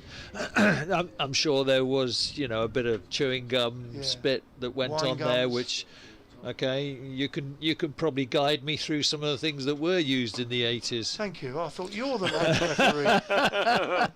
Well, I'm the match referee, but you're the bowler Am I trying in front, to am I in kid front me. of the match referee Trying to here? kid me. Tell me what you were using. We always felt Lipsall was quite good. Really? Okay. Yeah. In your 20 years that you just said of match referee, how many occasions would you have to take a bowler to one side and perhaps dish out a punishment or two for tampering? Well, no names, no pack drill. This is bowled this time by Shane Snater. Change of bowling is played out to backward point, no run. I mean, the one that gets me all the time is my son. During COVID, there was only one person who was ever charged under my stewardship in COVID, and that was you him. did the home games. I did the home games, and he told one of the Pakistanis to go forth and multiply after he got him out, and so he was charged. Son, you better come and have it. Did you do that at home or in the office? This is played on the front foot with the keeper standing up, no run. It's all supposed to be done within 18 hours of the incident taking place, but he was threatening getting solicitors involved, and it's like, come on, Stuart, just sign the paperwork. It's only 1,500 quid. You've got that, in cash, surely. And he dragged it out, and eventually signed a bit of paper, but he still has a go at me for it. Snater on his way in, keeper standing up, slip in a gully, and this is played on the front foot up to mid on no run. Yeah, you must be incredibly proud. I've discussed a little bit of his career with you previously, privately, but you know. Well, you know similar feelings because your son's doing remarkably well as well. You're very proud. Not remarkably well, you brilliantly had a phenomenal. well. You played for England. I'd have given my right arm to play for England. I wouldn't have been a very good bowler with no right arm, but I would have loved to. You both have done it, which is quite incredible. As this ball is bowled and is played out into the offside, no run. So, from a father side, the emotions. You yourself played at that level, but you with the emotions of a father. I was incredibly proud. I was probably in a better position or a worse position because I could see some of the pitfalls, but he never saw any pitfalls. Yes. He just stepped over them and just continued to rise and get better and better and better, and the rest is history. 167 caps later. Snater bowls and good delivery, which he fields off his own bowling to complete the over 174 for 4. I know you've got guests to look after. You're welcome any time, and I know that you've always got people that you need to look after down in the committee room. But any time during the season, I'll be up here. Always happy to see you, and we'll get you on and have a chat. Brilliant. Many thanks for coming up. Great Thank reaction. You. The listeners have Thanks, enjoyed it. Dave. Terrific. Fabulous. Thanks, Dave. Really enjoyed being up here, and sure, I will come back and bother you again if the need be. And it's good to see my old mate Toppers as well. Indeed. And thank Richard Stevenson, because he's sort of the go-between, and I genuinely appreciate it, because if anybody wanders into the committee room that's remotely interesting to talk to, yes. Richard will say, come up and have a word with Dave. So we really appreciate it. People like you guys bring this programme alive as Harmer bowls a decent ball and drags Haynes forward. I'm sure there's an answer to that, Toppers, but I won't go there. Good man. Thank you, Chris. Thank you, Chris. Lovely to see him there. Cheers, matey. Thank you very much. Thanks, boss. Appreciate it. As this one's worked away on the leg side.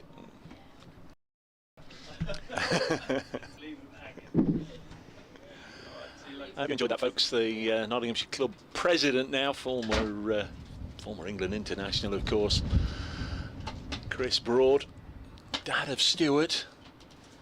We've had Broad in the box from the last 2 matches. Stuart came up for the last match of last year, the game where the far end, the pavilion end, was named in his honour. Came up and spent some time with us, and now Chris here as Harmer bowls and it's defended.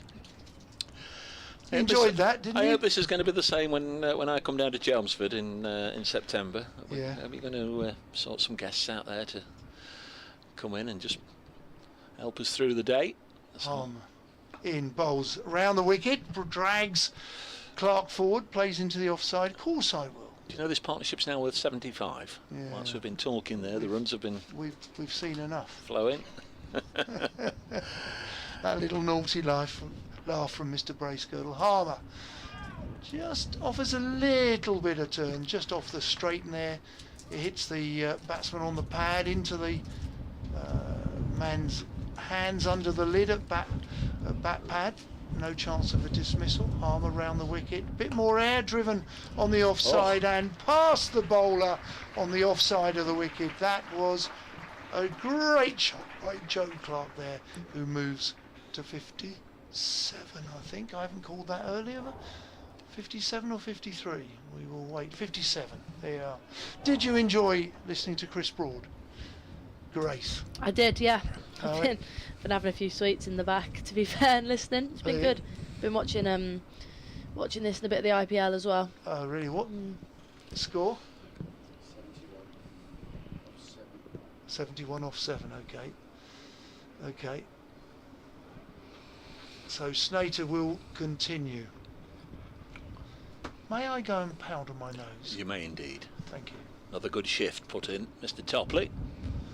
All these people wandering in, Grace, that we can sort of talk about little anecdotes before you were born, but I'm sure many of our listeners will remember Chris Broad, who was a fabulous cricketer, county level, good enough to play for England many times, and as we've been hearing, 6 centuries. Snater in and bowls and bringing Haynes forward in defence. Have you been impressed with Jack Haynes here? I have indeed. I have. He has impressed me. Probably 3 or 4, no more than that, but maybe seen him 3 or 4 times live in the flesh batting. He has impressed me on those occasions in the past, and certainly not been disappointed. He's 1 boundary away from a half century, and that'll be terrific for the young man if he can get 50 or more. Snater in again, bowls, and that is back for length and just pushed at by Haynes. Fielded by the pads of Kushi. Yeah, it's ridiculous, isn't it? I don't know how we didn't notice that before someone pointed it out, but there you go, not being very diligent clearly. But yeah, he's had them on all day, hasn't he? Yeah. They can't be comfy, surely. I wouldn't know, I haven't had my pads on for that long in years.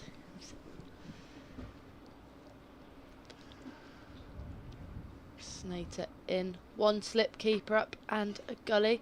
as he bowls, and this one's driven beautifully through the offside, and it should be the first 50 for Jack Haynes. It is, as that races his way to the Smith Cooper stand. 50 on debut for Nottinghamshire then by Jack Haynes. 93 minutes, 79 balls, 7 fours and 1 6. Well battered, Jack Haynes. Yeah, terrific stuff. Hour and a half at the crease, and he's really, really impressed. So there's a few more. There'll certainly be a few more 50s for him, but there's a few more in this innings. Terrific knot from Jack Haynes. Notts now trail by just 70 runs. Snater is in again to Haynes, and this is a better delivery. Just got 2 forward the last one. This one hits a better length, and again Haynes could only defend in response.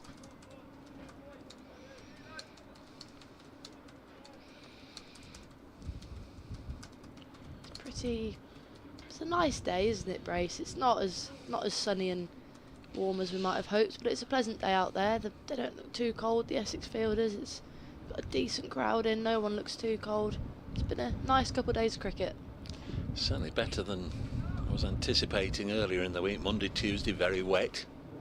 Media day Wednesday was wet, wasn't it? Yeah, it was. Snater's in again and straight and down the leg side, and Ruston does well to get across, standing up at the stumps. Yeah, media day was lots of waiting for the rain to stop and organise the photos and a bit of chaos, but it's always nice to all get together, both teams, before the start of the season. In your joint photo, Nottinghamshire and the Blaze, who did you stand between then? You were the rose between which 2 thorns, can you remember? I think Monty and I think it was Jack Haynes actually. I believe the Snater's in again, and good length again to end the over. Partnership just building up nicely now. Nottinghamshire 183 for 4 off 52 overs. I'll check that for you, but I do think it was Matt Montgomery and Jack Haynes, 2 batters. Yes, Notts have had a pretty decent afternoon. 183 for 4. It's 93 for 3 at lunch. Matthew Montgomery fell shortly afterwards, 100 for 4. That breeze keen up again. Tea will be at 4 o'clock, around about 22 minutes or so away. If Notts can get there, still only 4 down, they'll really be looking to go on and establish a lead by stumps tonight, which is still 47 overs away if we get them all in. Here's Simon Harmer round the wicket, bowls to Clark, plays it on the leg side. Haynes has caught Joe Clark up, hasn't he? I can't remember what Clark was on when Haynes came to the crease, but scoring at a much quicker rate. And there's a more established, more experienced partner. There's another run to Clark here, dropping this on the leg side out to Matt Critchley. Does the fielding. Looks like he's got a tail, doesn't he? He's got that towel tucked in the back of his trousers, and as he runs, it's like he's got a little tail, pin the tail on the donkey sort of stuff. 184 for 4, Notts trail by 69.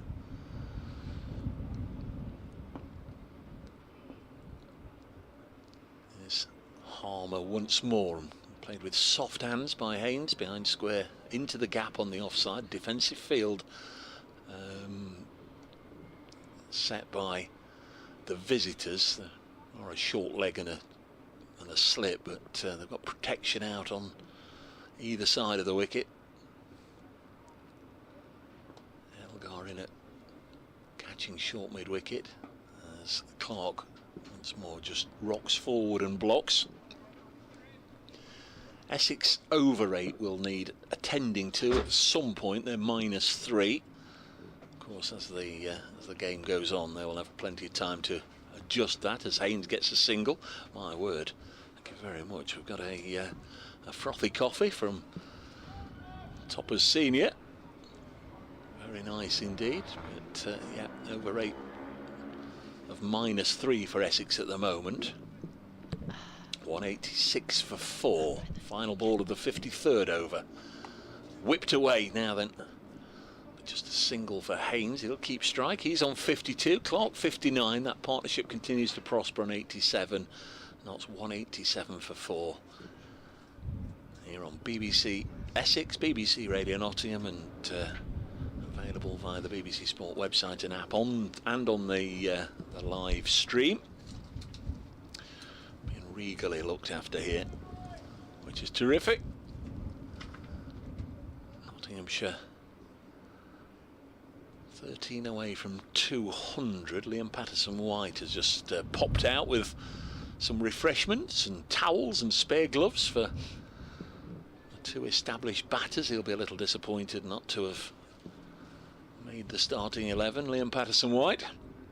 I'm sure his time will come. It's difficult though to squeeze in both Calvin Harrison and Liam Patterson-White into the same side. Absolutely, they've got a good, well-balanced side this year. I think they're looking exciting early on. It will be Snater to continue from the Stuart Broad end, and that's a good delivery once again. And Haynes defends. 187 for 4. Wickets going down at 33. That was Ben Duckett. 46. That was Ben Slater. 79 Asiba Mead. And then after lunch, Matthew Montgomery went with the score on 100.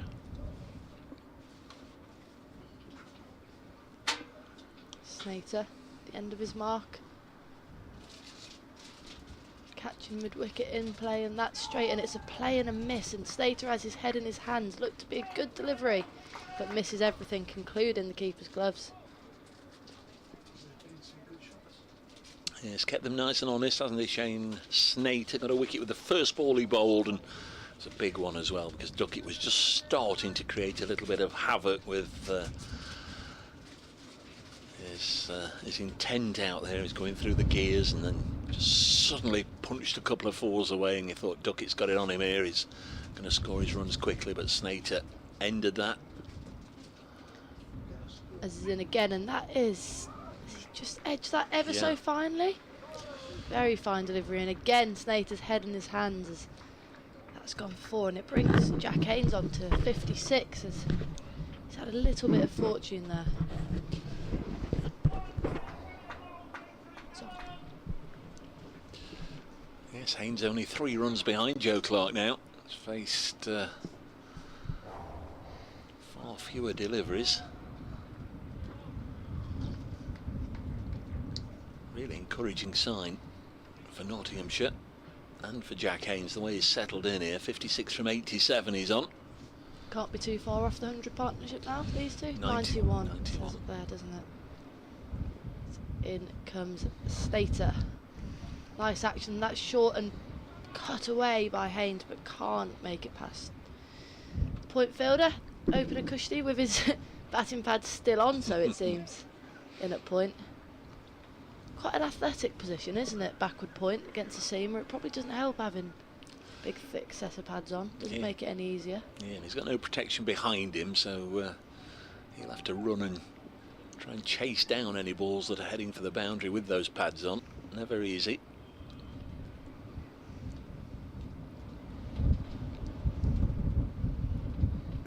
This is a full delivery by Slater, and again driven nicely by Haynes, but cannot beat the fielder on the offside. Very good through the offside today, Jack Haynes. Very blustery out there. We can see the Nottinghamshire flag above the pavilion, almost flying off the flagpole. A couple of sponsors' flags on top of the Hound Road stand as well. Can you imagine just one gust and they'd be away off towards the city centre.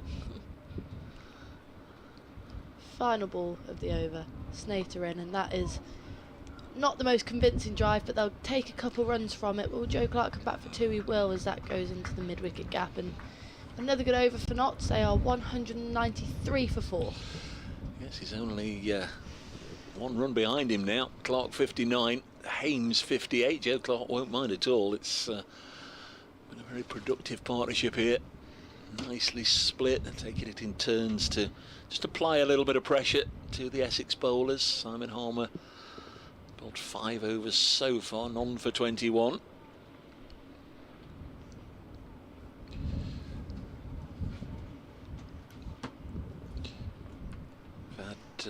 message in from Brian regarding Coochie's pads. Despite their over-the-knee aspect, they seem to be specialist fielding pads. They're worn under the trousers, very flexible. He can run or crouch easily in them. Welcome back. Trent Bridge is looking marvellous in the sunshine on the live feed. Best wishes, Brian. Thank you, Brian. Yeah, take on board everything he's saying there about the pads. These just look a little larger than any other normal ones that we do see the short leg fielders wear. In fact, he's just taken them off. He's gone out to the boundary edge and has just taken them off. So a sense there that perhaps Essex aren't going to require a short leg in the period up to tea. There's Harmer round the wicket, bowls to Joe Clark. Just this on the leg side. Is this your over? It's yours. Is it? What you got, Don? You got emails over there you're looking at? Just reading. I'll come back to you in a second because Simon Harmer, wearing squad number 11, past umpire O'Shaughnessy and then fields off his own bowling as Clark looks to play in the V. There's a deepish mid on, Paul Walter. Deepish mid off, the skipper Tom Westley. Similar thread. Next delivery from Harmer, bowls and defended. Most enjoying the chat with Kevin Shine this morning and Chris Broad this afternoon, which is always nice to hear. Harmer once more. Bowls tossed up there and worked away square of the wicket, but nicely fielded. There's no run.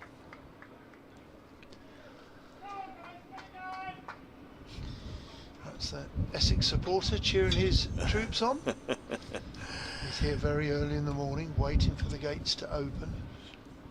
Next ball is defended. Good over this so far from Harmer. One ball left. We're, I would imagine, very close to half-time in the football matches, so there'll be another update for Radio Nottingham to come before too long. Harmer bowls. Again, Joe Clark happy to play it on the leg side. So a maiden for Simon Harmer. 6 overs, 2 maidens, none for 21. And it'll be back upon Jack Haynes to see what he can do. Scored, looked very impressive. Scored quite a percentage of his runs on the offside. Played some nice shots. I'll go home with Haynes's offside shots in my memory. I will. Will you really? I know, yeah, he's made an impression on me. How watchful Dean Elgar was. I thought Cox looked good as well. Sam Cooks bowled quite nicely throughout the day. Essex need a couple of wickets to stay in this game. They won't really want to give Nottinghamshire much of a lead. Nottinghamshire would love a lead here sometime tomorrow. Snater in again, right arm over, and that's a play and a miss. And I thought it had bowled him for a second, but once again it seemed to miss everything. And could have been bowled, could have been stumped, putting the bails back on. Snater certainly keeping the pressure on the two batters here as they build a partnership. There's been a couple of plays of misses in the last couple of overs. He's looked aggressive today. Enjoyed his bowling from both ends. This game's going to be set up nicely, whatever, going in today's 3 and 4.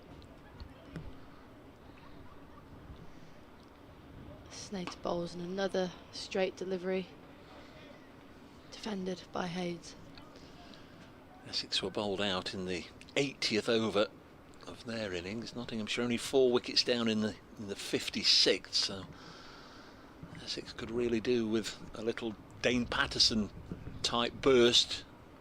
Twice yesterday, one brought 2, didn't it, either side of breaks. It was the late afternoon and then the first part of the post-tea session. Patterson twice got 2 wickets in quick succession.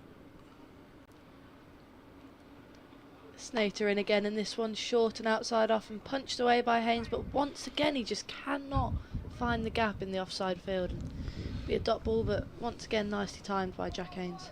Did you have much correspondence reference the interview with Chris Broad? Yeah, a number of people saying how Did much they enjoyed it. The president, very smart, wasn't he? Very looks well. Snatty shirt and Nottinghamshire blazer with the county crest on. Snater in, and this one left outside the off stump. Did you notice he was wearing his England lapel badge? Yeah, of course. Yeah. They all got presented England lapel badges, of which many of them wear it persistently and proudly, and rightly so. Quite rightly, yeah. God, I'd have loved to have got one.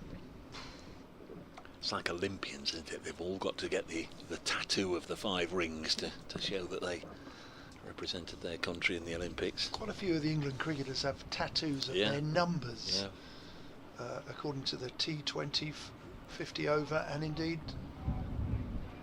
Test match. Yeah, or the 3 lions or something. I think Flintoff and Peterson. They've got fairly extensive, flourishing tattoos. People often ask me, actually, about Reece, about Test matches. He has his T20 number, his ODI number. That's what, a tattoo? Tattoo. Yeah. And he has left a space for his Test match number. One day. Plenty of tattoos, hasn't he, Reece? Yeah, too many. Zinkham Snater again, and a good length delivery kept out well by Haynes. Yeah, he's got a sleeve and a few more. He's not got an Essex "We Love You" crossed out with a Hampshire "We Love You" crossed out and then a Surrey "We Love You" crossed out. It's dangerous. It's a bit like putting girlfriend and wives as tattoos, isn't it? Just in case it doesn't see it through. Be an update for BBC Radio Nottingham. First of all, let's check in on the cricket.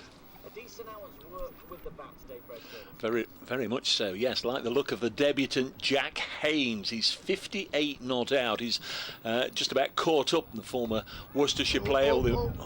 Very nearly a wicket there, but Haynes just mentioned his name and he popped one up in the air, but it fell between two Essex fielders. Haynes is 58. Joe Clark with him, more subdued knock from Clark, is on 59. But Nottinghamshire, as we get within 5 minutes or so of tea, are now within 60 runs of that Essex first innings total.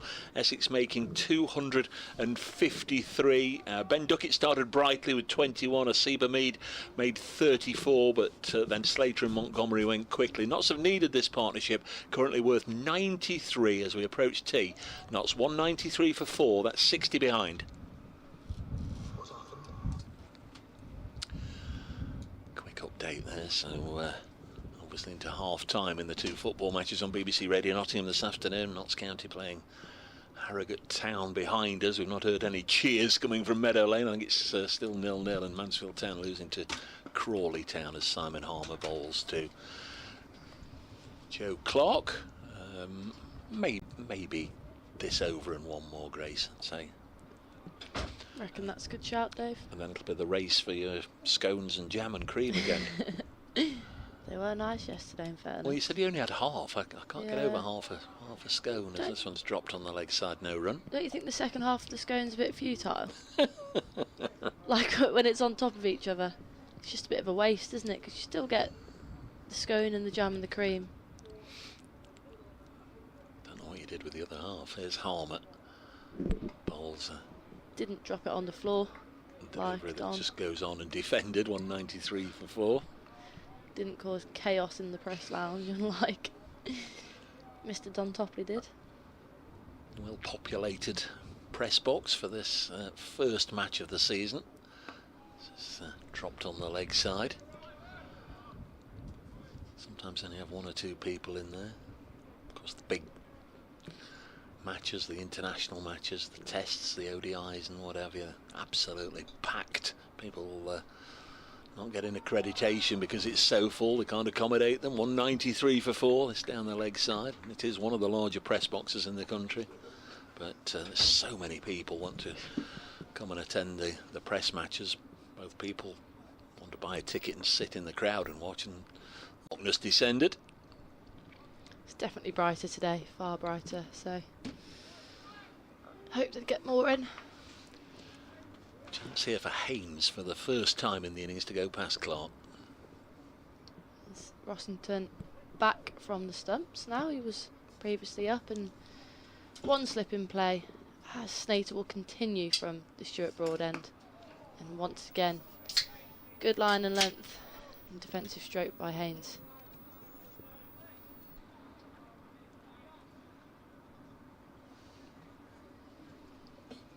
See all the footsteps, can't you, at either end where the bowlers have run in. There's been a lot of rain falling on the Trent Bridge outfield over the last few weeks and months. A lot of moisture being brought up to the surface every time somebody runs in.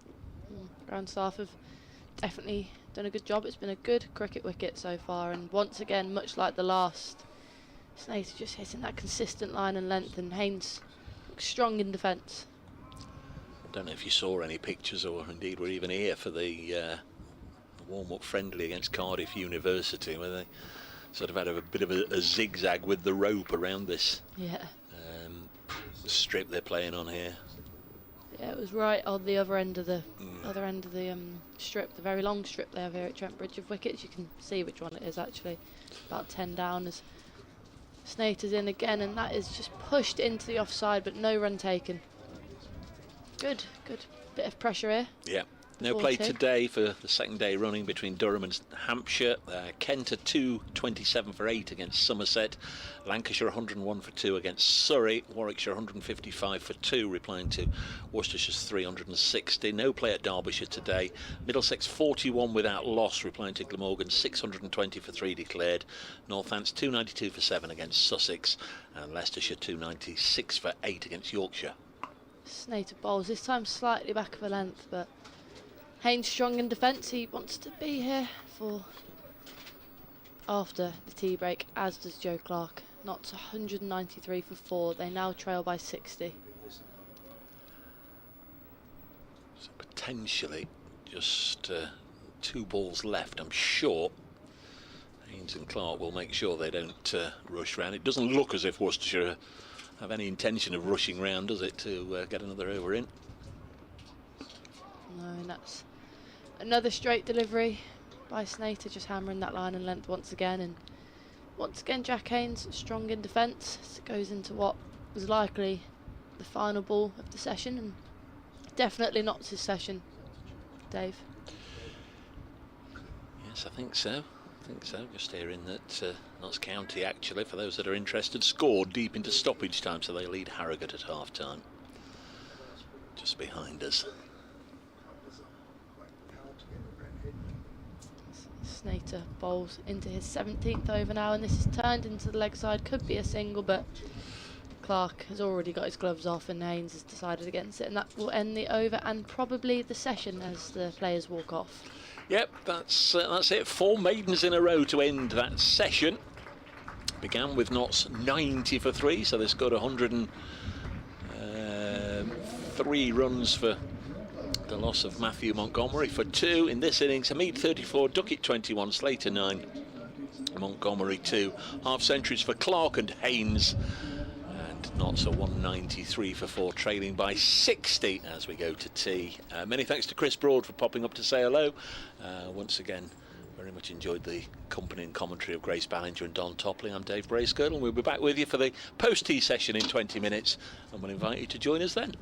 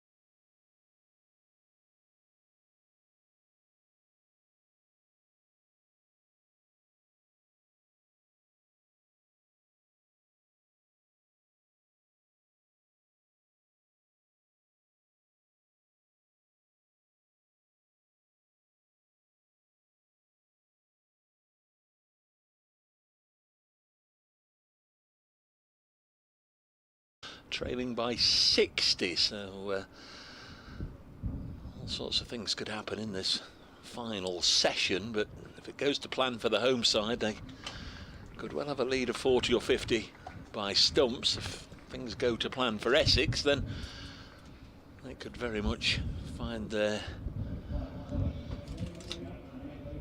bowling efforts are rewarded, and I could end the day just about on parity once again.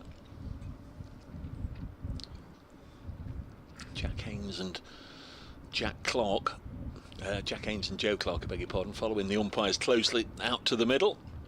Essex have had a bit of a huddle. They've had 20 minutes together in the dressing room, but come out onto the outfield have to have another huddle. I'm Dave Bracegirdle. Don Topley from BBC Essex is with me. Grace Ballinger, the Blaze fast bowler, is here with us.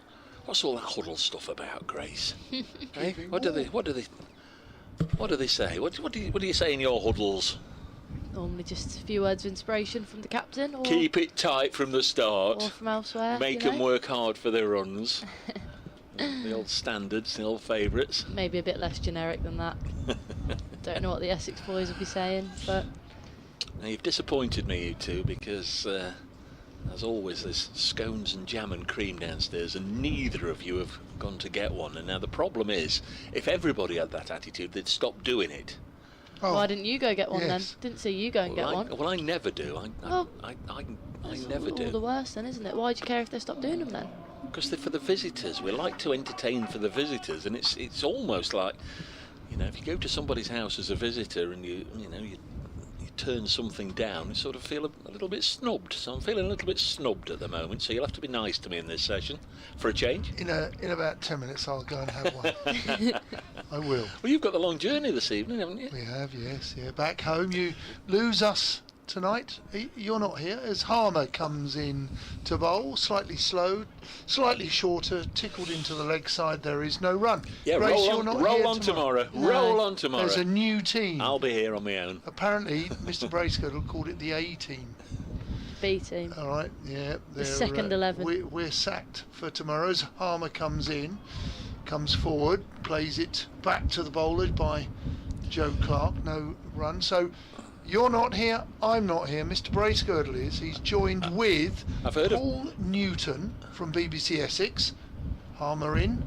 Little bit more air, driven back to Harmer on his follow through. And with Mr. Bracegirdle and Mr. Newton will be Lucy Hyam from the Blaze. I've heard of people doing a 3-day week and being ridiculed for it, but you two doing a 2-day week. Harmer in. This is short. He's played it on its length. It's just slightly shorter. Gives himself a bit of room and tucks it in to the offside, the short offside boundary for 4. Joe Clark moves to 63 or 67. That's a good 63. That's a good shot there. He's picked up the length very quickly, as all good quality batsmen do. Harmer round the wicket again. A slip and a short mid wicket, and this is played into the short mid wicket where there is no run. Essex are very aware that at tea they had a lead of just 60, but there's 6 wickets left to build their lead for Nottinghamshire. This is cut again, and this could go for 4. It's going to beat the man at third man, and there is, and that's 50, and also the 200, and the 5th wicket partnership of 101. So plenty of applause for the 200 run landmark for the Nottinghamshire, and the 5th wicket partnership of 101 from Jack Haynes, who's looked good, Joe Clark, who looked very good at the start. Well, the runs have come from the contribution of 58 from Haynes and 30 odd from Joe Clark. So the sun is out. It's incredibly blustery here at Trent Bridge, but the sun is out and it's nice and bright, and you've got the white seating here which helps create the brightness. Sam Cook to start another spell post tea. Lucy, Grace, are you doing this one? Yeah, go on. I will. Get Sam a wicket. Cook's in and on the money straight away, and once again, as he has been all day today, Jack Haynes strong in his defence on the front foot. Just the one slip in play now, Simon Harmer. 11 on his back next to Adam Rossington.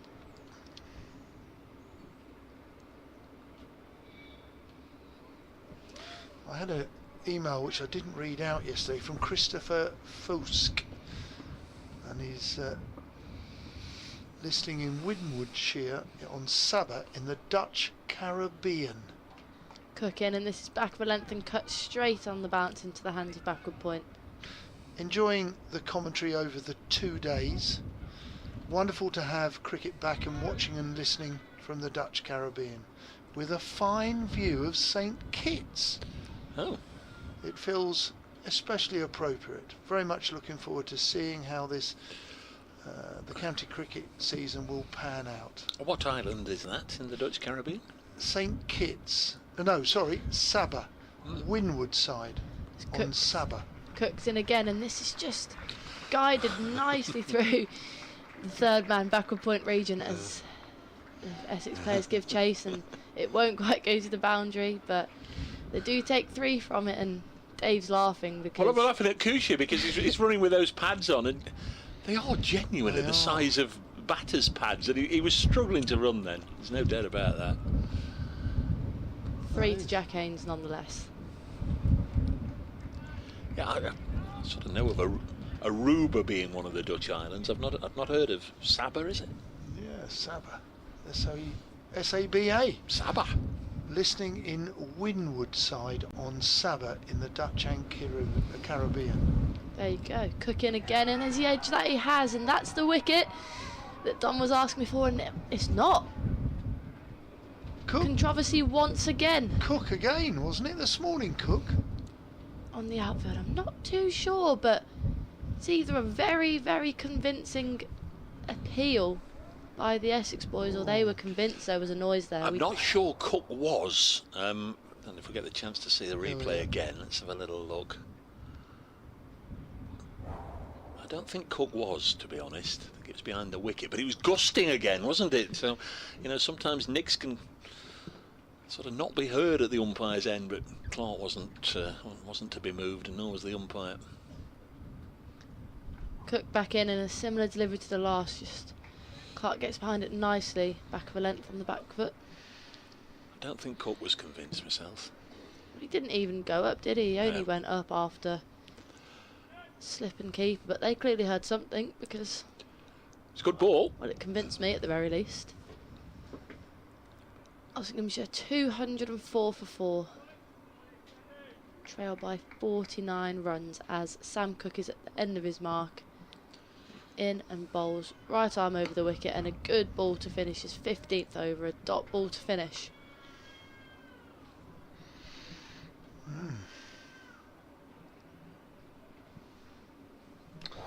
Well, we asked you to get Essex a wicket. You very nearly did. Thought I did for a second. And Nottinghamshire have moved on to 204 for 4. So not far away from Essex. They'll be certainly, if they're not bowled out, which doesn't sound as if it's favourites for that to happen, but they could end up getting a small lead tonight over Essex. A lot of overs, Don. 39 if we get them in. Yeah. This could flip back the other way very, very quickly. We've seen Harmer get wickets in clusters many times over the years. He's in, round the wicket to Haynes. Haynes comes down the wicket. He doesn't go through with a shot. He almost plays it or kicks it into the leg side. There is no run. Only one slip. I think it's Elgar on the drive. Harmer round the wicket to Haynes. Haynes plays the ball softly with the full face of the bat, really allows the ball to hit the bat rather than the bat at the ball defensively. Goes back eventually to the bowler. In comes Harmer. Harmer a little bit quicker. Same response for the former Worcestershire batsman, who allows the ball to come to the bat. Plays it with soft hands. Harmer again bowls, gives it a bit more air, And he does slightly open the face, but it catches an inside edge and goes in to the leg side, and deep mid wicket comes in and allows them to get the single. They rotate. Clark on strike, score 205 for 4. Listening to BBC Essex, BBC Radio Nottingham. Dave Bracegirdle, Grace Ballinger and Don Topley. Harmer, what can he conjure up? He bowls round the wicket, nice and straight, tickled round into the leg side, no run. There's a man at 45 saving 1, there's a square leg just behind saving 1, a deep mid wicket, 10 yards in, a short mid wicket, fairly straight, and a long on. This time played off the back foot a little bit quicker. End of Harmer's over, played into the leg side, 205 for 4. It was interesting, I don't know if Grace heard at the back of the box, and you may be aware, you may not be aware of Don's catch in a test match when he came on as the substitute. I didn't realise until they spoke then that he was on the field as the substitute for Chris Broad, who'd gone off injured. That's quite extraordinary, isn't it? That, yeah, it is. We could bring up a subject and that links them from, what year was it, Don? 84. So 40 years ago.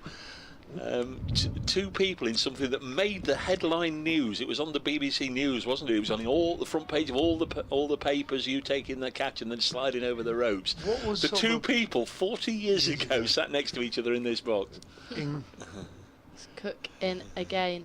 That's a good delivery, and it's well played into leg side by Haynes, but Paul Walter stops it in mid wicket. I've asked Mr. Broad if he'd like to have a reunion, just the two of us, on July the 4th. For 40 to mark years. the 40 years. Is that what it was? Independence Day as well? No, I'm joking. 40 years ago, I didn't realise it was 40 years ago. Grace, the amazing thing was, this is true, I was selling scorecards on the Grace Gate early in the morning. Yeah? Yeah. Expecting to have a quiet day as Cook bowls cut out to backward point, no run. And I phoned my father up, who was a naval man, on a Saturday, and in those days test cricket was on grandstand on a Saturday, and my father was watching, and he would go and have a tot of rum in the morning. Maybe a weekend he'd have 2. Naval man.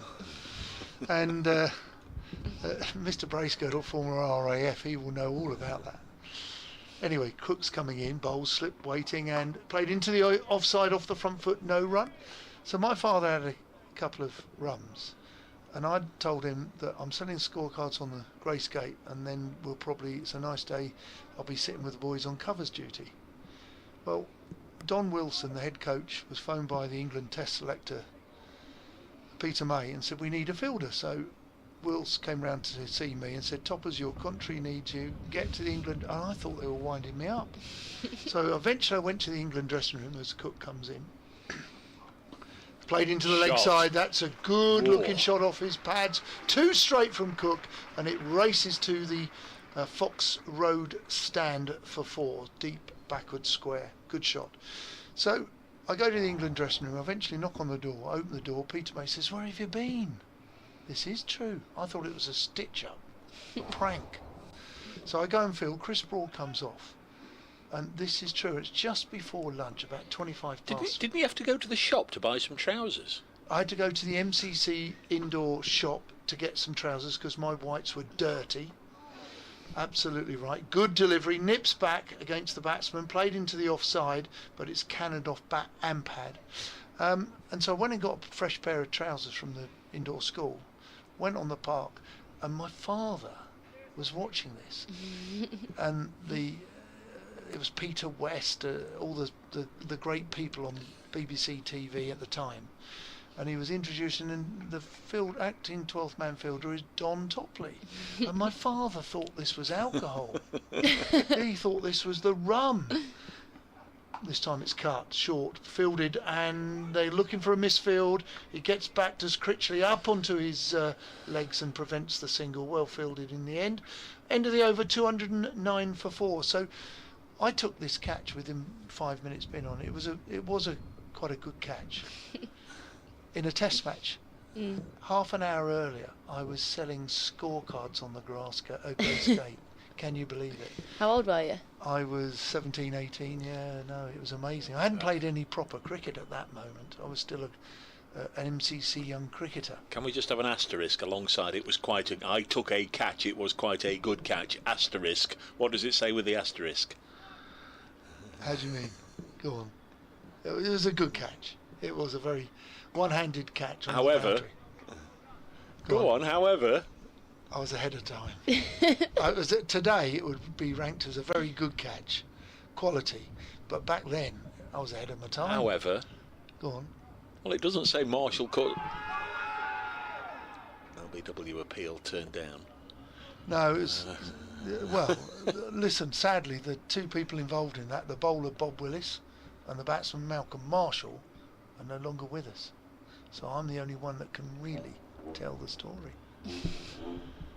I don't know where you're going, Brace. Well, what does it say on the scorecard? Oh, we lost by a lot. We lost by. No, that particular Malcolm Marshall.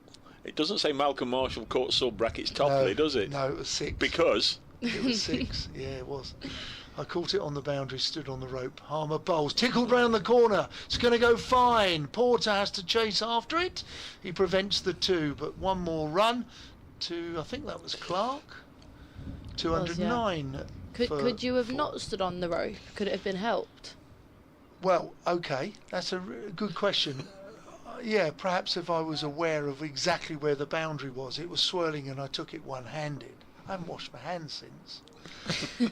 Harmer bowls, played into the leg side no run. And what was interesting, in the 1984 series, which was a whitewash, we lost 5-0. We actually did all right until that last day at Lord's.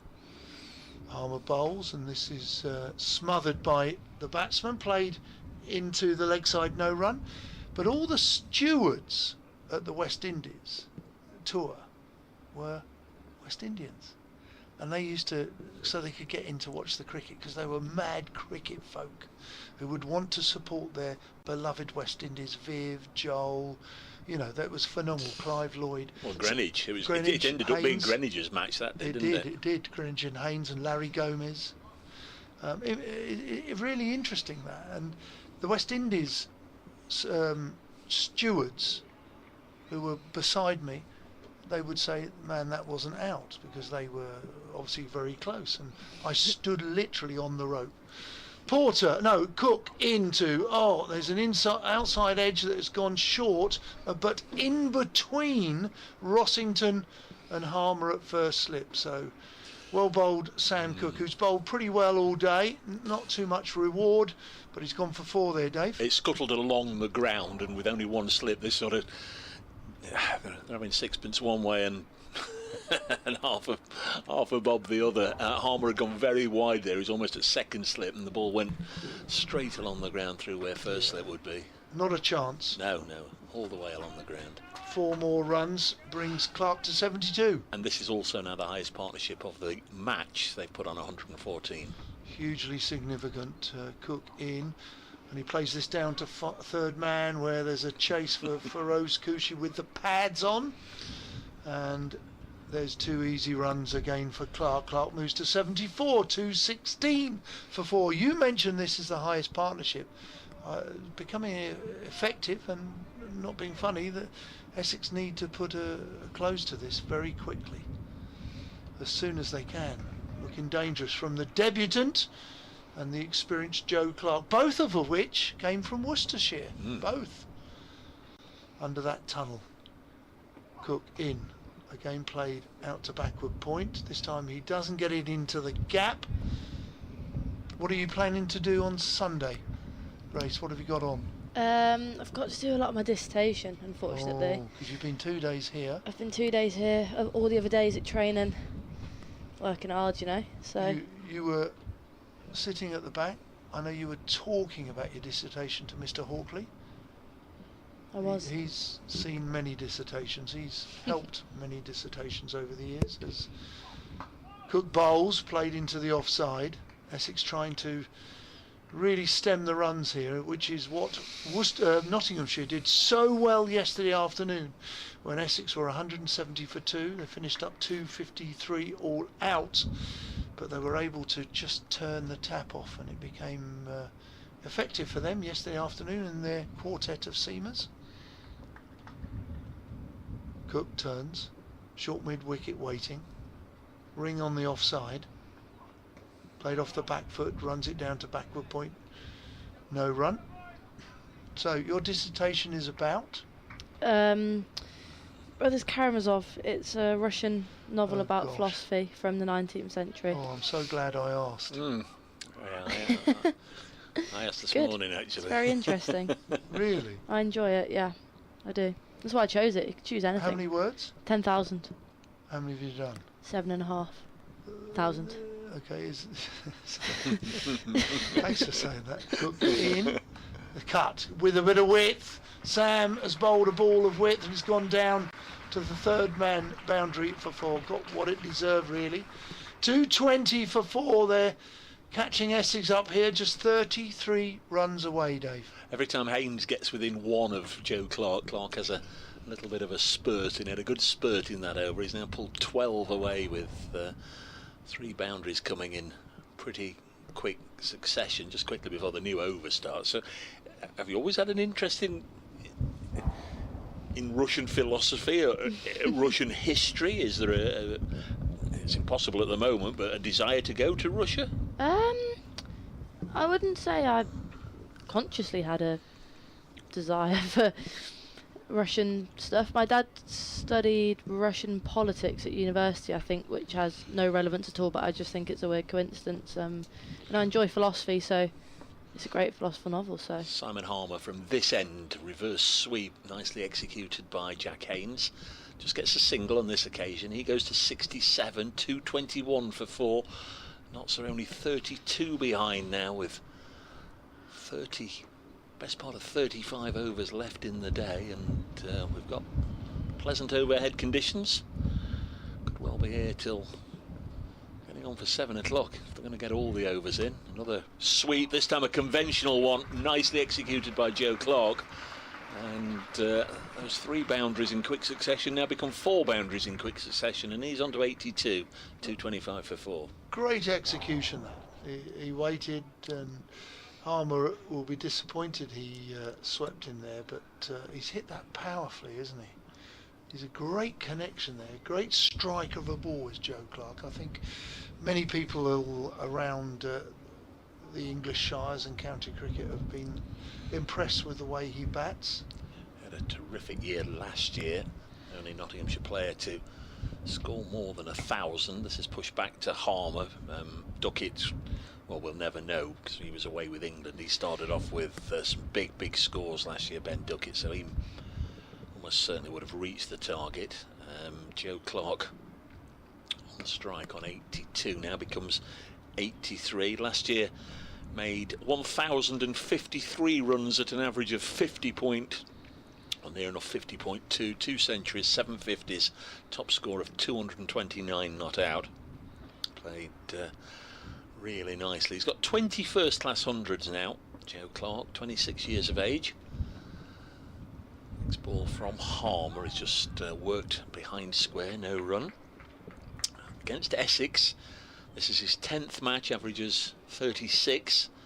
Just the 1 century that's come against Essex, 350s before this one.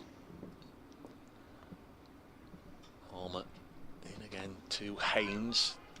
Pushed it into the offside, and there's no run. His dad, Gavin Haynes. Yes, I remember played against him a lot. I have to have a little look. In Nottinghamshire's history, their entire history, they've only ever played in 1 tied first class match, Nottinghamshire, and it was against Worcestershire, I think 1993. I'll try and pull it up, and there's something in the back of my mind that Gavin Haynes played in that one. See if we can find it as we He was a very effective one-day cricketer, Gavin Haynes. If I remember rightly, sort of had a slightly different bowling action, middle order batter. They had 2 of those kind of chaps in Stuart Lampitt and Gavin Haynes. No, he didn't play in that tie. He didn't play. It was in 1993. Let's have a look when he would have played. Gavin Haynes. I've got a bowling change. There was just a tannoy announcement there. Yeah, Porter's coming back. Yeah. We'll have a look at Gavin Haynes another time. Well, you have a look. I'll commentate on this over. Kohli got 100 this afternoon. Be interested to see if RCB can defend 183 against Joss Buttler. Porter's in, and Porter bowls a fairly straight delivery, which was offered a bit more bottom hand by Joe Clark, who plays it up to mid on, no run, 226 for 4. Sun's still out, breezy. A little bit more cloud coming in from the west, but we're okay. Anik Atreides has been in touch, saying it's a good book, and he's sent a copy of or a photograph of Dostoevsky's The Brothers Porter bowls. It's played into the leg side, no run. How do you say it? Karamazov on his bookshelf, and says it's a good book, well worth a read next time you have a rain delay. I'm sure I speak for all Notts fans when I say I'd like a dissertation from you by the end of the season. There we are, Grace. It's sent to me, but I'm sure he means you. You've written 7,500, 2,500 to go. I mean, is 10,000 the right? Can you do 12,000? 9 to 11,000, anywhere between. Okay, so are you looking to do 11? Porter in, bowls. This is clipped off the legs. It goes out to mid wicket, and it beats the man a deep square leg. So 4 more runs. Leg stump half volley for that. Well done. Indeed, Joe Clark. You know I'm an idiot, so I'm going to ask an idiot question. What is a dissertation? So you've got a book and you've written 10,000, you're going to write 10,000 words upon what? Your interpretation of what Dostoevsky means, or are you just cutting and pasting large chunks of verse out of the book? Or? No, definitely not. So what is a dissertation? Porter in, bowls a very good ball on the stumps, comes forward and has to play it back to the bowler, no run. But I'll tell you what mine's on. I don't think it would interest many people, but it interests me. So mine's 3 chapters really, and it's on it's on religion really, how religion's philosophised, how that can be problematic, and how overall Dostoevsky argues for the conclusive ascendancy of virtue. That's my 3 chapters. Thanks, Grace. Gosh, relevant probably years ago, and no more relevant than today with all the troubles around the world. This is it a no ball? Did I hear a no ball? No, it's just simply driven out to mid on for no run. Yeah. So the remaining words. Yep. You must have an idea where they're going to come from. Yeah. So I've written the 3 chapters, my first draft anyway, and then I've like annotated it all, so that needs a fair amount of changing. But then I just need to write the introduction and the conclusion. I'll write the conclusion first and the introduction last, and that'll probably take me to about 9,500 words, I imagine. Porter, slip waiting on his own. This is driven off the back foot, and that's a good looking shot. He's found the gap. It's going to run away for 4 to the hover cover at square third man. So look, it wasn't a bad 4-ball delivery, but it was a run scoring opportunity which was played very nicely by Clark. He's moved to 91 and Haynes on 67. Haynes to face. Nottinghamshire 234 for 4, and they're just 19 runs away from Essex's 253 all out. And listen, in the commentary box, when someone gets close to 100, we normally let their microphone man. I know what you're trying to do here and jinx him, but don't say anything. He's on 91. Don't jinx him. Commentary etiquette. Right. So if you do the commentary, but if he's close to 100, Dave will take over. Harmer. Harmer's in, and that's wide outside off and cut away by Haynes, and that should race away for 4. Just gone up a gear here, the Nottinghamshire boys, and that brings Haynes on to 71 not out. Joe Clark at the other end, 91 not out. I'm interested with Harmer. He's bowled around the wicket of the 2 right-handers quite a lot. I'm just wondering whether he should, He's been cut. They're quite happy to stay leg side should he bowl over the wicket. And that one's been cut again. This time will only be a single. So if I was captain, I'd be walking up to him saying, look, I don't want you to be kept being cut. Can we bowl a little bit fuller and bowl over the wicket into the off stump area? I reckon if I was captain, I'd be taking him off, to be honest. It's Simon Harvey. Harsh take. I know it's best bowler, isn't he? But he's... Oh, look what he's doing. He's bowling over the wicket. He's obviously listening to us, isn't he? Not really. Bowling over the wicket. They're still happy to stay that side of the ball to try and open up the offside against an off spinner. And Harmer's in again, and Joe Clark down the track and pushes that nicely to mid-on for a single. Yeah, it's got fair play to him. It's not really a spinner's wicket, is it? An early April wicket. It's done a bit for the seamers, but I just think he's bowled a bit short. Yep, they've played him very well on that. They've picked up his length. They've played him on the back foot if they can. Nothing wrong with that at all. And Harmer waiting. A bit of change in the field. Harmer's on his way in. He bowls. Played out on the offside. No run.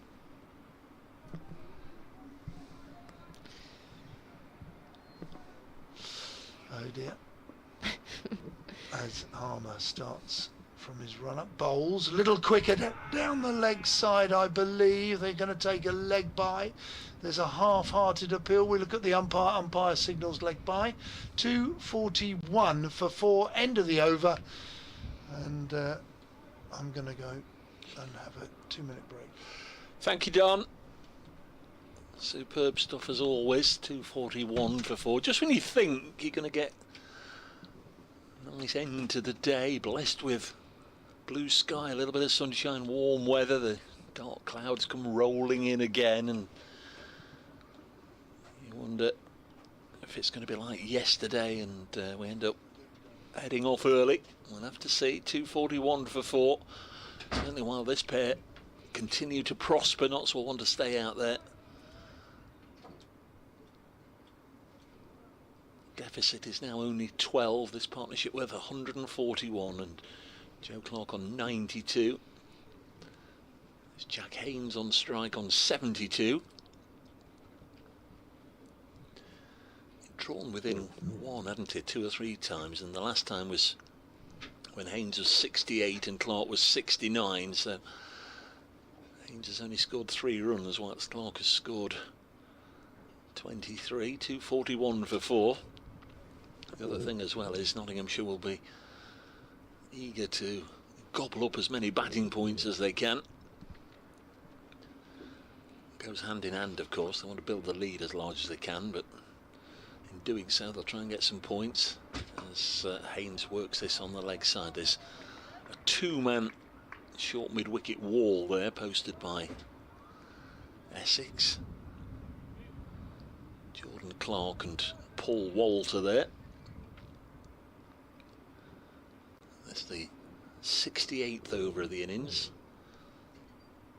so every likelihood that Essex will get the chance of a second new ball this evening. So I would imagine Porter won't bowl too many more as he comes in from the Stewart Broad end, and Haynes just gets his batting partner back on strike, just deflecting this square of the wicket on the leg side.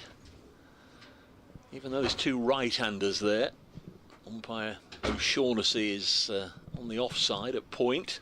It's not as if he's looking into the sunshine either, really. Yeah, strange decision that, actually.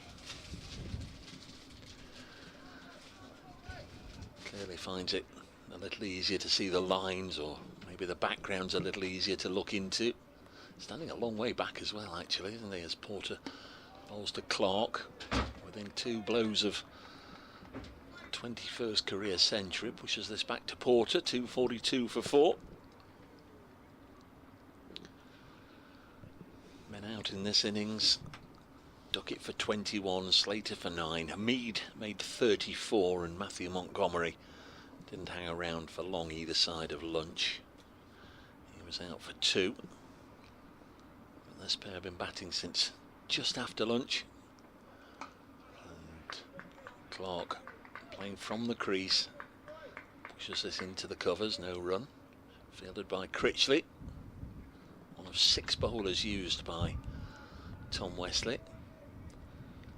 You'd imagine, Grace, wouldn't it, with just 12 overs away from a second new ball, that Porter will be whisked out of the attack after this one. I think so, wouldn't you? I mean, he'll definitely want to bowl with the new ball, and clouds coming over, it might be decent conditions for him too. Clark on 92, again happy just to bide his time. Maybe he's thinking the same, perhaps see Jamie Porter off, and whoever comes on to replace him might begin with a loosener that he can put away. Do you think he'll be nervous getting up to the turn? I reckon he's scored enough that he's not nervous. I don't think he'll be nervous, but I think he'll be watchful. Yeah, and keen to, you know, just make sure there's no mistakes, no errors. He make sure he gets these 8 runs.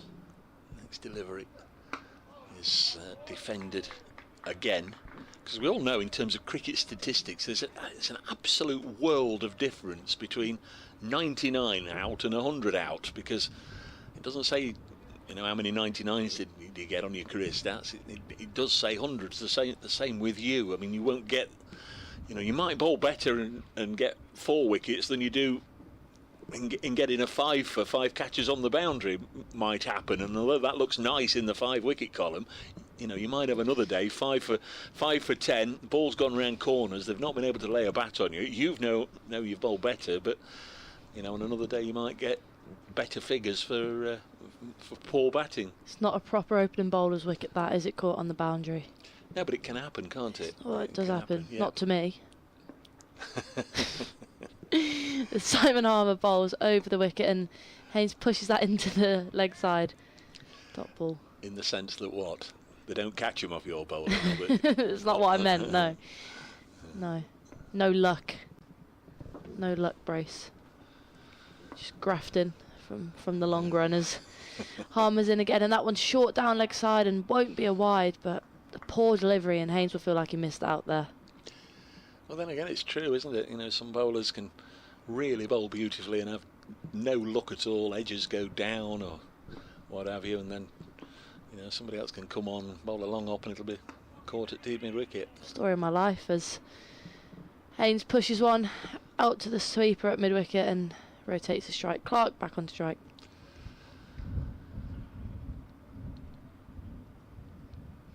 Things will turn. Ambitions for this season? Serious ambitions for this season? Win both competitions and be the top wicket taker in both of them. Would be ideal. As Harmer's in again, and this is swept away by Joe Clark and will race away for 4. Takes him on to 96. Really did execute that nicely. Yeah, no matter what Mr. Topley said, you're perfectly happy to guide Joe Clark over the line and to his milestone. As you were saying earlier, Kirsty Gordon-Waite skippering England A in the winter. As Harmer in again, and this time Joe Clark cuts it away onto the offside, and that will be his 21st first-class century. An excellent innings under pressure by Joe Clark. That's 100 runs off 173 deliveries. A huge moment for Clark. 16 fours, 1 6. Very, very well battered indeed, Joe Clark. It's that 227 minutes at the crease. Warm embrace from Jack Haynes. They've also put 150 on for that 5th wicket. But the bulk of that applause, indeed all of that applause, is for Joe Clark, starting the season in great form with 100. Yeah, fantastic, and watchfully defends that one back. Really impressive stuff from Joe Clark. He came in when there'd been a couple of quick wickets and the game was certainly in the balance, if not favoured towards Essex. So this partnership, you can't underestimate the importance of it between Jack Haynes and Joe Clark. Looks like there will be a bowling change, is it? No, there won't. That's another applause ripples around Trent Bridge. The new white ball captain, Joe Clark, alongside the debutant, Jack Haynes. terms of the score as well, Notts only trail by 2. They're not quite in the mire when this pair came together, but a lot of work still to be done. Jack Haynes would be looking to repeat Joe Clark's efforts and score a turn on debut, and that's a ball that looks like it's kept slightly low or just misjudged on length by Jack Haynes as he gets a bit trapped in the crease there, but a dot ball. Yes, Haynes now has got to, he's played very much for his partner over the last 20 minutes or so, got to just maintain focus and concentration, take what's there, what's on offer, not think about his own individual score here. Porter's in again and back of a length, and Haynes plays it straight back to mid-off. Yeah, Joe Clark 21 first class hundreds, that's now 8 for Nottinghamshire. It's also 8 here at Trent Bridge. A couple there for Worcestershire. 251 for 4. 2 mid-wickets in, close here for Jack Haynes as Porter bowls, and that's a good delivery. It's a front foot no ball. There's been a few of those today. Yeah, that puts the scores level as well. Jack Haynes has a bit of a stretch off, and Porter looks at the crease where his foot may have landed. Just dusting off a few cobwebs here, the seamers. There's been no balls from both sides over the last couple of games.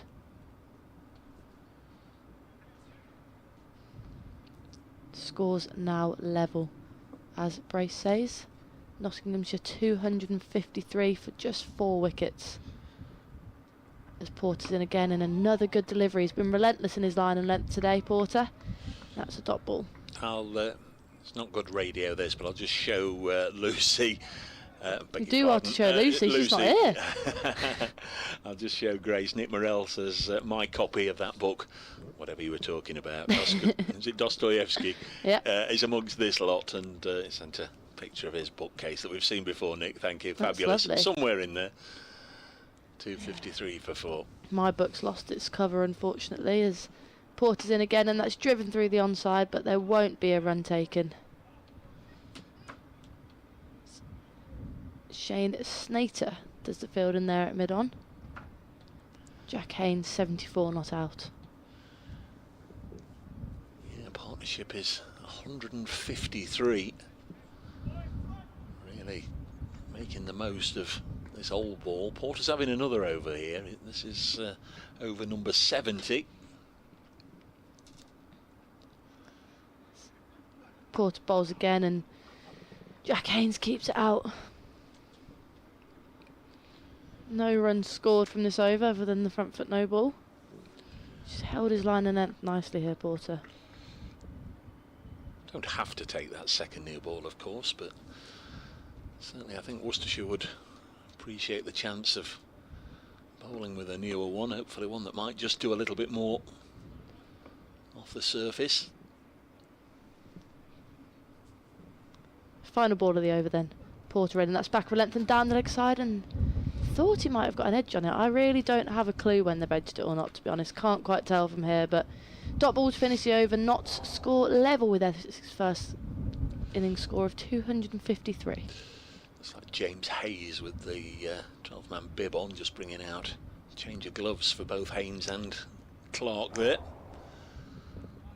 Jordan Cox, close-up of him there. I think he was doing something, I don't know if he flipped off and changed the bails over. That became a bit of a superstitious thing last year, didn't it? Changing the bails over. Stuart Broad did it a time or two. I think he was saying a little prayer for a wicket, which is not putting much faith in his bowlers if he's calling to God for a wicket, but whatever works for you. There you go, Jordan Cox. Essex 253 for 10, Nottinghamshire 253 for 4. Right now the home side with the better of this contest in the opening round of matches in this season's county championship. Simon Harmer to begin his 14th over, bowls a nice loopy slower delivery to Joe Clark, who's on an even 100, plays this on the leg side, there's no run. Harmer's figures none for 52 so far. So just going along at 4 and over. Notts have managed to keep that end column of Harmer nice and dry as Clark plays this out to Cushy for a single. And Notts have the lead. They lead by 1 run. And, as the fans slowly recognise the fact, there was just a bit of a smattering of applause, as if they just needed alerting to the fact. Don't think there's anybody nodded off today. There's Harmer in again. Little push and run from Haynes. And Joe Clark's going to get the headlines. He was Nottinghamshire's top batter in the county championship last year. They only want to get 1,000 runs, and he started this season in prime form. He's 101 not out. Had the dual responsibility, of course, in this game of keeping wicket as well. A couple of really good catches yesterday, but now his primary role with the bat executed absolutely to perfection. He's 100 and, well, he gets a single there to move on to 102. He's found a willing ally in Jack Haynes, another former Worcestershire player, only moved in the close season. Haynes on debut, there were bound to be nerves there, but certainly no signs of it. Haynes is 75 not out, and this pair have now added 155 for the 5th wicket for Nottinghamshire. It means that Notts have taken the lead just by 3 at the moment, but they've still got 6 wickets in hand. If the weather holds, still a lot of cricket left. 20 overs left in the day. Notts lead by 3 at 256 for 4. Thank you very much. Update to BBC Radio Nottingham's match day as Harmer ends the over with 1 down the leg side. But Rossington stops, doesn't take it cleanly, but no matter. No damage done. And we'll see if Porter's about to continue or if they are going to ring the changes. I think there's going to be a change. Is that Matt Critchley peeling off the sweater? So for the time being anyway, spin at both ends. And Essex have got to do something as well about the over rate. You know, potentially there would be a second innings for them to sort that out, but -3, they just want to bring that down to -2 or -1 very quickly if they could. Absolutely.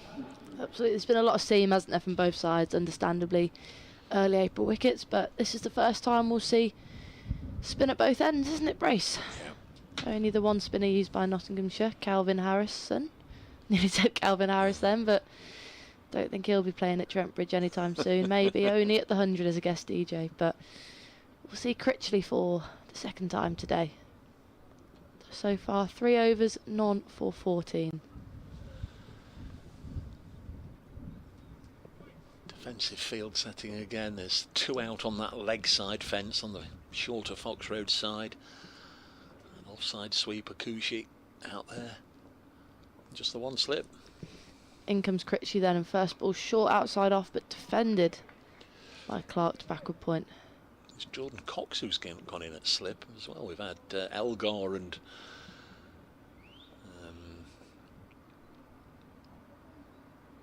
Critchley's in again, and another loosener in all honesty. He's probably got away with it there. It's back of a length, but he's got the field set for it. The cover sweeper out there is single is taken and brings Haynes onto strike. I was trying to think of the other slips we've had in there. We've had Elgar, we've had Harmer, of course we've had Critchley who's bowling, but now somebody different for the spinners. Jordan Cox has gone in there.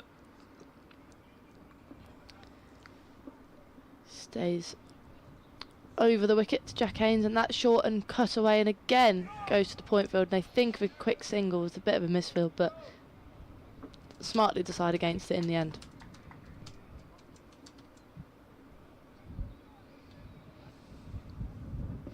Nottinghamshire lead by 4 runs now. And that one is an attempted ramp and a huge appeal by Critchley, but not given. He's peeling down the pitch in appeal, but centre might have been a bit bat involved, and the umpire does not give the signal for leg bye. First, almost bit of innovation, I think. We've seen a couple of reverse sweeps, haven't we? But he's gone for the ramp there, Jack Haynes, and it's a big gap there, so not a bad option with the length that Critchley's been bowling, as he goes in again and brings Clark forward in defence. Wonder what Lyndon James is thinking. I don't know, what do you reckon he's thinking? Critchley in again, and this one attempted to be cut, and it has just gone quite fine to third man. Should just be 1 run.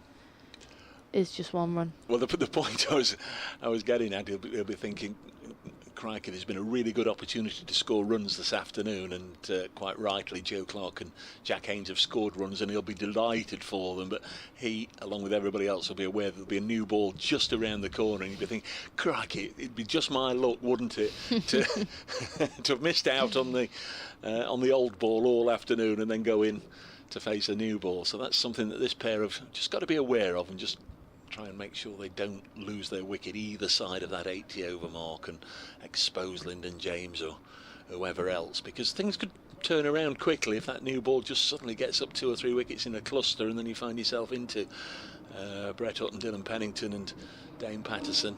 Nottinghamshire might just squander a position of strength, as Essex did yesterday. Absolutely great point, Dave. Thank you, Grace. I enjoyed that.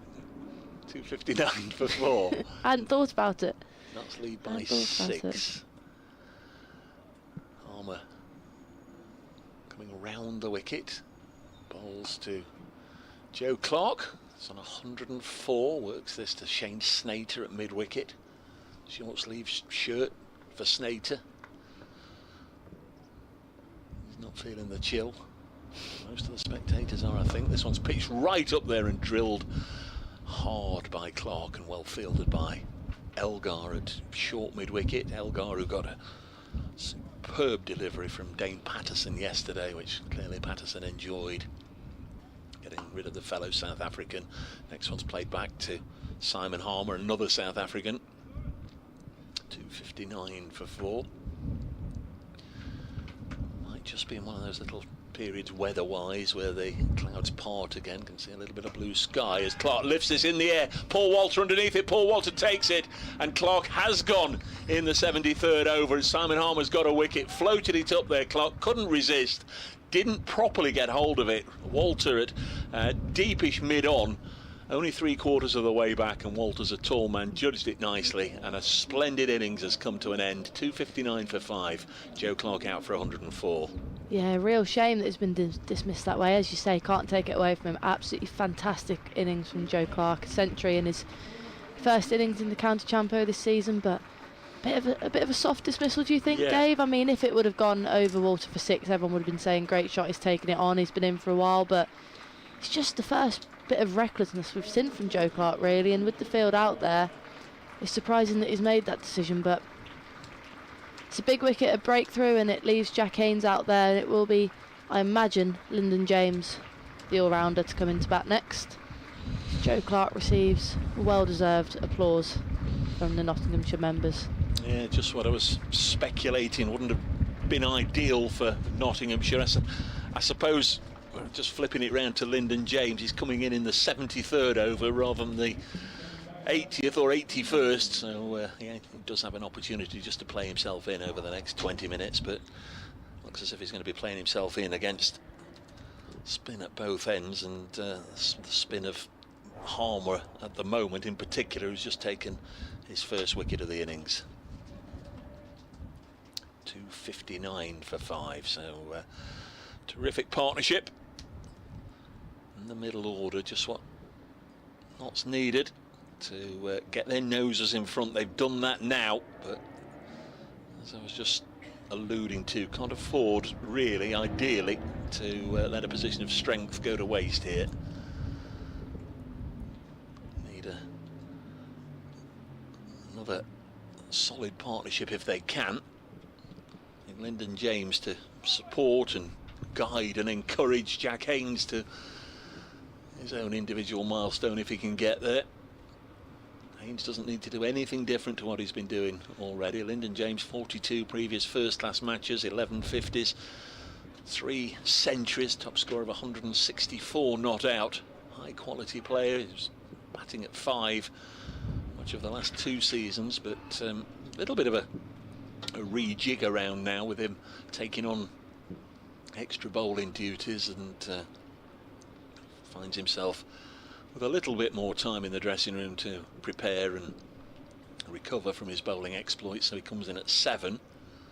2:59 for 5. Tall man, about to face his first ball, and a little push and run to mid-off. In comes the shy at the stumps, narrowly misses from Wesley.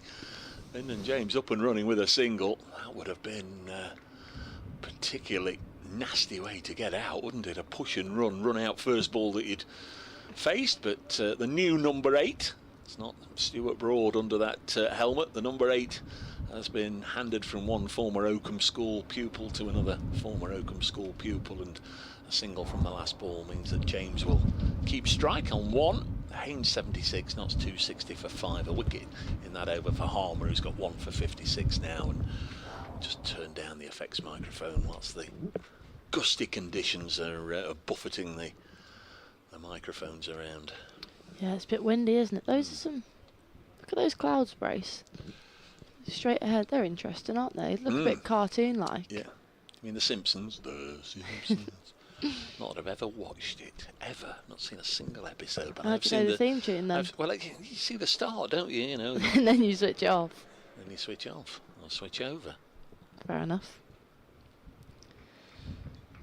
Moving very quickly. Wind's definitely up here at Trent Bridge, but it's been a nice couple of days for cricket, all things considered. Good spot from Nick Morrell that I hadn't noticed. I'll mention it in a second. Critchley in, and first ball faced by Lyndon James from Critchley, driven to cover. Nick says, great knock, but have you noticed how Clark taps his temple after a landmark as if to tell himself not to lose concentration, and then he quite often does anyway. I hadn't noticed that, Nick. It's in, and that's a bit of a loose shot from Lyndon James. He's tried to kind of drive it through the covers, ends up slicing it out to point, and they'll get 3 from it. Quite expansive early on from Lyndon James, but a ripple of applause nonetheless. Yeah, peculiar start to his innings. A push and run, he was nearly run out, and then, as you say, not entirely sure it was meant to go to deep backward square there. He's looking more to drive elegantly through the covers, and then had to run hard. Again, the pair of them to prevent another run out, but they get there. 263 for 5, Notts lead by 10. Brings Jack Haynes back onto strike, and this is a good delivery, turned into the gap on the leg side, and Haynes moves on to 77. The moment, Critchley being played far easier than Harmer. Critchley has gone for 21 runs from 4.5 overs here. He's in again, and this is driven nicely by Lyndon James, and it will just be a single out to the long boundary at the Smith Cooper stand.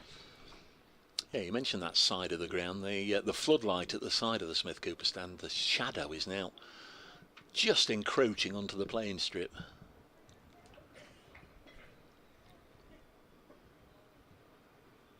Critchley in and brings forward Haynes nicely into defence. I've said it a couple of times, he's looked very strong there on the front foot in defence, Jack Haynes. I like the look of him here in his first outing for Nottinghamshire. Looks a good signing alongside with the other 2 Worcester boys, and that's pushed that by Haynes, but no run scored. Ends the over, Nottinghamshire 265 for 5. They lead by 12. Yes, hopefully Josh Tong won't be unavailable for selection for too long. Saw him with Kevin Shine this morning, have him in a bowl. So too Ollie Stone. If Notts could get those 2, and Luke Fletcher as well. Available for selection, and Toby Petman as well, who was in the squad for this game, so lots of potential fast bowling options. Nigel King says Joe was absolutely gutted when he walked off there. 265 for 5. Lyndon James on strike on 5. Here comes Harmer. Bowls, and James happy to block this first ball. Notts lead by 12. Here on BBC Radio Nottingham, BBC Essex. Harmer in again. Lyndon James goes back to cut. Beaten, and Adam Rossington, just for the sake of doing it, whips off a bail. James hadn't lifted his back foot. Harmer in again, bowls to him, and this time a solid forward defensive push back to the bowler. Notts with a Points advantage of 4-2 at the moment in this game. Looking to capitalise on that and get some more batting points if they possibly can, as James works it to Edgar at mid-wicket. No run. 265 for 5 it remains.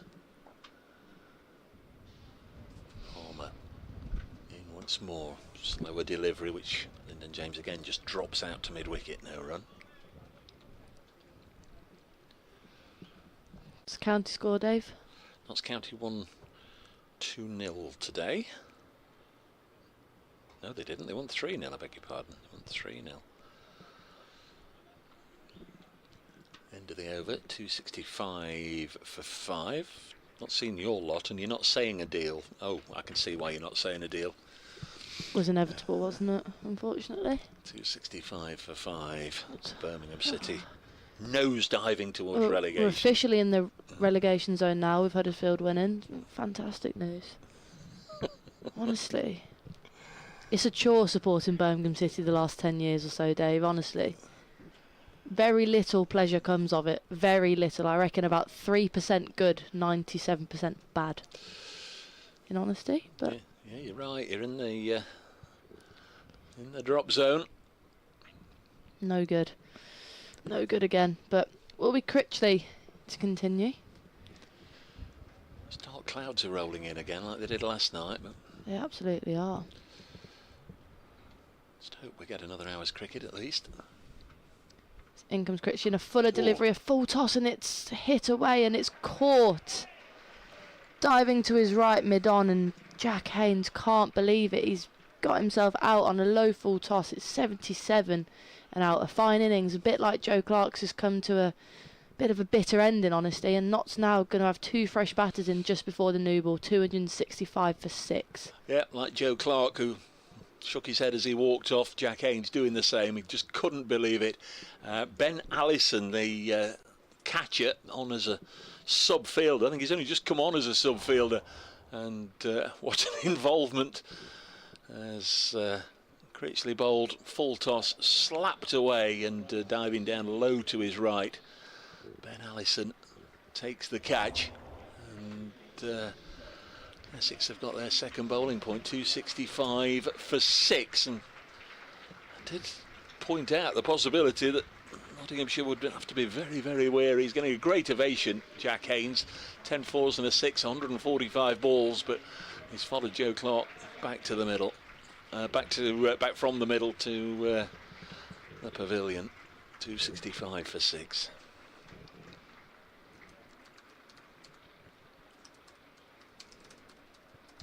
Should be Calvin Harrison walking out to bat. It will be.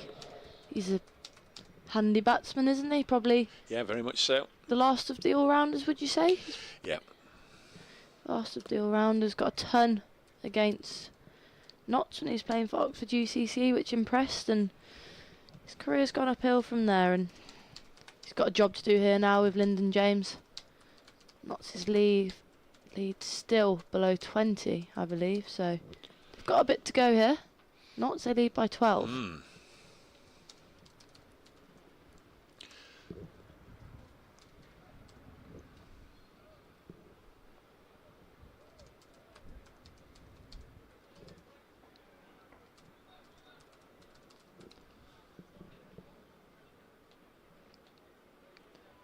Yes, Essex went a long old time from just after lunch until deep into this final session before getting a wicket, and then typically one brings 2, an old cricket saying.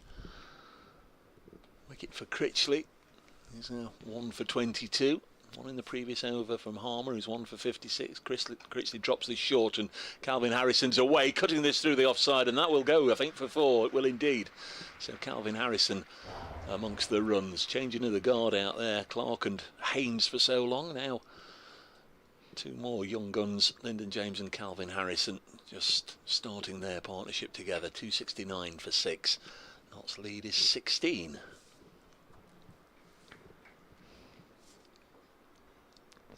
Critchley back in again, and that's short again, and this time a bit straighter, and Harrison can't quite get that one away. Sorry, I pinched a ball of your over, didn't I? I'll let you off. let it slide this time. Not to lead by 16 then. Critchley in and again back the length and bit like the last, punched away, but this time there's cover out there and it will be a single. Yeah, leg spinner to leg spinner. If Calvin Harrison got out to Matt Critchley, he'd be disappointed, wouldn't it? Should expect to know what to look out for with the different variations, you'd imagine. Brings Lyndon James back onto strike.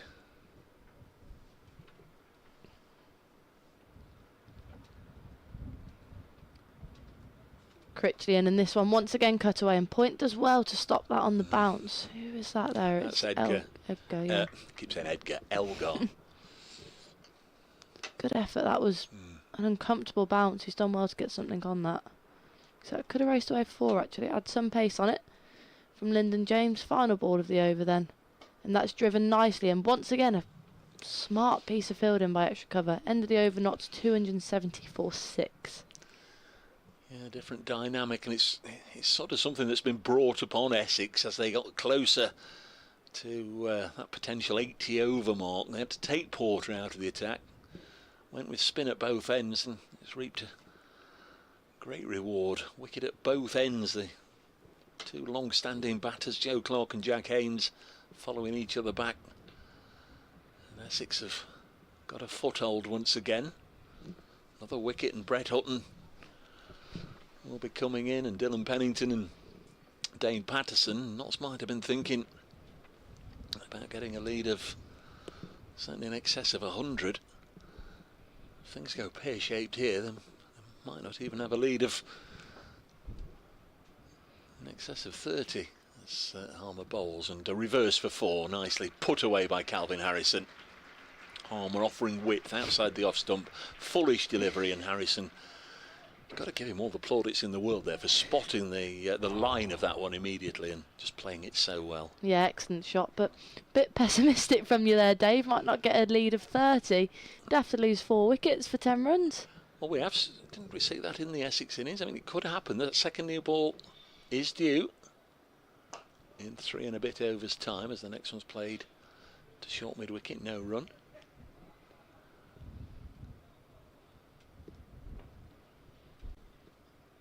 Next delivery on its way now from Harmer, bowls and defended. As we know with cricket, all things are possible. And also, I've seen enough games to know that you can go hours and hours and hours without seeing a wicket, and then there can be a whole cluster go down at once. Next ball is defended deep in his crease by Calvin Harrison, who's on 9. Lyndon James has 5. Clearly the Nottinghamshire dressing room, indeed the Nottinghamshire members and supporters, would feel it's a lost opportunity here if they don't build a substantial lead as Harrison defends. But right now Essex maybe 1 wicket away from having this game right in the balance. Harmer with the sunglasses on. It's not a day for sunglasses, but he's got them on as usual. Comes in and bowls and hop and a skip down the track by Calvin Harrison. Defends it, 274 for 6. That's 77 overs gone. That's where we were overnight, isn't it? With Essex resuming this morning on 244 for 9 after 77 overs of their innings. Making up time today. We should play 104 overs in total, although we lost 2 for the change of innings. The end of the Essex first innings. 2 were chalked off, so we should get 102 overs in if we go all the way, and that's 22 overs still to go.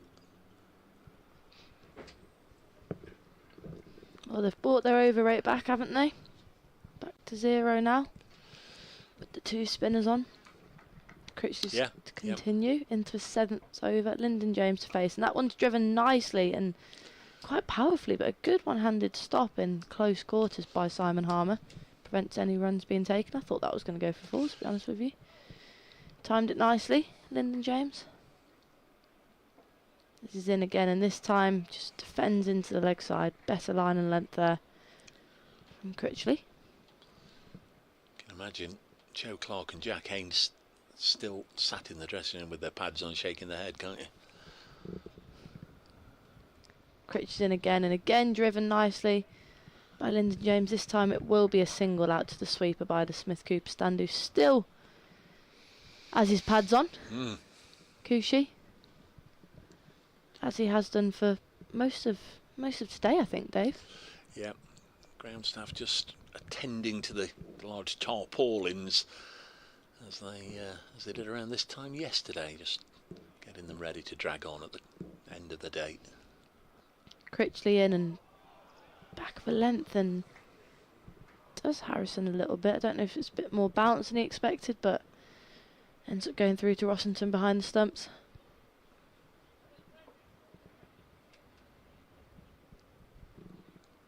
It's Critchley bowls again, and this is driven by Harrison, but not past extra cover. These two just getting through their overs quickly here. Harmer and Critchley, the two spinners bowling in tandem. Critchley from the Stuart Broad end as he's in again and well bowled, just pushing Harrison back into defence, and another tidy over from Critchley. He has 1 wicket, as does Simon Harmer. Nottinghamshire 275 for 6. Yes, that's 78 overs now gone. Imagine they'll go straight for Sam Cook and Jamie Porter in 2 more overs time, so this might be the last that we see of Simon Harmer for a while. Already peeled off his sweater, having a word with Dean Elgar. Tom Westley, the captain, in passing as he takes his position to mid-off, also having a word in the ear of Simon Harmer. Paul Walter, who took the catch down below us to dismiss Joe Clark, just once again coming into this position sort of 3/4 of the way back. Another update for BBC Radio Nottingham. Let's catch up with the cricketers. Nottingham to build a first innings lead on day 2 of their championship match against Essex. Dave Bracefield. Yes, 1 wicket brings 2 is an old cricket saying, and it's never been more true than what's just happened here. We saw a wonderful partnership between Joe Clark and Jack Haynes. They were at the crease for almost 4 hours together. Joe Clark 104, Jack Haynes 77 on debut, but then typically after a partnership in excess of 150 they followed each other back to the pavilion. Both Clark and Haynes mistiming shots, hitting it straight to the fielder on the onside. In Clark's case, he hit it straight to Paul Walter, a giant of a man, couldn't quite clear him and found the boundary. For Jack Haynes it was even worse. It was a full toss from the spin of Critchley, slapped it straight to the sub fielder. So they've both gone with a lead now for 22 for Nottinghamshire. The 2 new men in, Calvin Harrison is moved on to 9, Lyndon James on 6. Essex have got the second new ball available in 9 deliveries time. This game, you think, now is a little more in the balance. Notts lead by 22 at 275 for 6. Dave Bracegirdle, thank you. That commentary. So it'll be Harmer to bowl to LJ. Tosses it up and Lyndon James makes that into a full toss, drills it back down the ground, and Harmer stuck out a size 11 and stopped it going past him. Otherwise that would have been a welcome boundary to Lyndon James. 275 for 6. Lead is 22. Harmer, as the sun reappears, drops this one a little shorter and Lyndon James defends. So that's the end of the 79th over. A man used to taking the second new ball in his time has rejoined us. Don Topley, they've got to take it, haven't they, straight away? Cook and Porter, and you know, the good little spell that Essex have had, they can capitalise on this and keep Notts to a lead of, what, only 30. Just skittle them out and job done. Well, you're absolutely right. It's worth the new ball a little bit tonight, and then again a second bite at the cherry in the morning.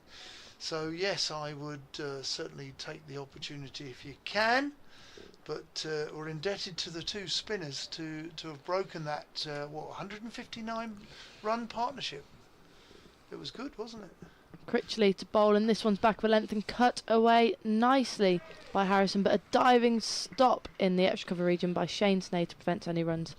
There were soft wickets though, Don, weren't they, both of them? Yeah, absolutely. He's sort of giving it away at deep mid-wicket and a full toss, wasn't it? Yep. Critchley again rectifying line and straight as Calvin Harrison defends. But Essex needed it badly. 159 run partnership. As I said, I'll go home with Haynes's thoughts of and memories of his offside players. This is cut and on the back foot, and it's going to be pulled up just inside the boundary, and it has sensibly, safely. I think that's Jamie Porter, Tom Wesley, who has done the diving there. He's certainly saved a run. Did they get 3? I think they did, yes. I was just slightly distracted by the fact that Mr. Topley's taken a wicket. He has. He got Just Zale out, the Indian Test opener. He got him out first over. But they've gone round the park since then. It's Critchley bowls and defensive stroke by Lyndon James. What's the score?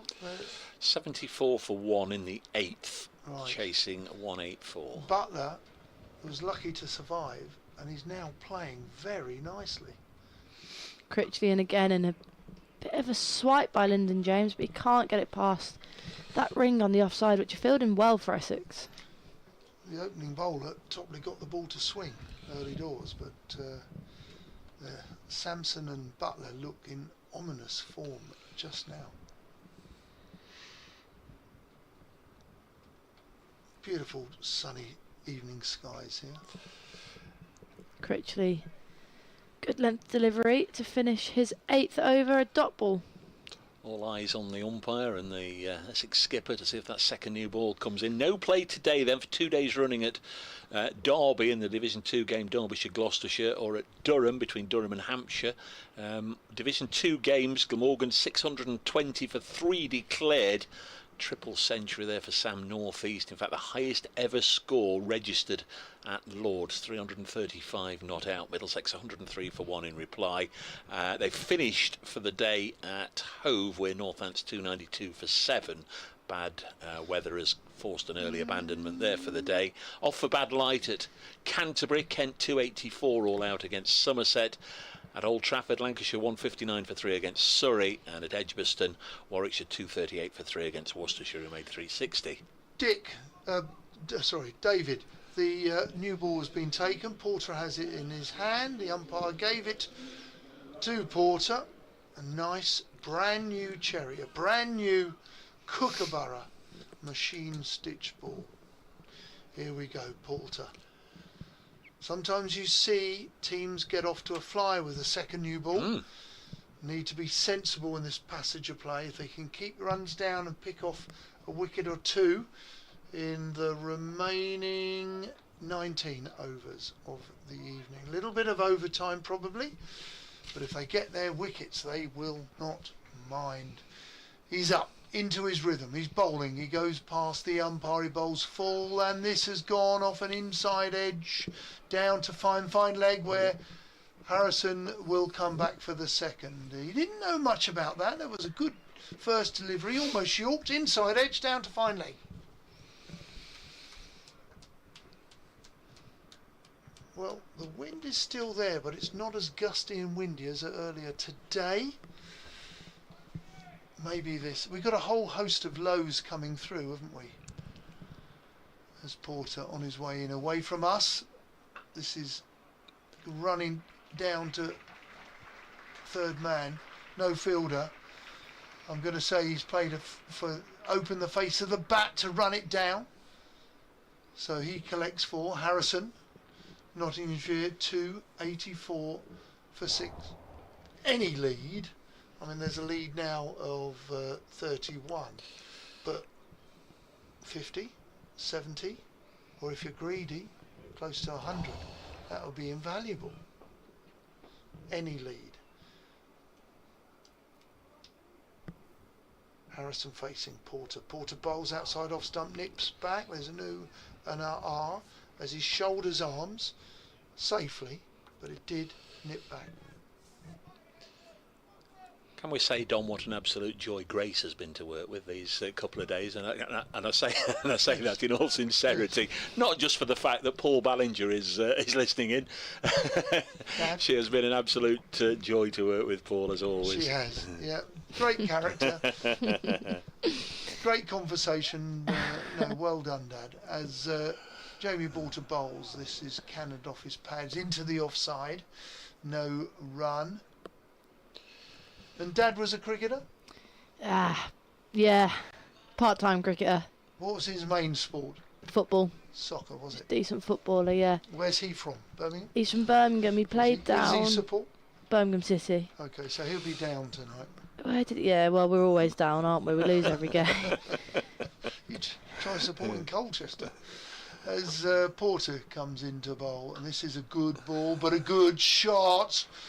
Paul Waters chasing it to the cover boundary. He drags it up, slides, picks it up, throws it in, and that's 2 more. No, just the 1 to Harrison. James is now on strike. So Harrison has 19, 285 for 6. And will he help at all with a dissertation? Do you say he had something to do with Russian He did studies Russian and politics, yeah, but he's interested in it. He reads a lot, but I don't think he'll have much help from me. He's a bit past his academic days now. Oh, I'm not too sure I enjoy that attitude. What do you think of Brace and me then? I didn't mean it like that. I just meant it's been a long time since he was yes, okay. studying. Not at all. Never He's stop very, learning. very smart. No, that's right. Every day's a school day. Never stop learning. Gives me lots of opinions on my cricket anyway. Does he? Yeah. As a footballer? He likes to. Does he bowl left arm? No, he doesn't. He likes to think he does with his advice. Oh. No, I'm joking. He's great. He comes to all the games. He absolutely loves it. I would say to you, as I said to you, I think earlier this morning, or was it yesterday? You as a young cricketer, and I would say this to any young cricketer, be a sponge, take in everything that everybody offers you, and then quickly work out what you think works and what's worth keeping, and then politely park up what isn't worth. And you know, I wish I was 22 again. I do. You're 22, and not being funny, you're going to mature. Your body's going to mature. You're going to become wiser as a cricketer, and you will end up becoming a much better cricketer. I hope so. As Cook's in again, it's a good first delivery. Just catches the outside edge of Calvin Harrison's bat. And everybody's career, you know, you don't go on a upward straight line. It is a little bit of a bumpy road because you have form, you have injuries, especially as a bowler.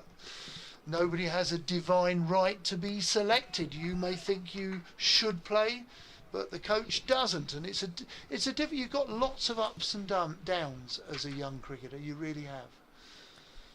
Cook's in again, right arm over, and that's an attempt at a drive by Calvin Harrison, but an inside edge that will go down to fine leg for a single. Yeah, I think actually I was in the process of asking you about England A aspirations this summer when that wicket went down, and wouldn't get the chance to dwell on that. Yeah, I mean, I just want to do as well as I can domestically. Really, I think selectors are going to select based off what they see as fit, and obviously they're entitled to their own opinions. But I just want to perform for my team, and if I do the best I can, I put myself in the best position to get selected for further honours. But it's not my focus, to be honest. As much as I'd love to play for my country, it's probably something that's out of your control to some extent, isn't it? Yeah. Just want to continue to take wickets and perform domestically, really. As Cook's in again, and that's an edge, and it would have been a good catch by second slip. Is that Simon Harmer? Oh yes, it is. Just diving to his right. I don't know if it dropped short of him. Or dropped short. My gut reaction, I mean, we're slightly blinded with the slips here, but I thought it may have just fallen short. Yeah. He didn't seem too disappointed, did he? Which suggests that it maybe didn't carry. There was no reaction from Harmer himself or the bowler, which would suggest otherwise. Sure, there'd be disappointment that it actually got through there, because you don't like to see edges go through the slips, do you? Cook racing in again, and this is another good delivery. Catches Harrison on the pad, and it's not Harrison, it's Lyndon James, and it's been given. Looks slightly high maybe from here, but he's quite tall and he's played it straight-legged. He's actually limping a little bit, I think. Limping with disappointment? Don't know. But it just, for me, first reaction was not really out. But the umpire then adjudged him LB and raised his finger. He's limping. I wonder if it, again, did it hit him on the inside of the thigh? Don't know. They do come keen there, don't they? But, he's got to go. 288 for 7, so the lead is only, what, 35. Gosh. Brett Hutton presumably will come in at 9. Dylan Pennington and Dane Patterson to follow. Essex will be really pleased they've got a wicket right at the start of this little spell with the second new ball. Yeah, hugely important. They're fighting to stay in it. I mean, you know, if there was a lead of 50, it's useful. Nottinghamshire would like to get Essex one down before they knock off those runs. But if you give Nottinghamshire a lead of 50, Essex are still in it. A lead of 80, and it's a little bit more pressure on Essex. Invaluable runs now to be had, but also want to be there tomorrow morning, perhaps. But similarities between the two innings, aren't there, really? Yeah. One big partnership dominating. Here's Brett Hutton on his way out to the middle. Right at the end of last season, he registered a new personal best down at Canterbury. The other players actually challenged him to go out there. It was a final day at Canterbury where Notts were in danger of losing, and Joe Clark and Brett Hutton, through their efforts, turned it round, and in the end Notts came very close to winning. Got highest score of 84 in that match, Brett Hutton, so he is capable, but only 6 half centuries across a 12-13 year career. That indicates that, I guess, coming in at 8, 9 and 10, sometimes he's run out of opportunities, but he's capable. Very often he's run out of partners, but let's see what he can do here. Sam Cook in again here, 3 slips in play, and that's bowled him. It's a brilliant delivery, and Hutton's missed it, and it looks like it might have done a bit, but taken the top of the bails, and Hutton can do little but walk off. Poor old Brett Hutton, he was on circle line, and I think it was on northern line. It's not had the best of starts to the season, has he? I mean, didn't get a wicket yesterday. We've talked about him being a little bit poorly through the course of the week, and now Sam Cook finds himself on a hat-trick. Sam Cook, for me, has bowled really nicely. He's bowled some magical deliveries, and well, he's got just reward now. He's got 3 for 59. He's in his 18th over. Bowled a couple of 4 balls. Got a top edge earlier from Ben Duckett. He was pulled also by Ben Duckett for 4. Well, interesting passage of play. So, I mean, Essex will be hoping now to knock Nottinghamshire over before they get another bonus point, which would be 300. Dylan Pennington, on his debut, is going to be facing a hat-trick ball. Ever got a hat-trick, Grace? Not in professional cricket, no. I got a couple in age group cricket, I think, for Warwickshire. Okay. Against Wales, by memory, I think. I never got one in proper cricket. I only got one in second team cricket. Yeah. I reckon that's still a pretty decent effort, second team cricket. It's Middlesex 2s back in the day. Where was that at? Can you remember? Winchmore Hill. Oh, crikey. And any names amongst the 3? One. The last one. He wasn't the best batsman. No, but somebody that... Philip Tufnell. Okay. The cat. Yeah, the cat. Yes. Still nice to have. You don't care, do you? You don't care who's at the other end. Chance here then, Don, for Sam an Essex Cook. bowler to get a hat-trick. And let's have a look chatter out the field. 2 men away from the bat, that is at extra cover, mid-on, and the rest around the bat, including a bat pad under the lid, a leg slip, 4 slips awaiting. Paul Water at the 4th slip, so Cook on his way in. He's running in. He's bowling to Dylan Pennington. There's a shout. He's gone up. He's been given. Sam Cook is running like Monty Panesar would, and the 10 Essex fielders are running after him to short fine leg. Well bowled, Samuel Cook.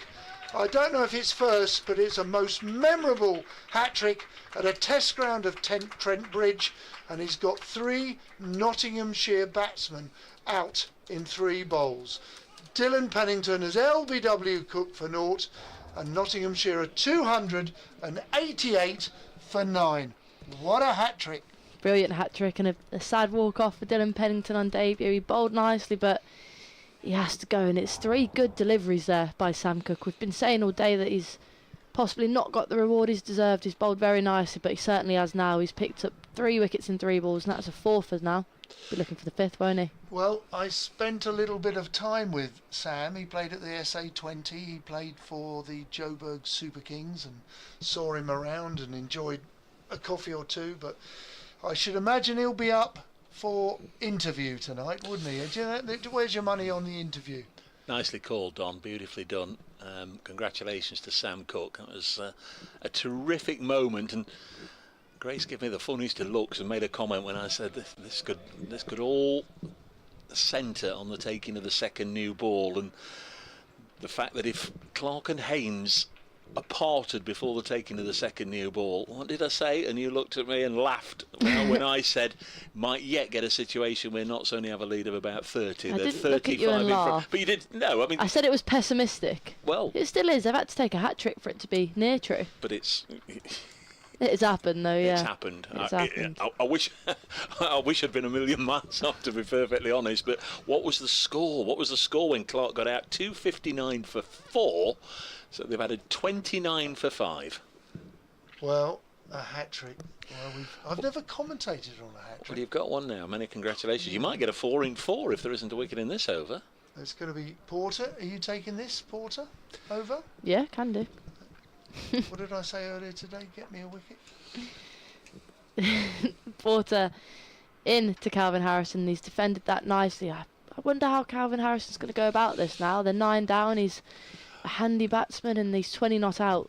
Do you think he'll look to be the aggressor here, Dave? Well, the thing with Dane Patterson is Dane Patterson does his own thing, and he will stand there and imagine he's trying to drive it 350 yards down the first as soon as he gets on strike. You know what Patterson does. It's a vicious, aggressive swish, or it has been in the 3 years. I'm not entirely sure he's had any batting lessons over the winter, but he's none or plenty. Porter's in, and it's a single run down to 3rd man by Calvin Harrison, so we will see this aggressive tactic that Dave's told us about. Well, Calvin Harrison ran 3 yards, and then he almost tried to put the brakes on and go in reverse, but by then Patterson was almost past him. He's going to go and have a word, Calvin. You'd like to think with 11 required for a point that we might see a little bit of common sense here, but again, if you get a ball that you fancy you can smash to the ropes, Patterson might just take it on. Let's have a see. Extraordinary stuff. The lead is 36. How do you fancy this? Sam Cook used to be the little chef. With Alistair Cook departing, maybe he should be called the chef now. What about my one, the master chef? Porter's in again, 2 slips from first ball. Calvin Harrison, not Calvin Harrison, it's Dane Patterson. He's inside edged it, and the crowd have loved it. They've given it a big cheer, and it's 4 runs, and it's increased the lead, so you can't complain, can you? Dave's loving it as well. He's smiling. He's got a strike rate of 400. It wasn't conventional. It was a streaky, I think, an inside edge past the sticks and down to the long stop boundary for 4, but not so 7 away from another point which could be valuable. The lead is 40, which equally could be valuable, especially if they can winkle out a couple tonight. This game moving on at a pace. Porter in again, 44 on his back, and this has just bowled him. He's looked to play defensively, but it's been a 4 quick wickets for Nottinghamshire. They end 293 all out with a lead of 40. Well, that is extraordinary, isn't it? It's not 4 quick wickets, it's 6 effectively.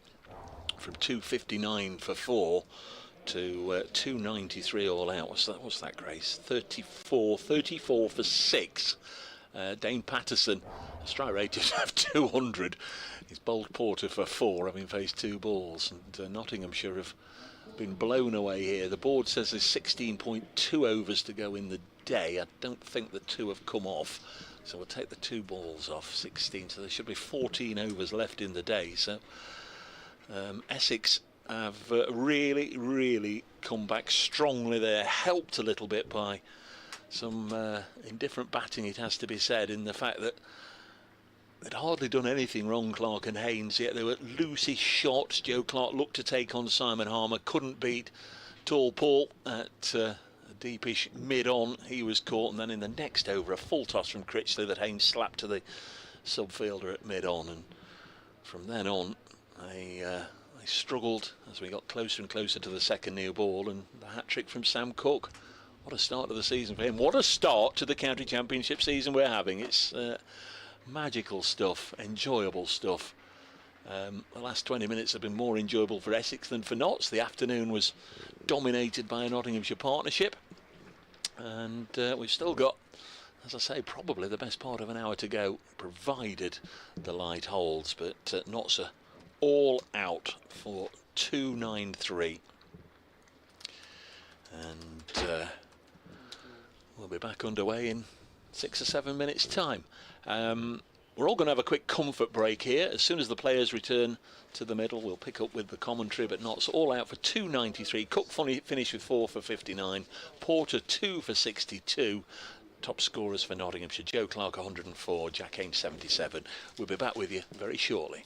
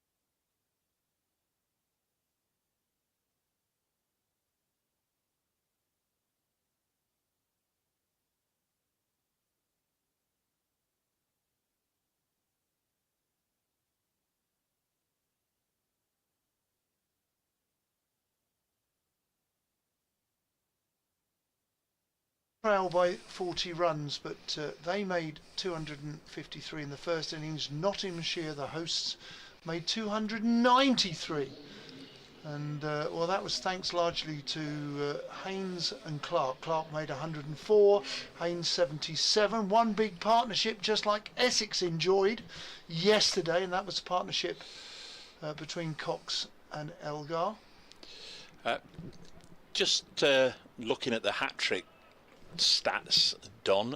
First hat-trick here against the Nottinghamshire side since 2018. Last match of the season is Somerset, and just perhaps as a pointer to what might happen in this game, Notts against Somerset, Tom Abel, and then in the same game Craig Overton both got hat-tricks here. Oh, so wow. It's the first by visitors since Somerset in 2018, 6 years ago, and it's only the second hat-trick by an Essex bowler against Nottinghamshire. It's the first at Trent Bridge, and the other one was Ken Farnes in 1939 at the Vista Road Recreation Ground, Clacton-on-Sea. The only other occasion of an Essex bowler taking a hat-trick against Nottinghamshire in first-class cricket.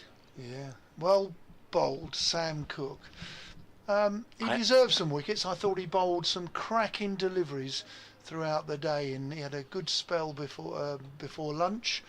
And listen, it's very special to have a hat-trick, and I'm sure he'll be put up for interview tonight, and I'll be delighted to ask him, has he ever had one before? Did he have one in junior cricket? And is this his first one in proper cricket? We shall see. The only Nottinghamshire one against Essex, you've got to go right back to 1908. Topsy Was took 3 here at Trent Bridge in 1908. So there's not been that many in matches between Notts and Essex. I can remember one in one of the T20 quarter-finals here by the Essex, the big tall Australian. Now, what was his name? Was it Sean Tate, the big Australian? Yes, I'll it have was. a look. I remember that game. I do. Quarter-final, wasn't it? Here we go. Brett Hutton bowling to Dean Elgar, and this time it's played on the front-footed first ball of the third innings, Essex's second innings, played out to backward point where there is no run. 2013 here, yep. I Sean remember Tate. it. I commentated on it. So you have commentated on a hat-trick before? I have, yes, I was here. Go through that Essex side.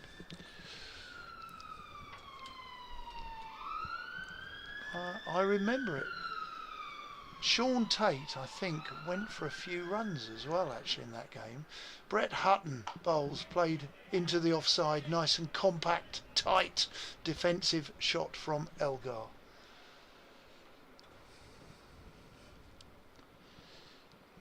Find it in a second. Yeah. Just bearing in mind, I've got to work out which. The likes of Masters, Napier, he got Bettini. 4. Yeah, he got 4 for 29. So the hat trick.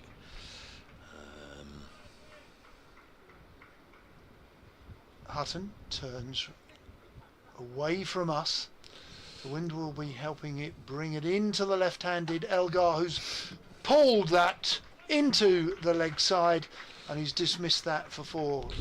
Decent shot, that. Yeah, 2013 quarter-final then, Essex won, and the hat-trick that Sean Tate got, first one was a big fish, David Hussey, and then he followed that up with the New Zealander Ian Butler, and then Graham White. They were his 3 wickets, and that Essex side were GM Smith, Rutherford, Bettini, Bapara, Tenduscarter, Foster, Napier, Phillips, Masters, Tate and Topley. GM Smith? Yeah, Greg Smith, now batting coach of Northamptonshire. Yeah. And that is played into the leg side from Elgar. There is no run. I remember that. Listen, why I remember that game.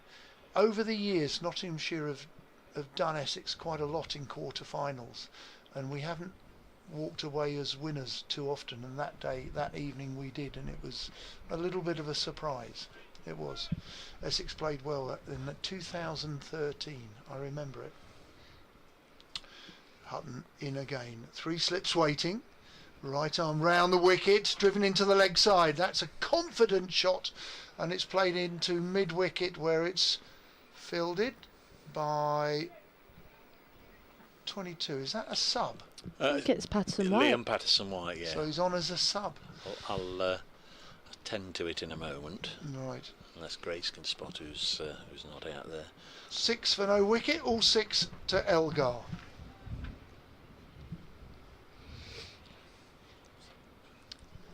think it might be Jack Haynes maybe, unless that's him at mid-wicket. Brett Hutton in again, bowls, and this is outside off stump, well left, just angled back in from around the wicket to complete the first over of Essex's second innings, and they trail now by 34 runs as they are 6 without loss. I should say it was Dane Patterson, as it's Dane Patterson who's just run back on the field. Number 22, Liam Patterson-White is going off. Yep. Yeah. So he's only on for the 1 over. When he said it, as soon as he said it, I was looking around for Lyndon James because there was a suspicion that he was sort of hobbling as he got his LBW, but Lyndon is out there. So there's Dylan Pennington. He's already had a bowl this morning. He's already had a wicket today, but he's also been, you don't want it, do you? He's also been the third in a hat-trick, as Don called a little earlier. Were you ever in one of a 3 of somebody else's hat-trick? I think I was, but memory. Yeah, I can't remember. I think it was against Hampshire. Someone like Cardigan Connor or something. Okay, Cushy's on strike.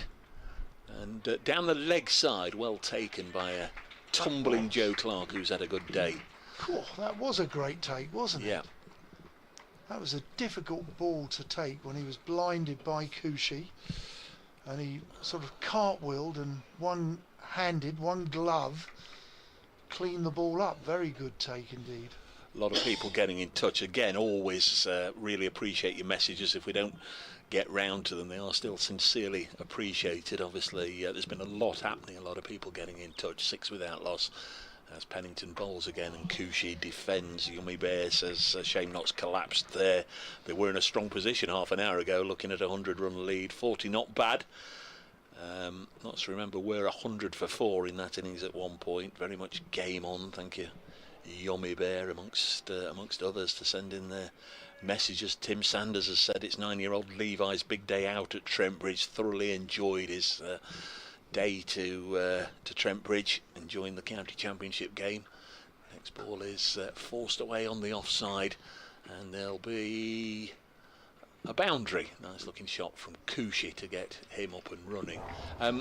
We know you're a player, we know your son's a player and all the rest of it. Can you remember your first game, Don, the first time you went and watched a game, presumably a first-class game, might have been a Sunday game, might have been a test match, the first time you went and saw a proper professional game with I was proper very professional lucky. cricketers? I lived near the Spitfire County Cricket Ground, Canterbury, Right. within walking distance, and my brother was on the Kent staff. So from an Of early course he age, was, of course he was. from an early age, I spent a lot of time at Canterbury and Canterbury Cricket Week.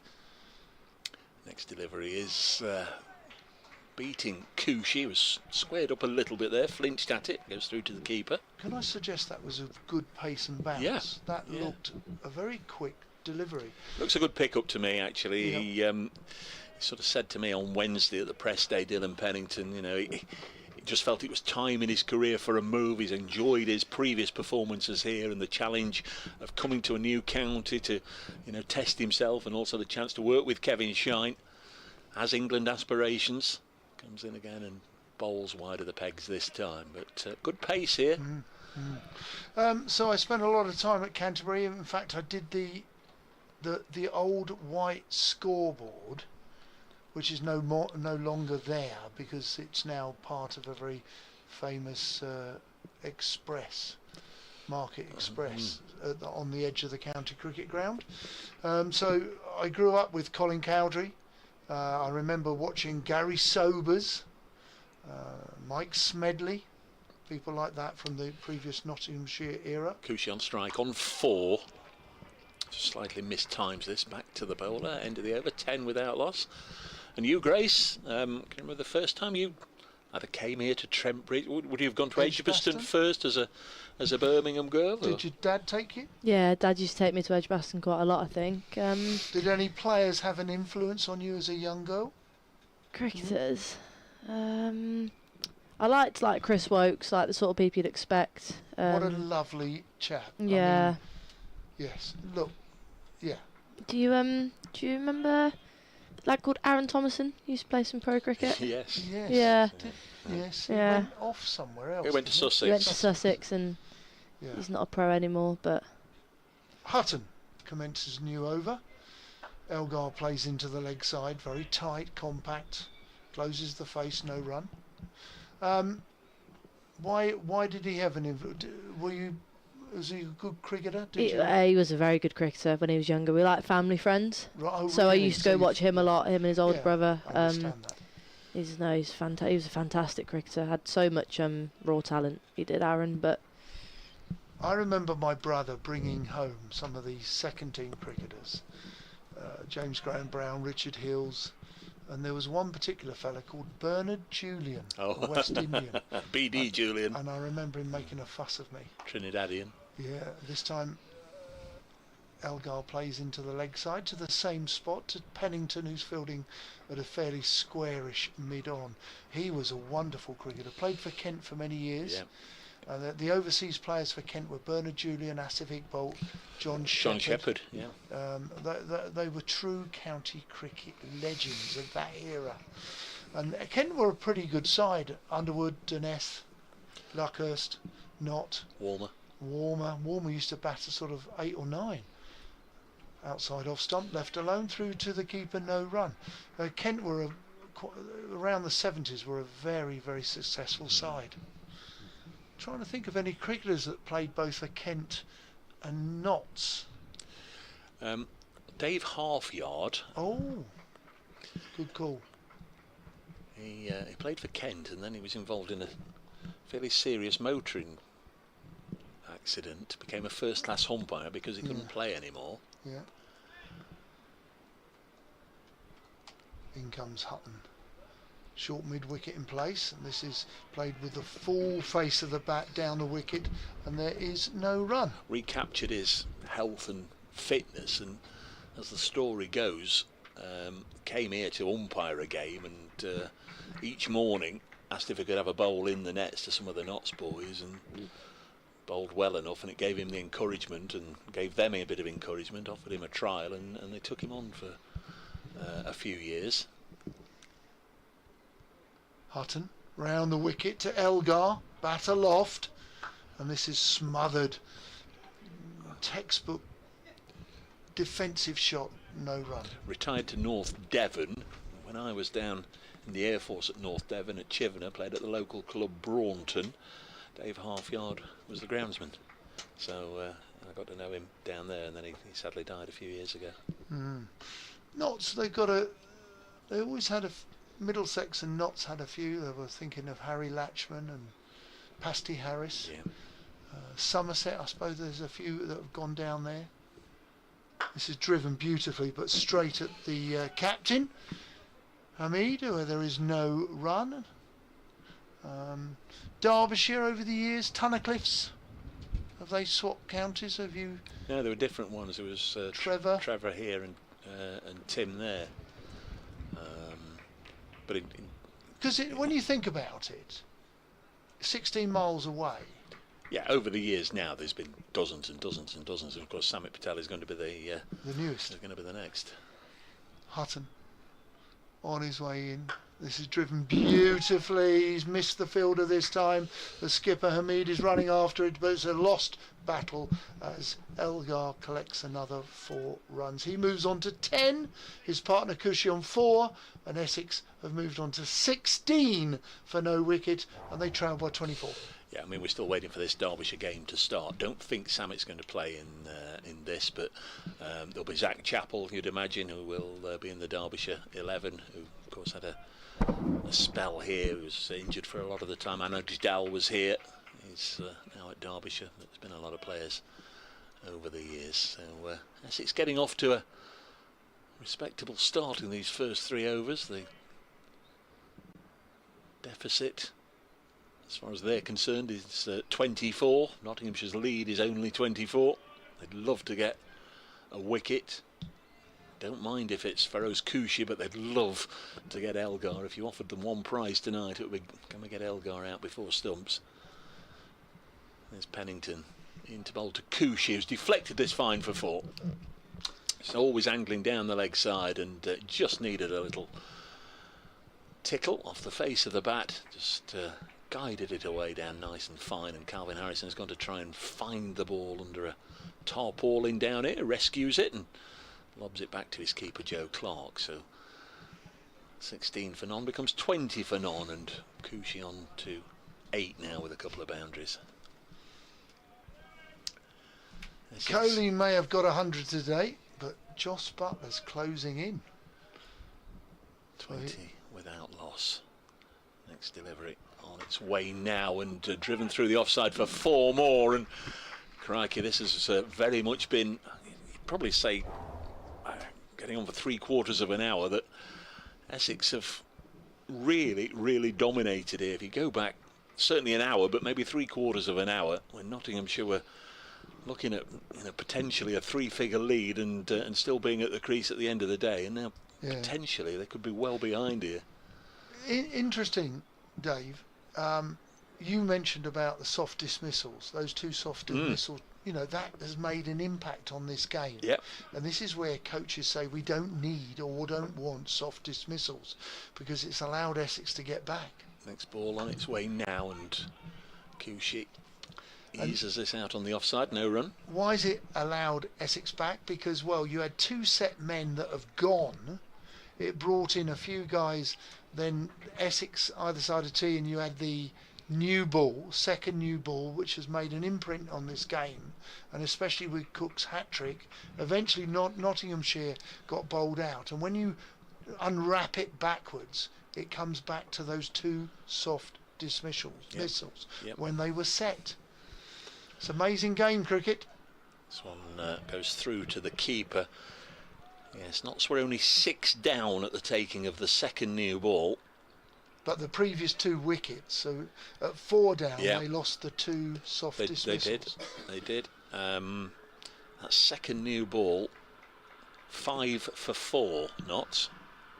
5 for 4. I mean, that's going to happen, isn't it, with a hat-trick? And 4 of those were Dane Patterson at the end. Just 4 and out for him. A lot of activity with the it's a fire engine. Just got a glimpse of it going past the stand there as Pennington bowls again. Cushy on the front foot, eases it out to a Seabermead, the Notts skipper, who I'd have thought it was feet up time at tea time, as the partnership between Clark and Haynes was in full flow, but back out there, and he's got a bit of a job on his hand here. This is very much a contest that's up for grabs, as it has been throughout. We thought Essex were on top yesterday when they were 170 for 2. Notts got their way back into it as Pennington bowls again. Cushy defends, and another over full of pace and aggression from Dylan Pennington, but Feroz Cushy with a couple of boundaries. It's 24 without loss, and we've got 10 overs left if we get them all in, and we have at the moment got a bit of blue sky.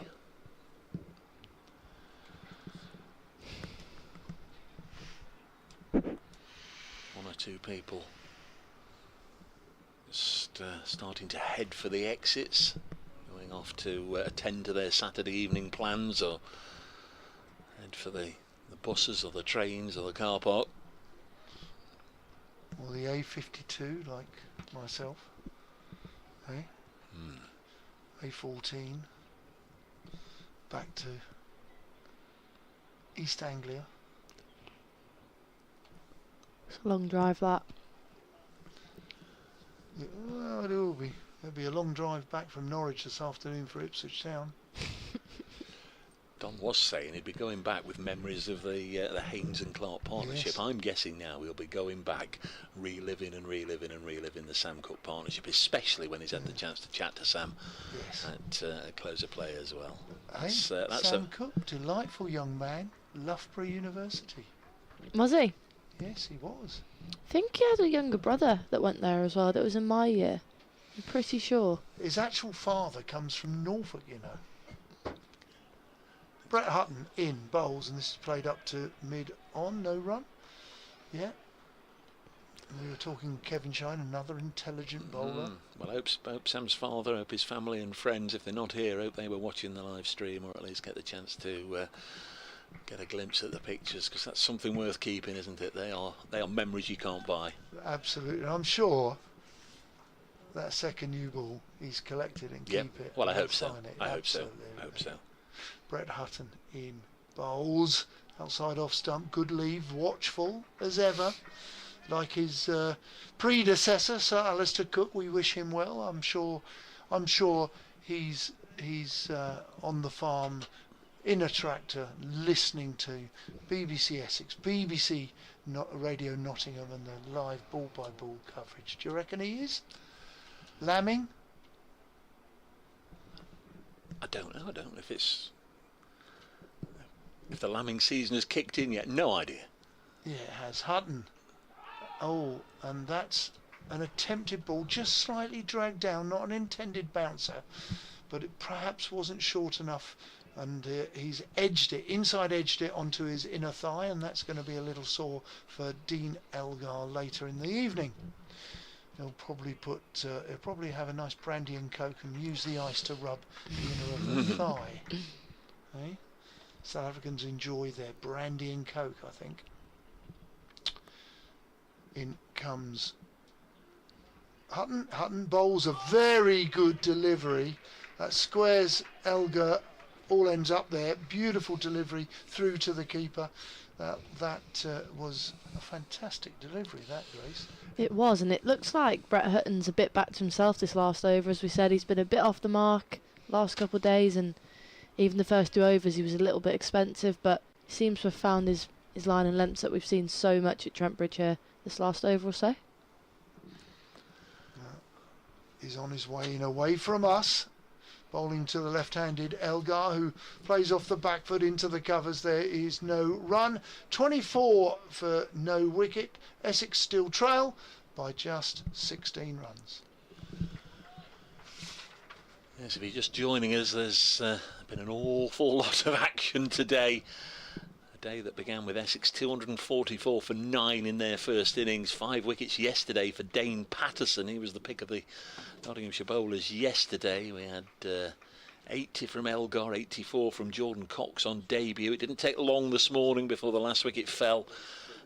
Dylan Pennington started the 3rd over of the morning, getting rid of Jamie Porter. Essex all out for 253. They removed Duckett and Hamid, and then Slater and Montgomery, as Pennington comes in now to bowl to Coochie, and he defends. And there's a chance here for Hamid. Shies at the stumps and narrowly misses. Coochie ran 3/4 of the way down, with Elgar not interested in going for the run. And Hamid from mid-off picked the ball up, shied at the stumps, and I think had he hit, then Coochie would have gone. But it was asking a lot for a Asib Hamid from 30 yards to be that accurate. Narrowly missed, but that could have been a gift of a wicket, Grace. Absolutely, yeah. Reckless from Coochie, the opener, and you're absolutely right. I mean, he wasn't too far away, Hamid, and you back him to hit it maybe one in a few times, but yeah, bit of luck for Essex. There's Pennington in again to bowl to him, and he defends. I was just saying, wasn't I, that we've had virtually everything. We've not had a run out, I don't think, in the match. We haven't, but that was close there, yeah. So from 100 for 4, Nottinghamshire were indebted then to a partnership of 159 between Joe Clark and Jack Haynes. Took them almost up to the brink of taking the second new ball, but then both Clark and Haynes followed each other back, both falling to Lucy's shots, hitting down the ground straight to the fielder. There's Pennington in again to Coochie. This time he does execute a little push and run to the left of Hamid, and once the door was open, the second near ball was taken, and a hat-trick from Sam Cook sped Nottinghamshire to an all-out total of 293. They lost their last 4 wickets for 5. They lost their last 6 wickets for only 34, and Notts with a first innings lead of 40, which is nearly been wiped out. Essex already 25 without loss.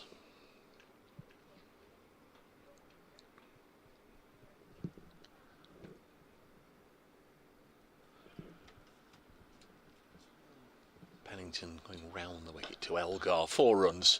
Lovely straight drive. Crisp shot down towards the rope in front of the Hound Road stand. Very stylish shot from the left-hander. They always, the lefties make it look a little better than the right-handers for some reason, but a lovely looking shot, and it's 29 without loss. Yeah, brilliant shot. Again, we said it yesterday a lot of the times, Elgar just looks so good when he's playing nice and straight. He's presenting a full face of the bat, and yeah, you can't bowl any sort of loose deliveries here. They've got off to a good start here, Essex, and already they trail by just 11 runs.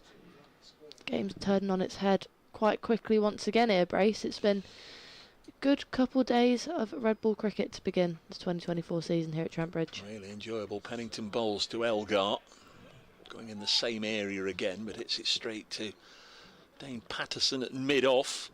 Would imagine Notts will want to get Patterson involved before they go off this evening. There's 8 overs to go after this one.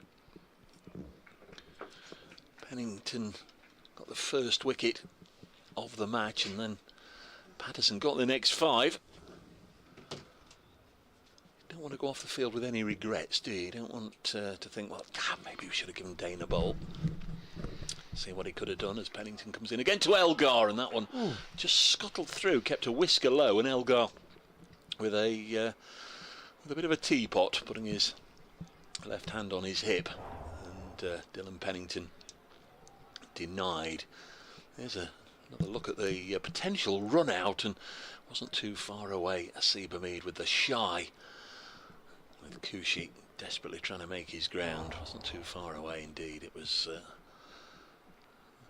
error of judgment from the opening batter. The two umpires have got together. There's no obvious look towards the skies, but they might just have said, yeah, I think O'Shaughnessy's on the walkie-talkie there, so don't be surprised if the old floodlights start to light up over the next over or two.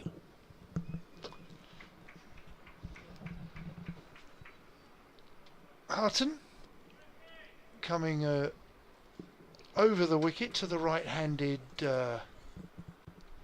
Kushi.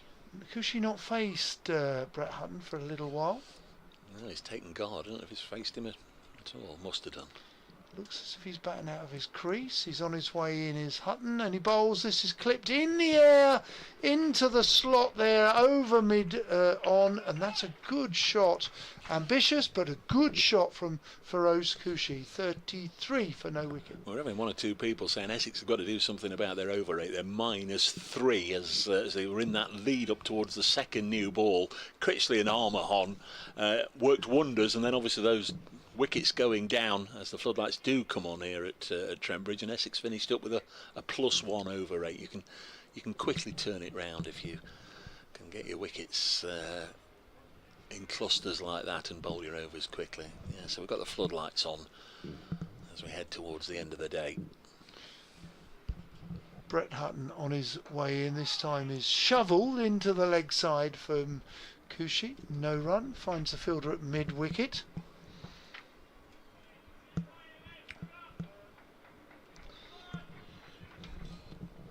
With just 7.4 overs to bowl. Thank you very much for your hospitality. Everything to do with your hospitality, Mr. B. Lunch tickets, etc. You're very, very welcome. Brilliant. Hutton bowls. This is a nice delivery. Drags Kushi forward. No run. I shall go home with many nice memories meeting you, being on air with you, Grace. It's been a pleasure. Good 2 days cricket, actually. Wish you well in your season. Oh, 22, the season's about to start. How I wish I was at that age. Hutton in, comes forward. Game plan is to come forward. You've got enough time with the...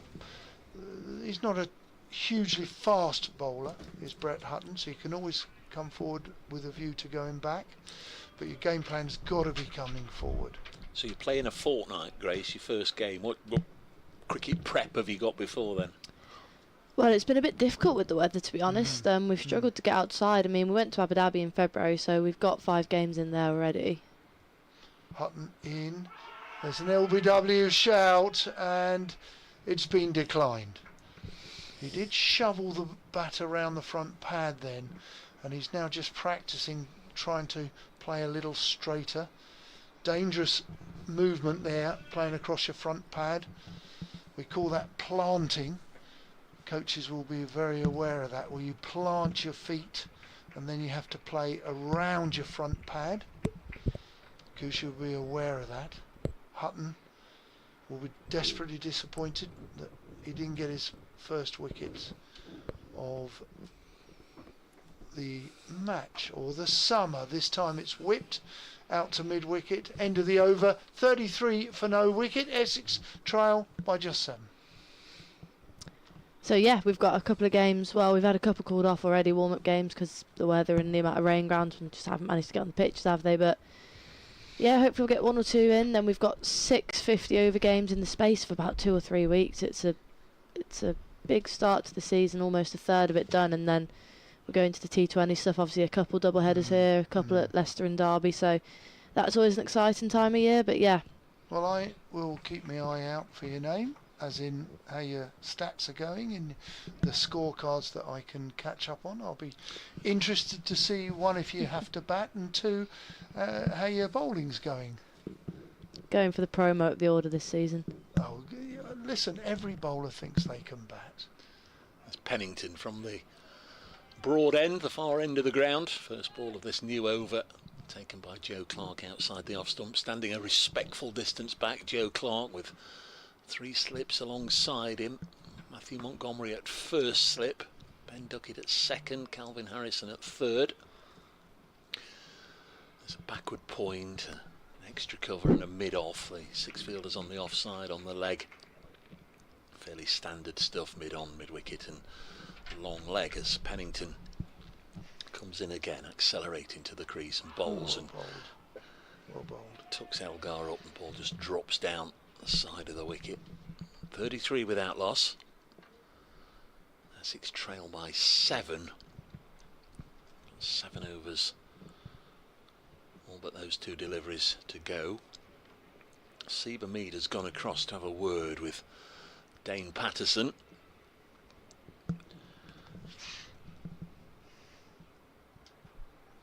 Just wonder what he's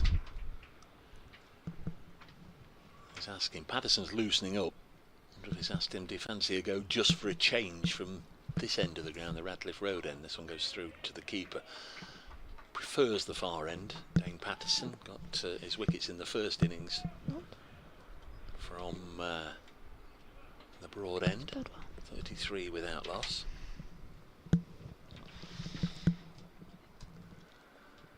Wind's got up again, very gusty. I don't know what the forecast is for tomorrow. I think it's supposed to be okay. I'll find out, Yeah, actually, supposed to be Dave. okay. Let me have a look. No sign of rain, that's the most important, isn't it? Now, rain overnight tonight, but clear tomorrow, as Elgar works this into the little gap, or tried to work it in the gap between Harrison at third slip and Hutton at backward point. Is the postcode here NG3? NG2, I think. NG2, okay. Good stop from Brett Hutton. Oh. High of 14. Well, from start of play 11, the BBC forecast suggests 55%, 60%, 50% at 1, 52 at 2. Next delivery on its way now, and this one past the outside edge through to the keeper. After tea, 4 and 5 o'clock, you got 80 and 70% chance of rain, so you might get a shower, but it does suggest some sunshine with a high of 14. So you've got Paul Newton with you tomorrow. He'll be a fine commentator with you. He'll bring back a lot of memories of Nottinghamshire and Essex games over the years. Schoolmaster, academic. Final ball of the 8th over. Next delivery sees Elgar ease it into the offside, and there's no run. I'll be in the garden. I'll finish off a bit of painting. I'll be listening in from Suffolk. See how many people bring Mr. Bracegirdle his coffee. I'm sure you'll be off for a pub lunch somewhere, won't you?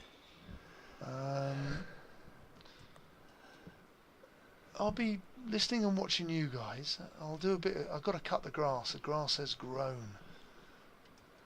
That'll take me a little while, maybe even 2 cuts. It's Hutton quite to long. continue. So if it is going to be Patterson this evening, it will be a return to his favoured pavilion end, maybe the next over. Here's Hutton. Brilliant bright light tonight. The lights are on as well as Hutton's in. This is driven into backward point off the full face of the bat from Coochie. No run. Yeah, the lights have taken effect, but the sun is streaming in with the spring evening sunshine. But the grass is verdant. The white seats are particularly bright. It really is. I should imagine a photographer's dream to have light such as this. In comes Hutton, right arm over wicket to Coochie, who drives into the leg side. Certainly if you bowl straight at Coochie, he does look to play with a slightly bottom hand, manipulating the ball into the leg side.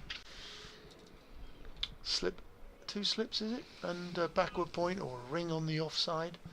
A short mid wicket, a man back for the bouncer. He's just in front of square with a huge long shadow. Hutton in. It's a bouncer and it's gone through. Nothing, there wasn't a glove on it. He didn't get scone, just straight through to the keeper. Good bouncer. Effort ball. It was a bit unexpected, to be honest. Obviously he normally gets it quite full, but I think sometimes the bowlers that can actually bowl the most effective bouncer is the one that you don't anticipate.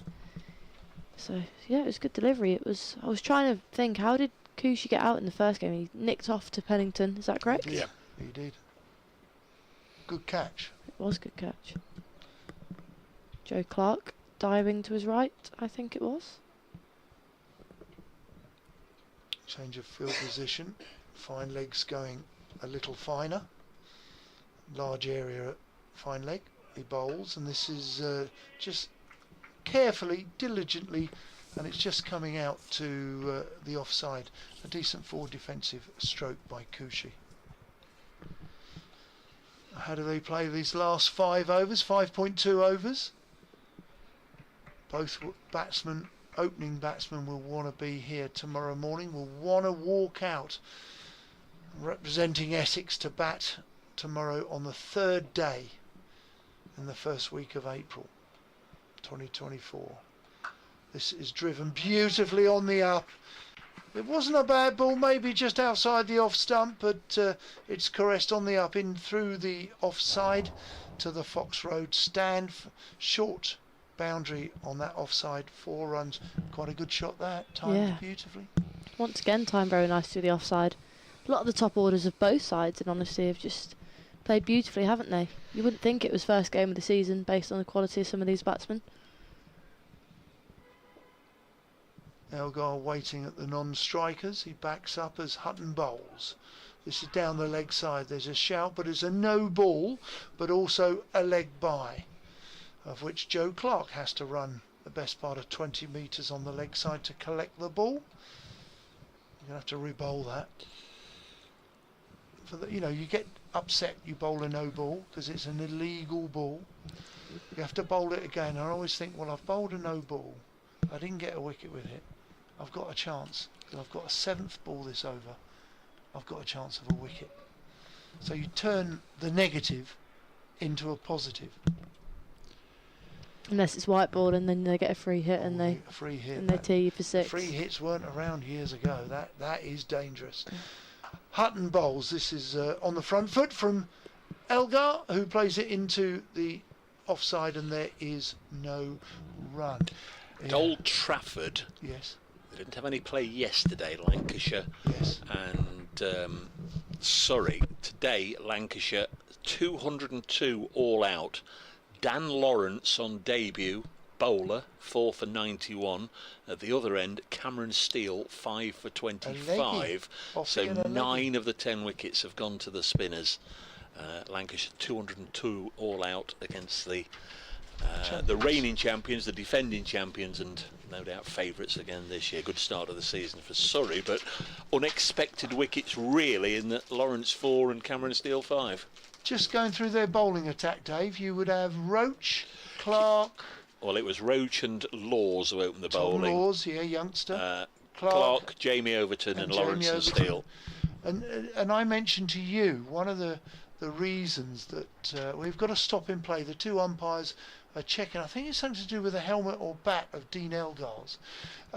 Jamie Overton, Dan Lawrence, formerly of Essex, and everyone was quite shocked by the decision. He's sort of in a crossroads of his career, and he wants to have a new challenge, and a lot of people are upset that he left Essex.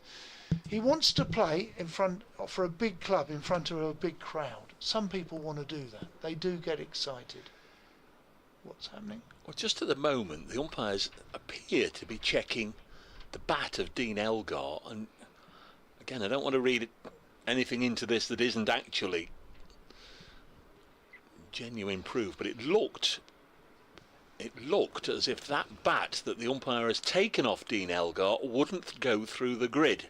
That's right. More bats have been brought out, but that Yes. umpire, or the umpire, has taken that bat off. He'll take that to the match referee to say, can you have a little bit of an independent check on this one? And if that bat of Dean Elgar, is it Elgar's or Couch's? Elgar's, I believe. It's been given another bat. That's a modern day thing to have a bat gauge. You have a ball gauge when you want to replace the ball, but there were one or two cricketers around the world that had a slightly wider bat, slightly wider. You're only talking millimetres, but if it doesn't go through a bat gauge, and of course it'd be interesting to see if they had those in South Africa and whether this is a bat that is brought over from South Africa.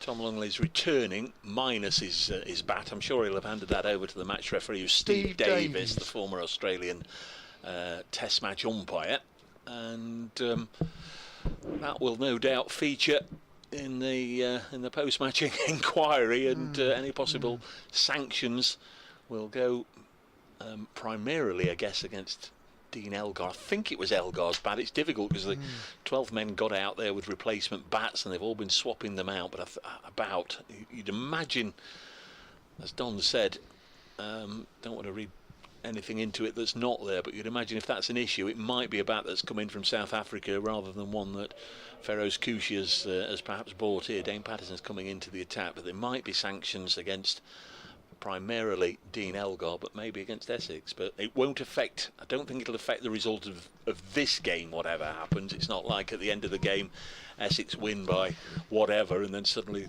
points are docked for that, but they might get in trouble if that bat is found to be too big. But we'll see. It's a little bit unsatisfactory, and that it's something that will no doubt hang over both Essex and Elgar. Again, if that's what we've seen, if my interpretation of what I've just seen is correct, it's going to be Dane Patterson.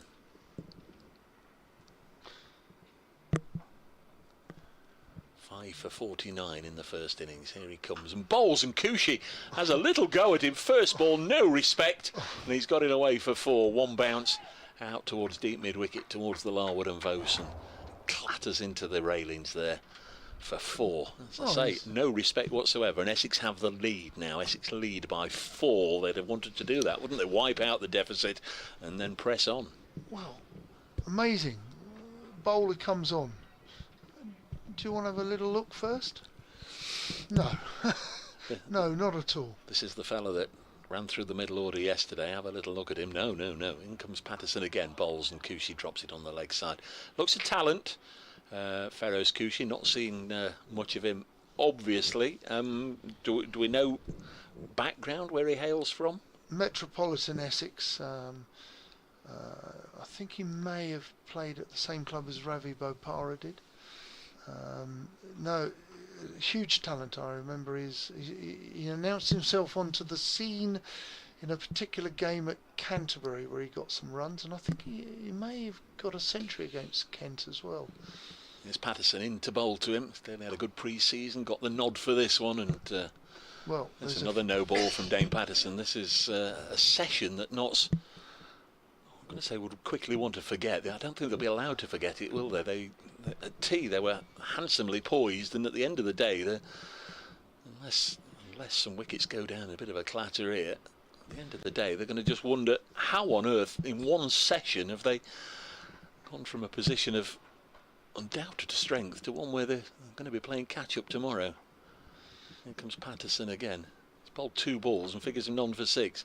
It's in again, and Kushi drops this on the leg side, and he's now bowled 3 balls and figures a none for 7. There are 3 or 4 young batsmen for Kushi. There's Charlie Allison, there's Noah Thane, who's the last one? Das, a young man from Wanstead, Das, who, let me tell you, all 4 are terrific young cricketers. And the problem, and I said this the other day on air in BBC Essex, the worry I've got is that can they support these guys and give them enough cricket? Because back in the day there was Jonathan Lewis as Patterson round the wicket, bowls to Elgar, drops it on the leg side. Those shadows out there are lengthening, but the fact we've got shadows is a good thing. We had 3 Essex cricketers, young batsmen, as in Nick Knight, Nadeem Shahid and John Lewis. John Lewis went up to Durham from Essex, Nadeem Shahid left for Surrey, and Nick Knight left for Warwickshire, because they weren't getting cricket. And that might present itself in time. These 4 young cricketers, how do you placate them? Yep, that's the same is true for a lot of counties, including Nottinghamshire. I had to smile the name Nadeem Shahid as this had played up to mid on no run. He ended up selling Christmas trees with Ed Giddins. Correct. Do you know where he's living today? No. He emigrated to Durban, and he's got a very successful business. Don't tell me he still sells Christmas trees. No, he's very well connected in the central business district of Durban, where he's helping to refurbish the entire central business district. Fine player from what I can remember. This is pushed into the offside, but that's right, isn't it? It's not something I've dreamt and had lodged in my mind somewhere. He did it for a good couple of years actually in London, and they had quite a good profile. Ed Giddins was his best mate. Yeah, this is good from Essex. They're going along at 4.7 and over. 47 after 10, just 4 overs left in the day as we just nudge past 6:45 here. He imported them from Norway. Which is as good a place as anywhere to get Christmas trees from. It is. Yeah. They present London every year with a Christmas tree, don't they? Indeed, yeah. There's a little bit of LJ. Lyndon James. I'm sure it's for their appreciation of what happened with the help in the Second World War. Still on a Scandinavian theme. Apparently it's 50 years ago today, isn't it, that ABBA won the Eurovision Song Contest at Waterloo. That does make us sound old. Gosh, I remember that. ABBA? Do you know about ABBA? Yeah. Oh, you do? I know a bit about ABBA, yeah. Did you? Yeah. I bet she's a Eurovision fan. I'm not. That's an insult. It's not. Lyndon James bowls his first ball, and it's been caressed through the offside to the Fox Road boundary for 4. 47 becomes 51, and Essex move to a lead of 11. Now we've got this game going the way it's gone, where Essex have fought back into it. I would suggest that if Essex can bat properly tomorrow, an incentive is that Simon Harmer will contribute on day 4. And if Essex have a few runs to play with, it means they can have a few men around the bat, and that then will become a bit of pressure for Notts. James again bowls. This goes down to square fine leg, where they take 2. Good cricket there from Feroz Kushi, who turned very quickly and called his partner through, having run the first one quickly. Yeah, he's looked good, hasn't he? He's looked aggressive at the start at the top of the order area. Even in the first innings, obviously he was out for, I think it was 18, but he looked good. He looked to be playing his shots nicely and timing it well, and he's done the exact same today. He's come out with great intent and got the reward for it. 2 slips, James is in, bowls, and this is played into the leg side, quite straight, quite worked as well. No run, 53 for none. So, look, that's one way of which the Essex faithful will hope it will go. Get some runs tomorrow, get a decent total, and let Harmer have a decent bowl on day 4. The other way of thinking it is, look, could Notts get one more tonight? Pennington's going to have another spell, I believe, from the far end, and then can they make some inroads with some good bowling tomorrow morning? This brings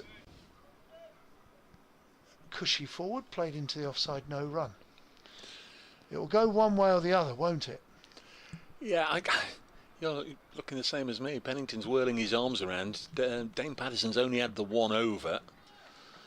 Overstepped and went for a boundary, went for 7 runs, but just wonder what Hamid's thinking. He's going to take Patterson straight out of the attack and give Pennington one more.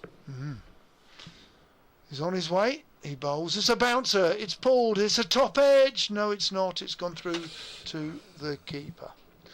Decent bouncer that from the medium pacer stroke all-rounder. Looks like he might have put on a yard this winter, Lyndon James. Looks, he bowled well yesterday. Looks in good nick, to be fair to him. Kevin Shine was saying this morning, isn't it? If you're bowling fit and healthy and strong, naturally the speed increases. Oh, Nick, and he's caught at first slip. That's a good ball. And Cushy's got to go. The right-handed Essex opener, well, he made 17, I think, in the first innings. And this time, the partnership is worth 53. He's batted well, but he's got to go just before the death of the day's play. He's been caught by Montgomery, bowled by James for 32. So he's got himself in, and he'll be desperately disappointed that he has to go when the score is 51 for 3 with just a few overs left. Important wicket, Mr. Bracegirdle. Very much so, yeah. Another good catch from Matthew Montgomery, who caught Cushy in the first innings. That was off Pennington, but Notts needed that. And now the night watchman, so a different feel. Oh, crikey, this fella has had maybe one of the days of his cricketing life, and he's been sent out there now. Go out and do a bit of batting, Sam, will you? Sam Cook, who between tea and now has taken a hat-trick on this particular ground. He can't just sit in the dressing room with his feet up, with just a big smile on his face and enjoy the moment. He's been sent out as night watchman. He has, but he's that type of cricketer. He enjoys his batting, and he knows that if he can survive tonight, he'll be able to come out with the international South African opening batsman in the morning, and he'll be delighted to be able to do that. So he'll be working hard to survive and keep Nottinghamshire at bay. He's not facing. It's going to be, as we thought, Pennington to bowl. Well, there's going to be, how many overs left to bowl? 3. So Pennington could bowl 2. He's bowling to Elgar. 3 slips awaiting. And Nottinghamshire grace a buoyant again. Yeah, they needed that, didn't they? At the end, just I was talking him up. The Essex opener, he's been dismissed in a similar manner to the day before, again against right arm seam. But Pennington's back on. I wonder what Dane Patterson did wrong. Maybe an injury. Well, he's bought it because Dean Elgar's not ready. Listen, we've got 3 overs to bowl. If Notts get a wicket, I think they're just in the ascendancy. If Essex don't lose any more, the game is even. That's how I see it at the present moment. Pennington bowls and Elgar defends. The discussion on night watchman has gone on almost for as long as the game of cricket has. If Notts can get Sam Cook this evening, what do Essex do then? If they can get Sam Cook early in the morning, of course it gets the bowlers straight away on the front foot. Everybody's spirits are lifted up by taking of a wicket early on. Here's Elgar. What Essex can't do is lose Elgar this evening, and it's going to be down to Sam Cook really to play it properly and face as many balls. Very often you see a night watchman go out and they totally play it the wrong way round, and that the established batter who's out there, Elgar, in this particular instance, might end up facing most of the balls where he shouldn't. Wasn't it your fella here, Mr. Broad, became the night hawk? That's what they called him, yes. Wasn't it? He used to go out there and flay. Always remember here, as will the Notts members, I'm sure, the time that Luke Fletcher came out as a night watchman, batting up with Samit Patel, and in the last over of the day they both ended up at the same end. That shouldn't happen. It really shouldn't happen. So Sam Cook on strike, 54 for 1. Pennington bowls to him and it goes through to the keeper. And of course, the last time these two were in direct opposition, Cook got Pennington, up went the umpire's finger, and he'd got the hat-trick. Now Pennington would like to get a little bit of revenge back. Well, as the BBC Essex reporter, I like to say that the Essex number 3, Sam Cook, has just played and allowed that as a pacey delivery to go through, and it didn't cause him any upset. Leg slip, Notts have got a leg slip in there just for something tickled down the leg side. Oh, that's good pace from Pennington. Yes. That was aimed for the ribs or the shoulder. Jack Haynes is in it.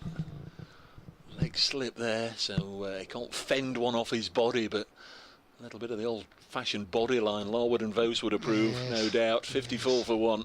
That was a really good ball from Pennington. He eventually got out the way, but I think there was more luck than judgment straight away from Sam Cook. So he's had a bouncer, a taste of it, a smell of it, and he's now facing a game. Maximum of 14 legal deliveries left in the day. Dylan Pennington bowls, and Cook happy just to let another one go through to Joe Clark. There's lots of oohs and ahs out there. We always say the oohs and the ahs, which would be a great name for a pop band. 54 for 1. As a night watchman, you're chuffed. So he's faced a bouncer, and he's faced 2, of which he's enjoyed leaving. So he hasn't had to play one yet. No, it's the block hole deliveries that he'll be fearing, because the bowler needs to make Cook play. Yeah. Next delivery. Well, he does play, and he's done the right thing. Final ball of the over. He's dropped it and scampered down the other end, and Dean Elgar says, "Thanks, mate." And now Cook will have to face another 6 deliveries. He's done the right thing. He's kept the strike, hasn't he? Yeah, he's been round for long enough to know what's required. Intelligent cricketer is Sam Cook. A lovely man. 55 for 1. Looking forward to seeing a photograph of Sam Cook holding the ball when you grill him about his great moment. What an experience for Sam Cook, and what an experience for us. We've enjoyed the day. You don't see county championship hat-tricks all that often. As I said, the last one here by a visitor, 2 in the same game. Somerset in 2018. Tom Abel in the first innings, Craig Overton in the second. Extraordinary. And the Overton one, all 3 caught Trescothick at slip. Were they really? Gosh, yeah, okay. So it's a hat-trick of catches by Trescothick as well. But there might be a little bit of something also. You might, or somebody might have to dig out about the umpires, because yes, it does seem as if there has been something that clearly was not to the umpire's liking about one of the bats. We think it was Elgar's. Didn't seem to go through the gauge, and Tom Lungley took it off the batter and ran off, and no doubt handed it over to the match referee. 55 for 1. Lyndon James in, it's an outside edge and it's dropped short. I thought it had hit him on the pad, but carried just in front of Calvin Harrison at third slip, who takes a step forward after that. 3 slips in play for Lyndon James's final over, the penultimate over of the day. If you're listening and you're free tomorrow, please come down to the County Championship, Notts versus Essex, Day 3. It should be a crucial day for both teams tomorrow. James is again another good full straight delivery, kept out nicely by Sam Cook, the night watchman. Yeah, so when you've been to morning service, get back home with a cup of coffee, switches on. Hopefully we'll be here from just before 11 o'clock. Be Aaron out on the field as usual, just running through the highlights of today. Lots of highlights to run through, and no doubt 1 or 2 interviews to play for you. It'll be just before 11 o'clock on Trent Bridge Live. James in, right arm over, and it's short and ducked comfortably by Cook. He's played this nicely in his first 8 deliveries or so, Sam Cook. We generally start the highlights around about 11:15. If you've not been able to see any of the action today and want to catch up, it's a good time to see all the best bits of the day. We've had 12 wickets today. We've had a century. We've had a hat-trick. We've had some really good shots. Some good catches, some indifferent batting, some good batting. James in again in 2 straight and just turned slightly into the leg side. No run taken. We've also had a pleasurable hour with Chris Broad this afternoon, and another hour during the morning session with Kevin Shine, the Notts bowling coach. So we've been blessed with guests as well as blessed with the company of Grace Ballinger, the blaze fast bowler. Been all right, Don, hasn't it? Lovely. I obviously go home, and I thank you both for your company, and also I'd like to thank your team next door for the streaming service, which is always very good here from Trent Bridge, and I'm sure the Essex fans watching back in East Anglia will appreciate the professional outfit you have here at Trent Bridge. James in again and left outside the off stump by Cook. Yeah, I'd echo that. Thanks to Kirsty and Aaron for looking after things on the production side of things and keeping us on air, but also to the fabulous camera crew who are out there. Blustery, gusty conditions out there, and to all the guys and gals out there in the far-flung distance here at Trent Bridge, all around the ground, bringing you the different shots from the different angles. Many, many thanks. Your work is really appreciated, and make the most of the evening. We'll do it all again tomorrow, folks. Should be James's final ball. It's straight and it's 2 straight. It's turned to fine leg and will race away for 4. End of the over. Essex 59 for 1. Very important they get through this last over, not losing another wicket. Elgar's to face, I believe. Yeah, the only bonus for Cook getting a boundary there, he tickled it down nice and fine. If he'd hit it just a little bit square, it would have gone straight to the fielder. He'd have got a single, he'd have been on strike. And the only positive, you talk about positives, the only positive from Notts here is we've got one chance here, one chance to try and get rid of Elgar. Got to make him play. Whether it was Cook or Elgar, this is the final 6 balls of the day. Elgar will be happy not to play any of them, but Pennington must make the South African play. Here he comes in. On his way in, and this is played into the offside, and Elgar takes a quick single to get off strike, and he'll happily sit on his bat handle at the non-striker's end for the remaining 5. Over to you, Mr. Cook. 5 balls to face. Pennington made him play, importantly. 3 slips are waiting. There's a bat pad in. I think there's going to be a leg slip as well. So 5 men round the bat. Joe Clark just requesting his leg slip to come finer. And here we go. Pennington over the wicket to the man of the moment, Sam Cook, as night watchman.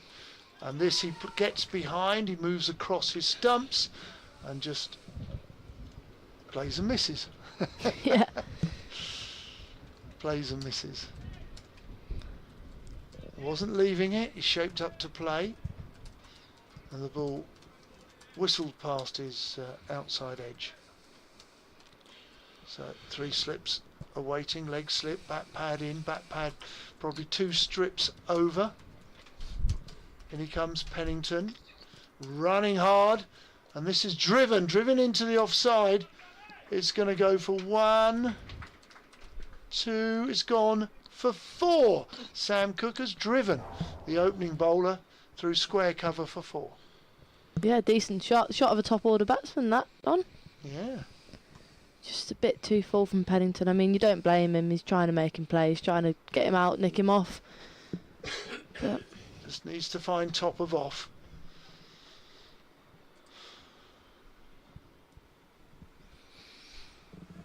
The wind's still blowing here at Trent Bridge. The clouds are moving quite quickly. The sun's out, the lights are on, bright lights. Pennington's in, bowls, and he plays this down to third man, refuses the single. In fact, Dean Elgar is still sitting on his bat angle. He hasn't even backed up. He's not moving this ball, the next ball, or any other ball. Is he? He's I'm surprised he hasn't taken his gloves off. Cook turned down the single because he, as night watchman, is taking the responsibility for 3 slips waiting, outside off stump, shapes up to play and removes his bat, shoulders arm, sensible cricket, being watchful, is the Essex night watchman. Yeah, it's been a good day for Sam Cook. He's played this night watchman role brilliantly as well, hasn't he? He's looked composed at the crease. He's scored when it's possible, and if not, he's, as you say, taken the role on well, and it's huge that Elgar will be there tomorrow. Yeah, he's protected both Elgar and Wesley. Last ball of the day, he won't want to get out, but even if he does, he's done his job magnificently. Last ball of the day then, Dylan Pennington bowls to Sam Cook. Just got a little bit of lift, and Sam Cook sees an opportunity to add to his total. He's going to finish on 10. He'll face the first ball of the morning. Essex extend their lead to 25 at the end of an enthralling and fully absorbing day of cricket. We've got all the overs in. At 7:05 we finish with Essex 65 for 1, leading by 25. Dean Elgar 16 not out, Sam Cook 10 not out. The Nottinghamshire highlights today, undoubtedly a century from Joe Clark, 77 from Jack Haynes. They put 159 on before Essex blew away the lower order for Notts. The last 6 wickets going down for just 34 runs, with Sam Cook taking a hat-trick for the visitors. Again, many thanks to you all for being there, for listening, for getting in touch. Thanks to all our guests, thanks to Don and to Grace, and to everybody for being there. It's been a terrific day of cricket, and I can only echo what you've just said, Don, about wishing Grace the very best for the rest of the season. I'm sure you'll pop in and join us again, becoming a little bit of a habit, but a very, very nice habit to see you here in the commentary box. And Don, look forward to seeing you down at Chelmsford later in the year. Have a great year. Thank you very much. Thank you all, and it's a very good night from me. Back again at just before 11 o'clock tomorrow morning, whatever you're doing this Saturday evening. Enjoy yourselves, folks, and we'll see you in the morning. Essex 65 for 1, leading by 25 at the halfway stage of this Vitality Blast.